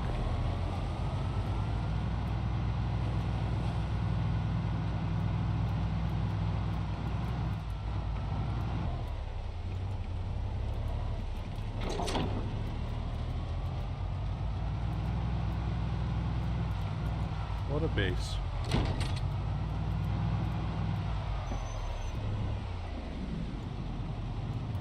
Turn that off, right?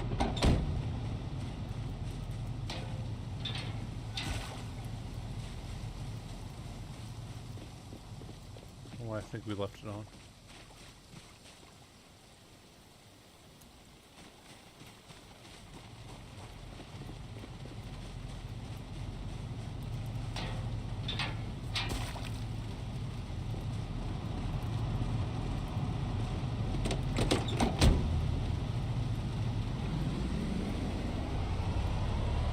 Okay. Heading back to Rosewood.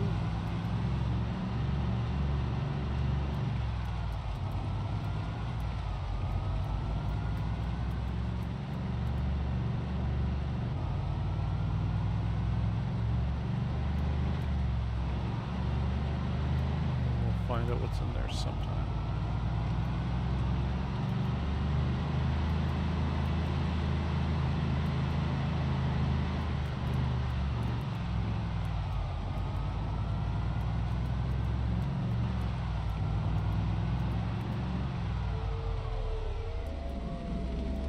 That's not totally ominous in every way imaginable. Big wolf howl right there. Oh, okay. Wow. Wow. We're on the road again. Can't wait to get on the road again.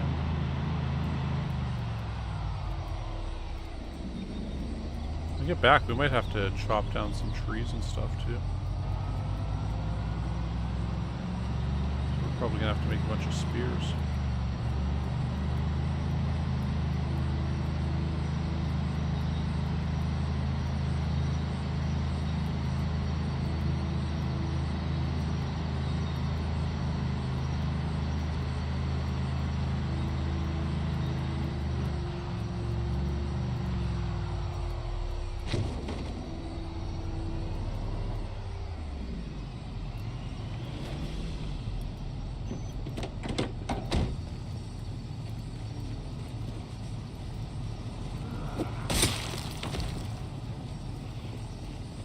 Might as well just take them out.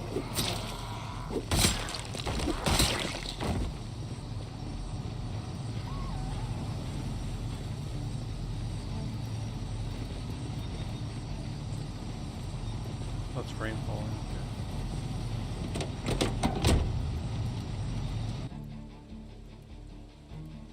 Need to do that.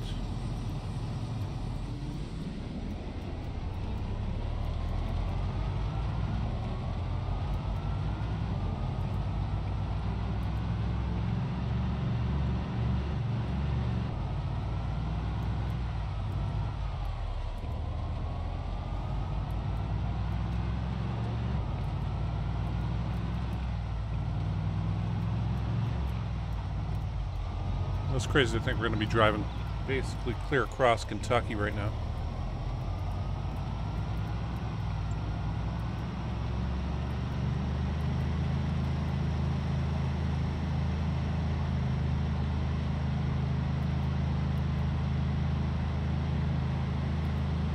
Assuming we don't have too many disruptions, we should get there at about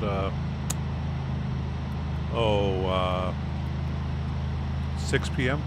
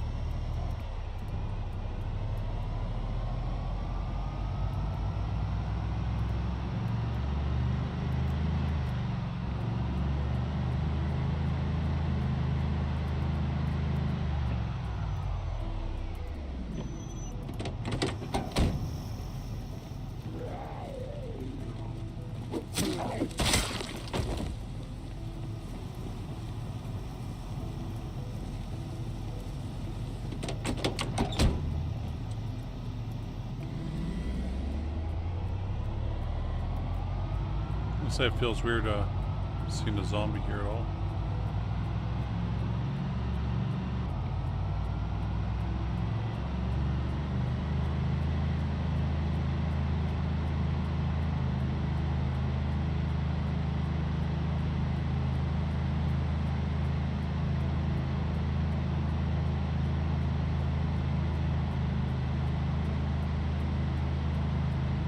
God, we went through all that effort just to get up to Riverside, and to get into Riverside, and then go through Riverside, and then the base in Riverside, and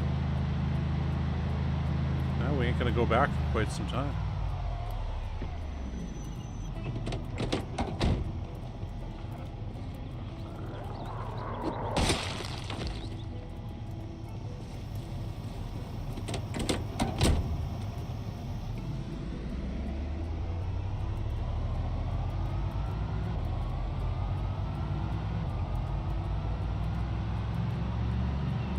Valley, made sure to clear that out, but yeah, got a couple stragglers. That's just how it's going to go.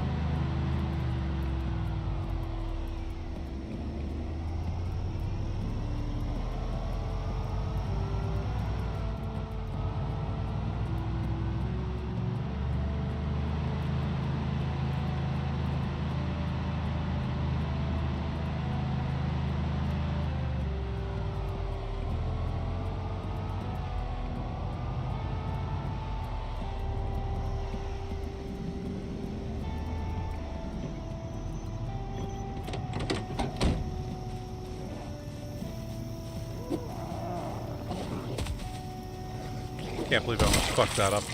Okay.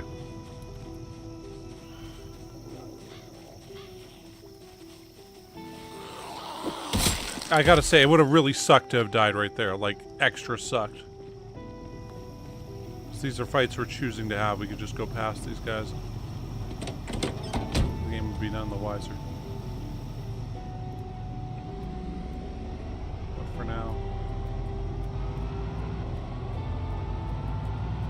kind of feels like the right thing to do to kill all the zombies on the road on our way back.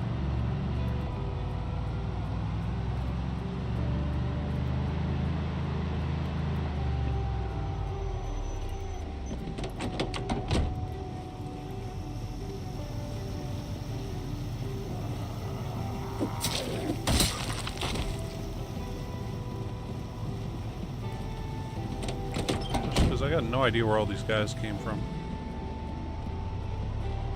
Painstakingly went through this area. We had thousands of zombies on the side of the road. Well, this area wasn't particularly bad for it. But other areas were. Yeah, it's weird to think we're not going to be in particularly rural areas anymore. It's all going to be,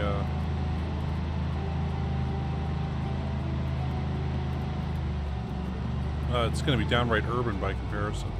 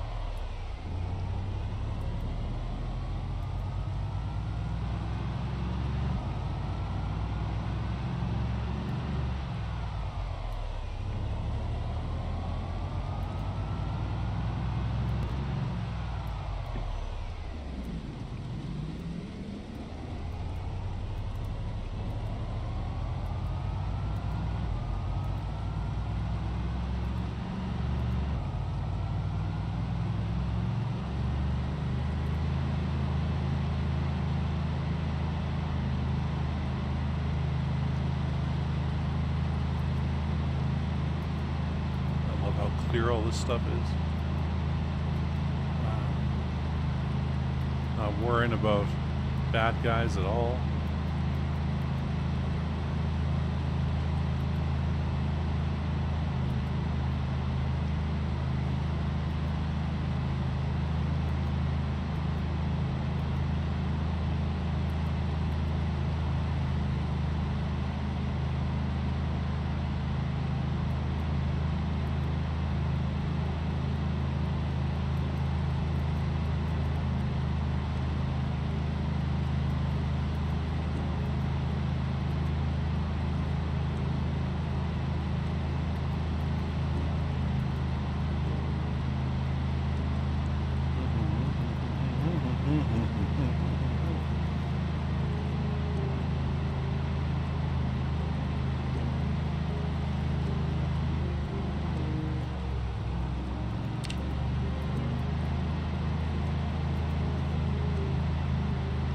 So this stream killed 765 zombies already.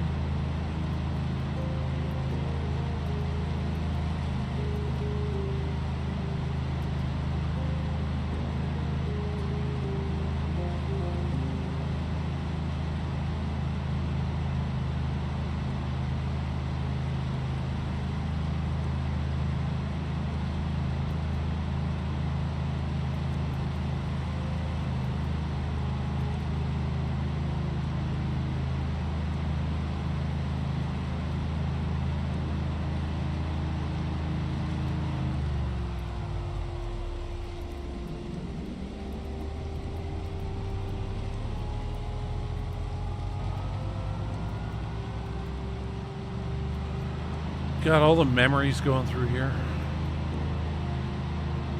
It's nostalgia. Yeah, but I think it was like back in November we were in this area, or maybe even October.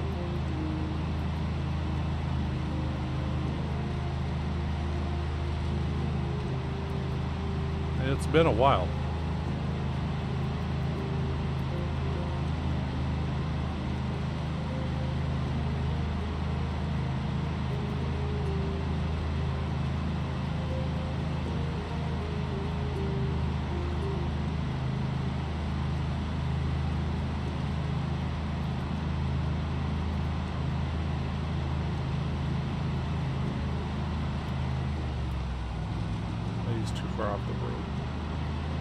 We'll leave him there. As long as he ain't jaywalking in our business.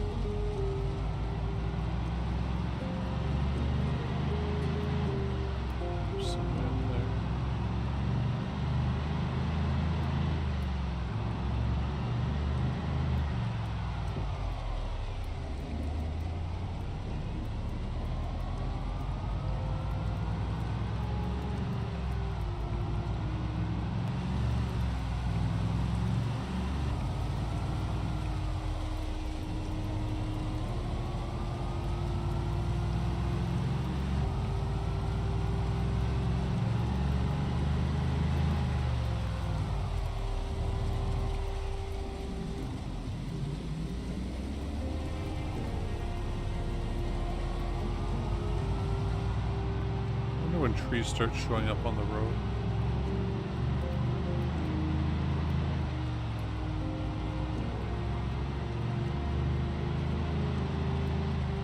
Ah, well.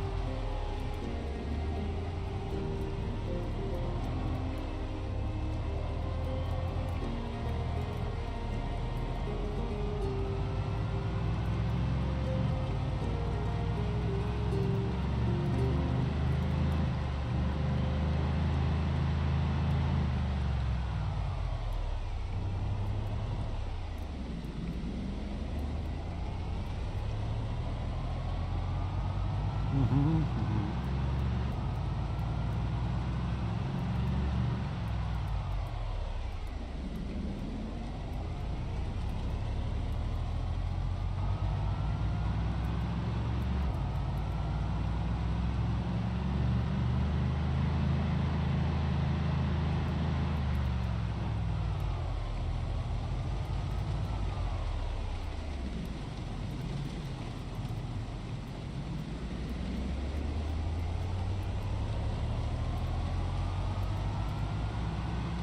back on the regular roads.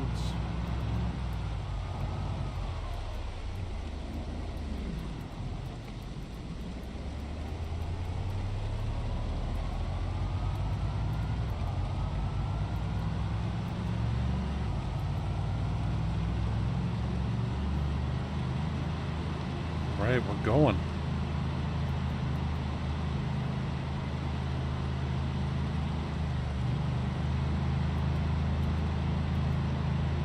I gotta say, it feels weird closing that kind of chapter here because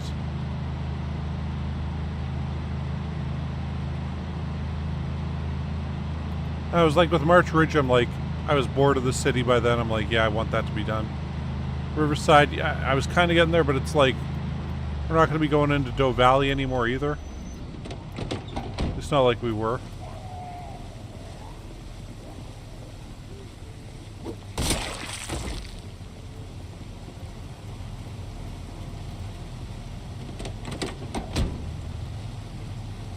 I mean, I'm actually thinking, will we ever even go back up to Riverside outside of, you know, trying to scan those containers and whatnot?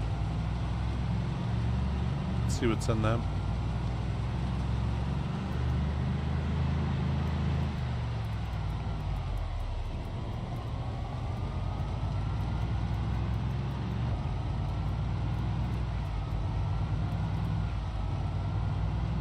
Getting out at 3 o'clock. I thought it'd be about 6 when we got back. Oh well. Guess it takes us 6 hours. Almost to get from one to the other.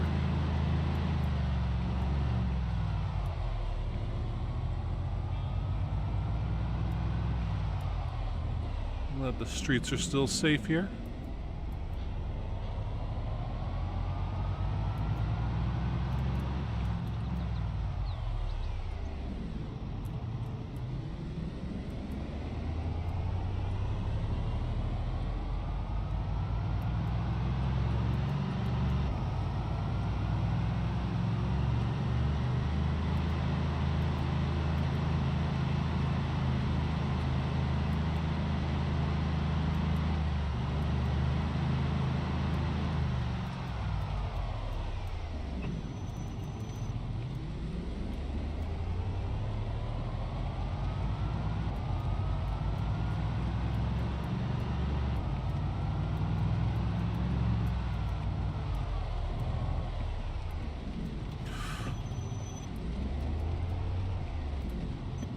How did I accidentally hit going the wrong way? Okay.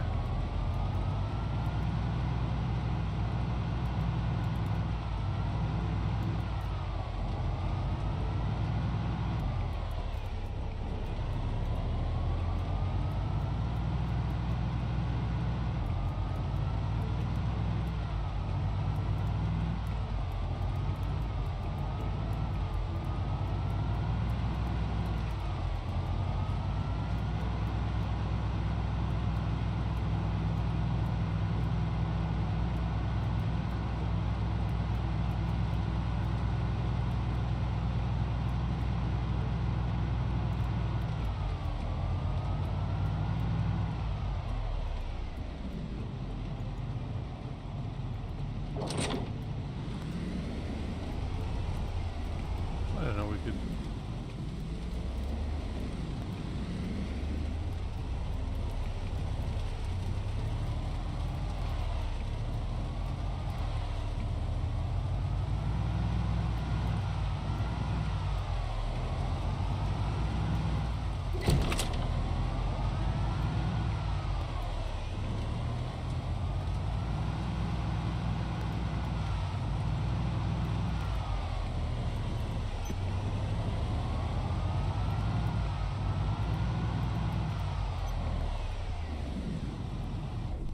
There we go.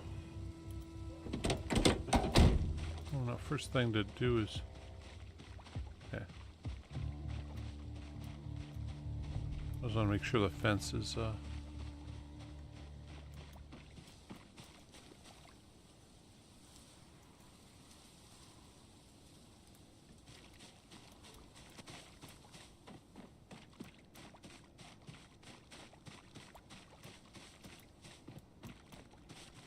Okay, fence is good. Oh, we are back. The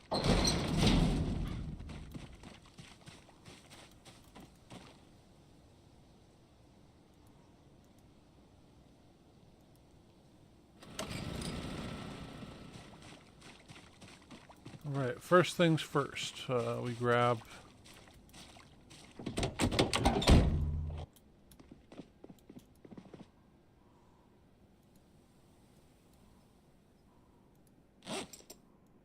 that.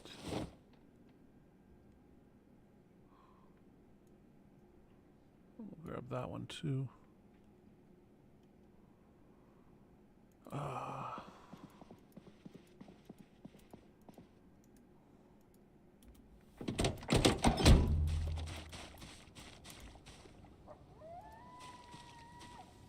Change the battery here just to make sure that we can.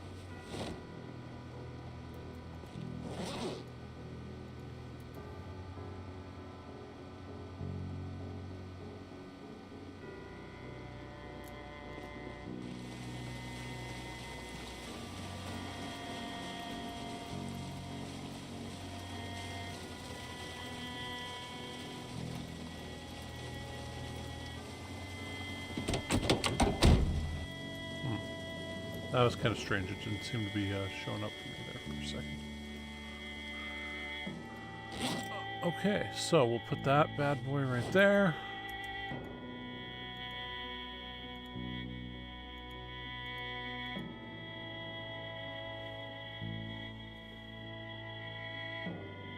Can't really think of anything else we currently need here.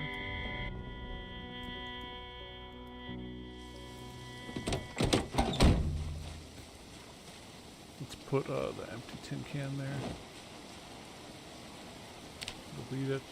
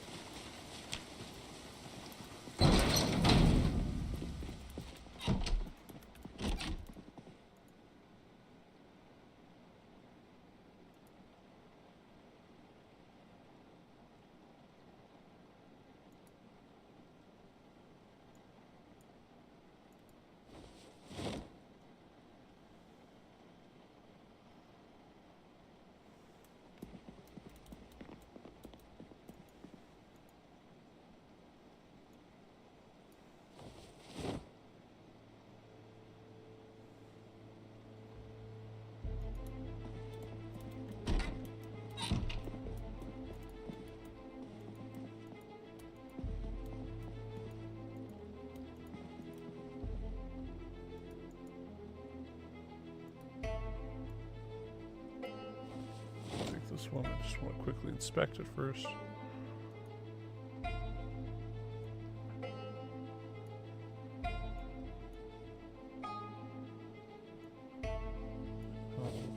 Back. I thought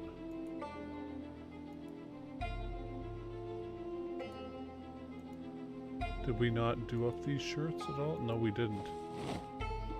Where's the shirts we did up?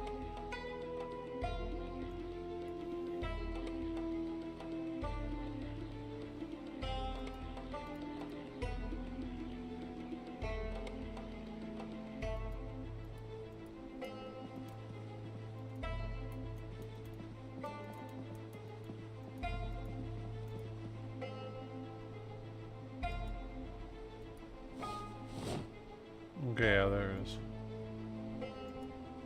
Okay, where?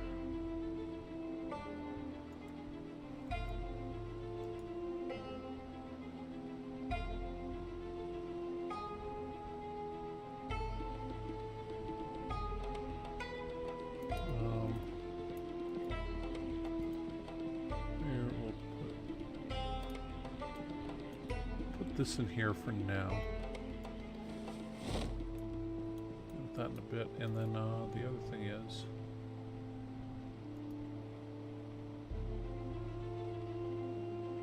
just figuring we look at where's those leather jackets. Where's in here?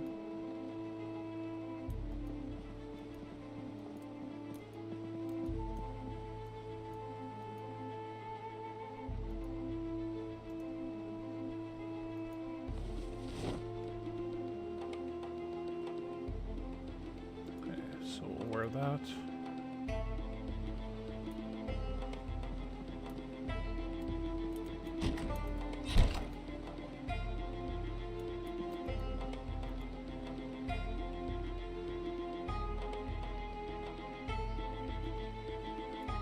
Let's get 2 big holes in it. Probably not good for much of anything anymore.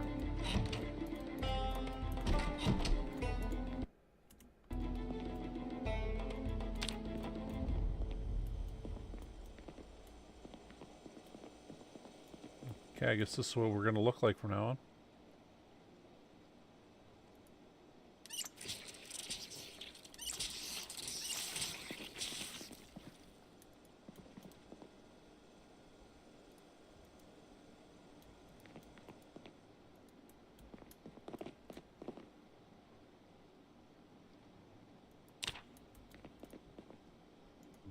Yeah, let's eat the cereal.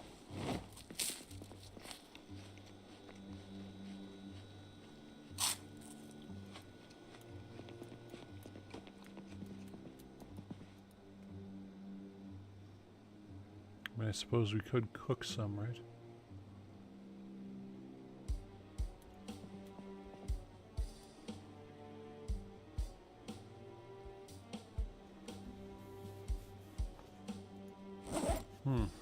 We got all that ammo now. So let's not pull up any longer. Let's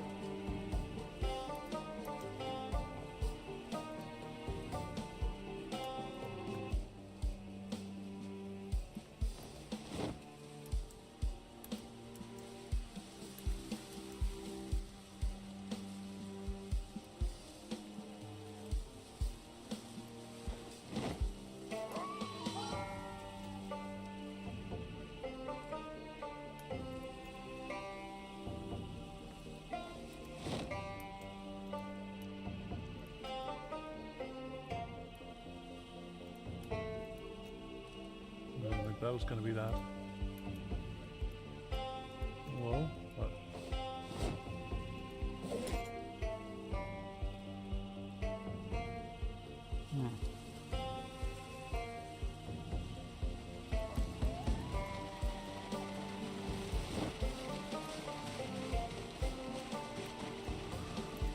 Okay. Sort our ammo out. And once that's done, we'll, whew.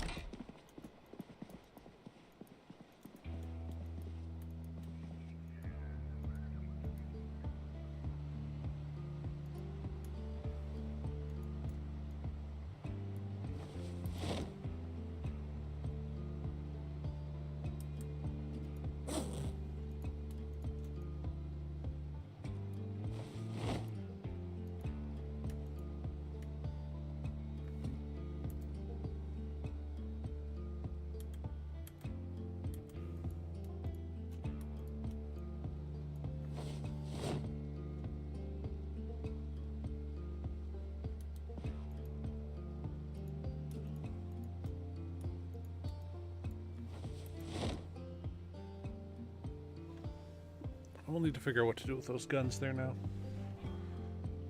Oh, maybe we should have just left some of those at the other base.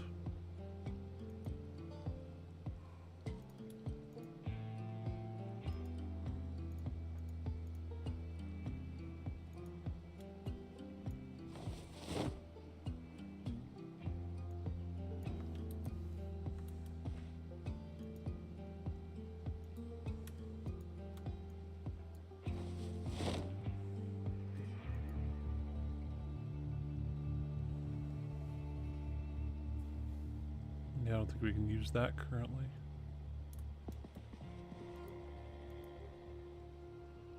A 3-point sling there. Cylinder there.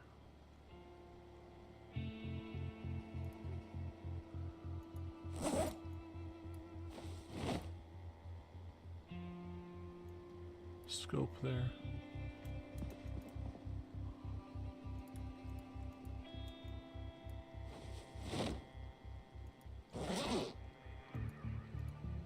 Those are empty now. Okay, so we just got gun cleaning kit. I guess will go here also. Got those primers also.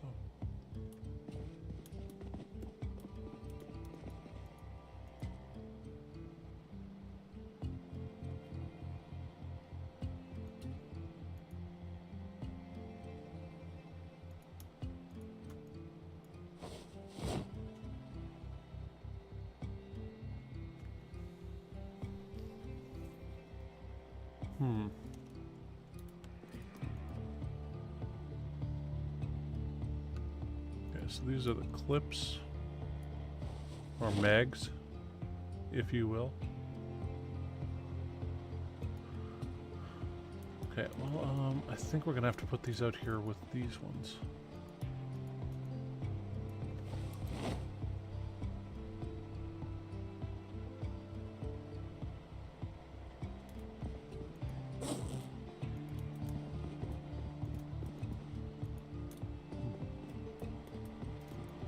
What we did here. 380. Oh, there we go.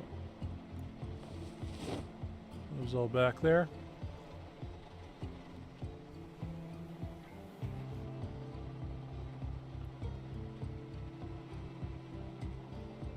I feel like we were right to leave those extra 9x19 millimeter magazines there.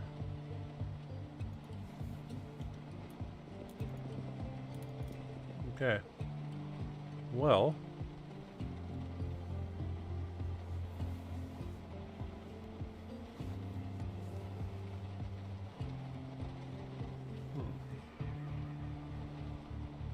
what to use? Oh, shit, we could use Bushmaster.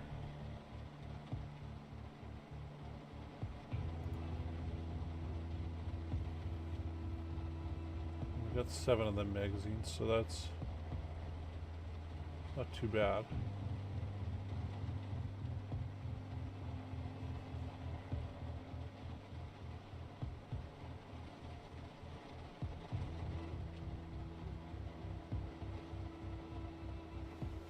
Yeah, I figure we're going to be using these ones.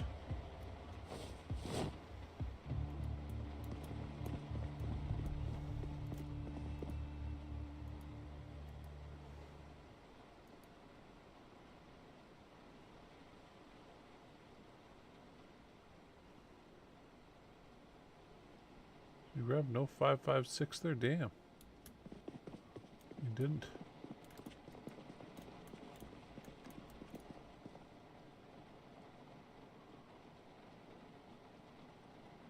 Okay, and it's in one box. 20.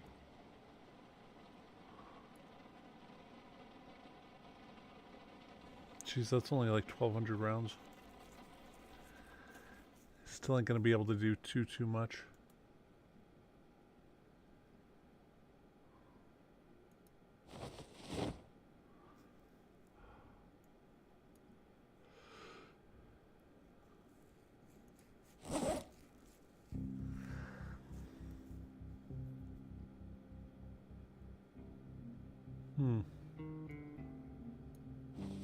I'll take all of them anyway.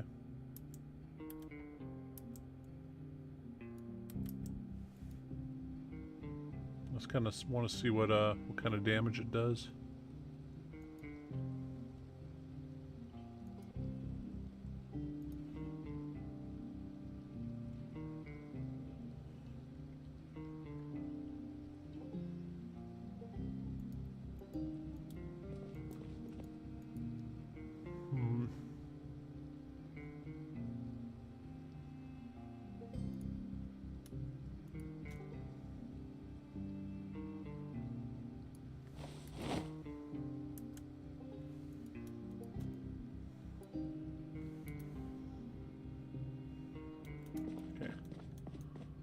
The reason I was grabbing those was just to move them over here. Because, hey, we're not using them. They're not doing anything currently at all right there.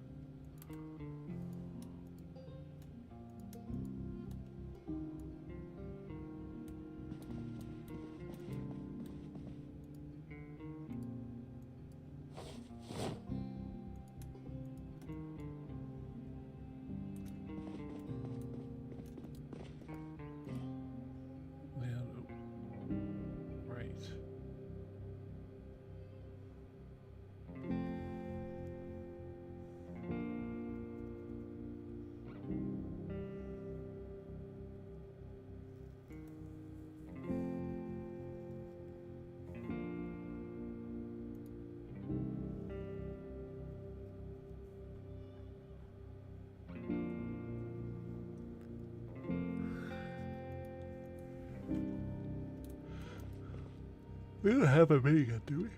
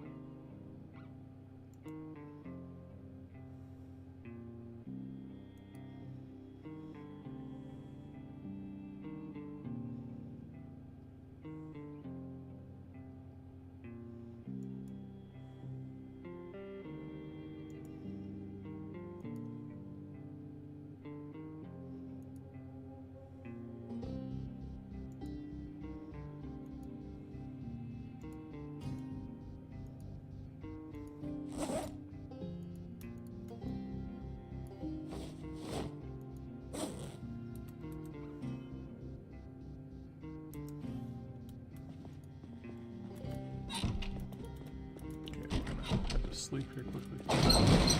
Shit, we gotta keep going with the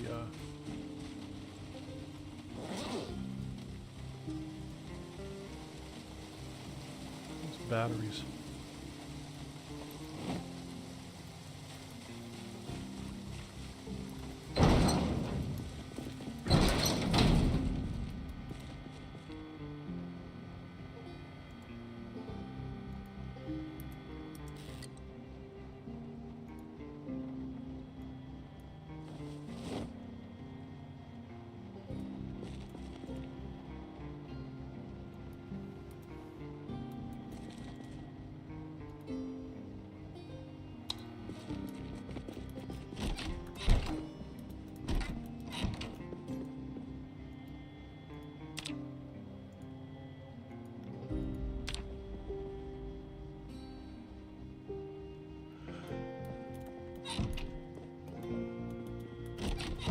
So let that keep going, but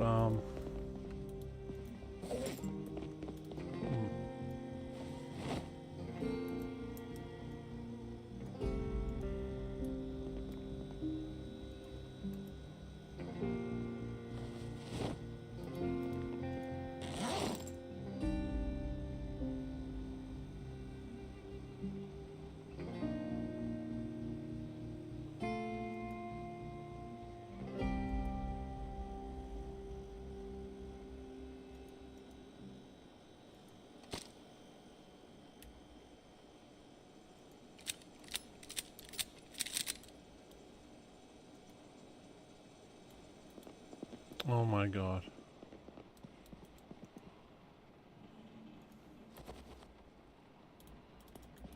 First now is when I realized, hey, wait a second, I grabbed the fucking wrong rounds.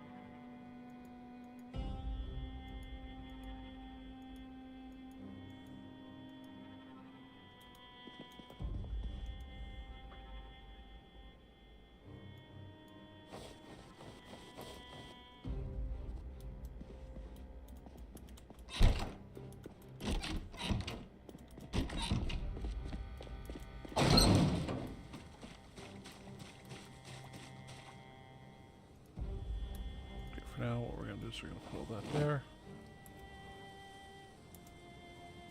We're going to put those there too.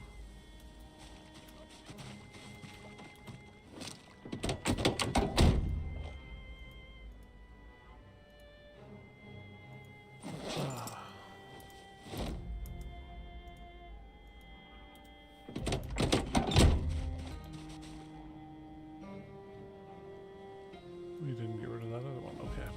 Bushmaster there for now.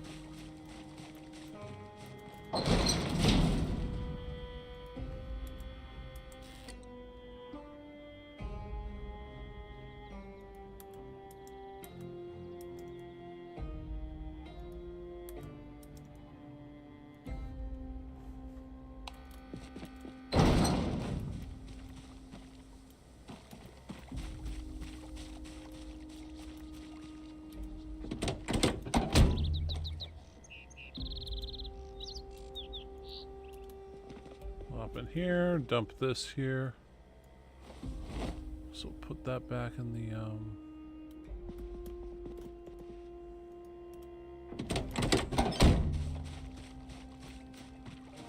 it's back in the gun closet here.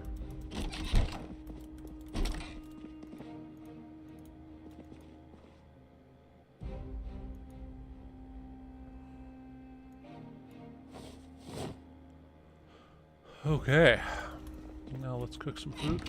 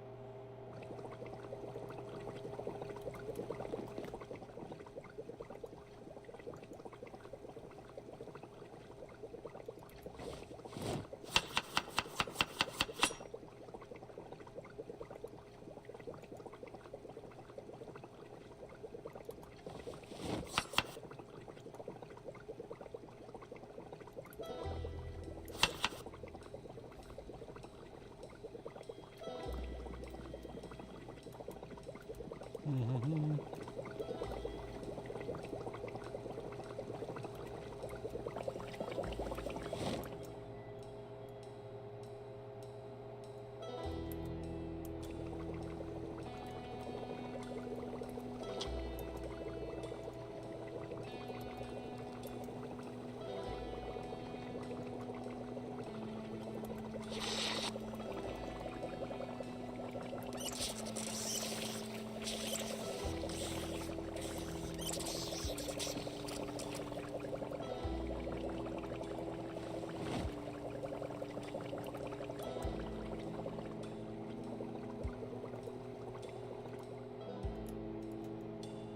That was a bit closer than I was hoping for.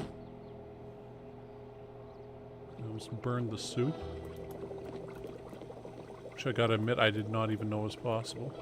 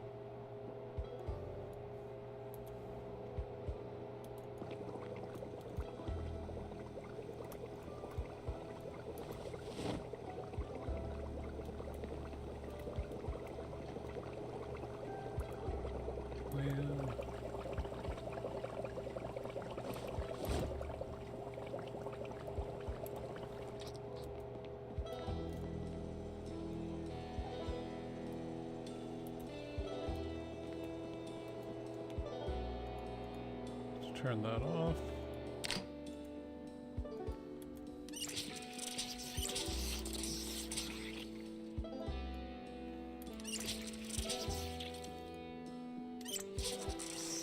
Okay. Let's drop that right there. Hey, did we actually look into any of this? No, I think we just built this. Like extra stuff so that we wouldn't run out of space there.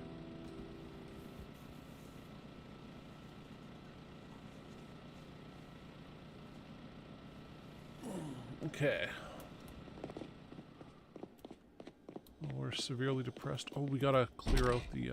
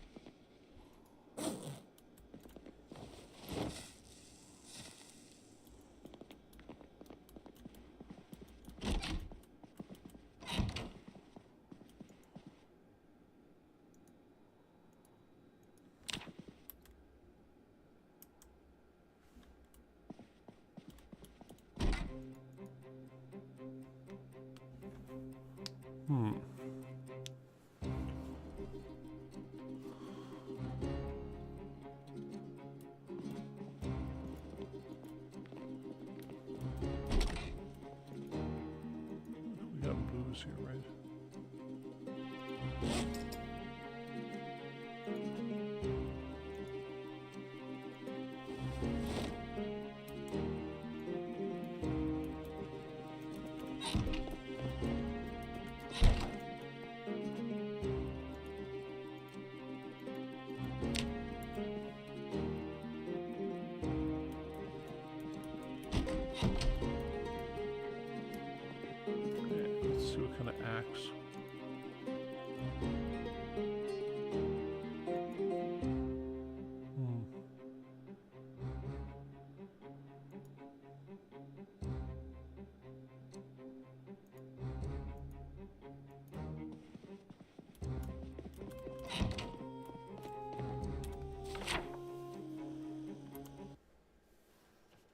Okay, cool. So we're out of there.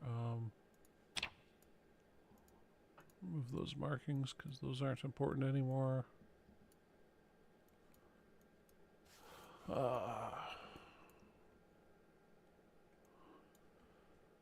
know what? There's a bunch more stuff to do. I think I might just end the stream here. I mean, next thing to do would be to cut down a bunch of trees here and turn them into spears.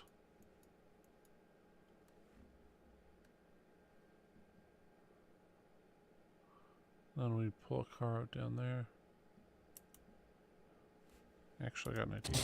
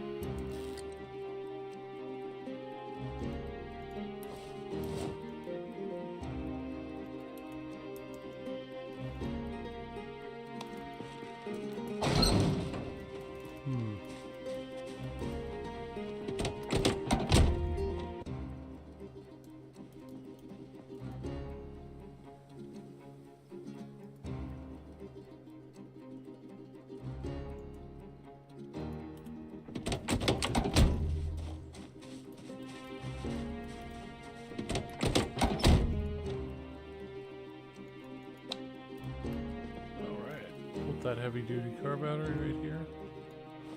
We got part of this done now.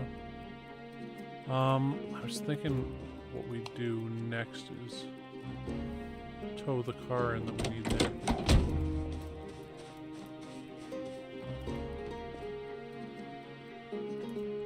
Or actually, you know what? No, I think I'm done.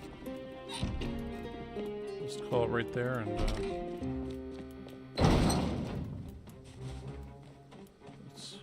in here. And yeah, kind of freaky to think we're done Riverside.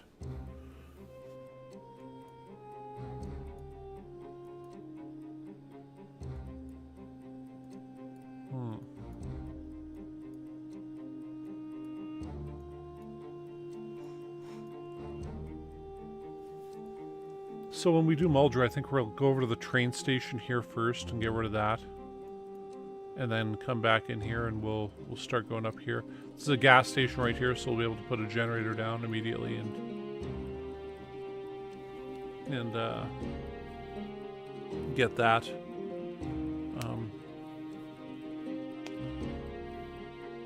Get that ready. We should probably hit this bar too. That'd be a nice bit of booze there.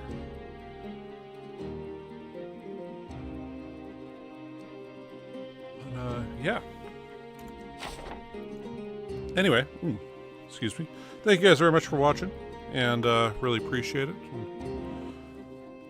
Got a lot less talkative in the last bit there, unfortunately, but you know, that happens sometimes. But yeah, anyway, check out For All Mankind and Curb Your Enthusiasm. It's good stuff. And yeah, I'll see you next time. And Lacetrap, hope things are going better and stuff, and hope I gave you at least a bit of a reprieve from what's going on. So, yeah, yeah, till next time, I'll see you guys then. Anyway, cheers, peace, and bye.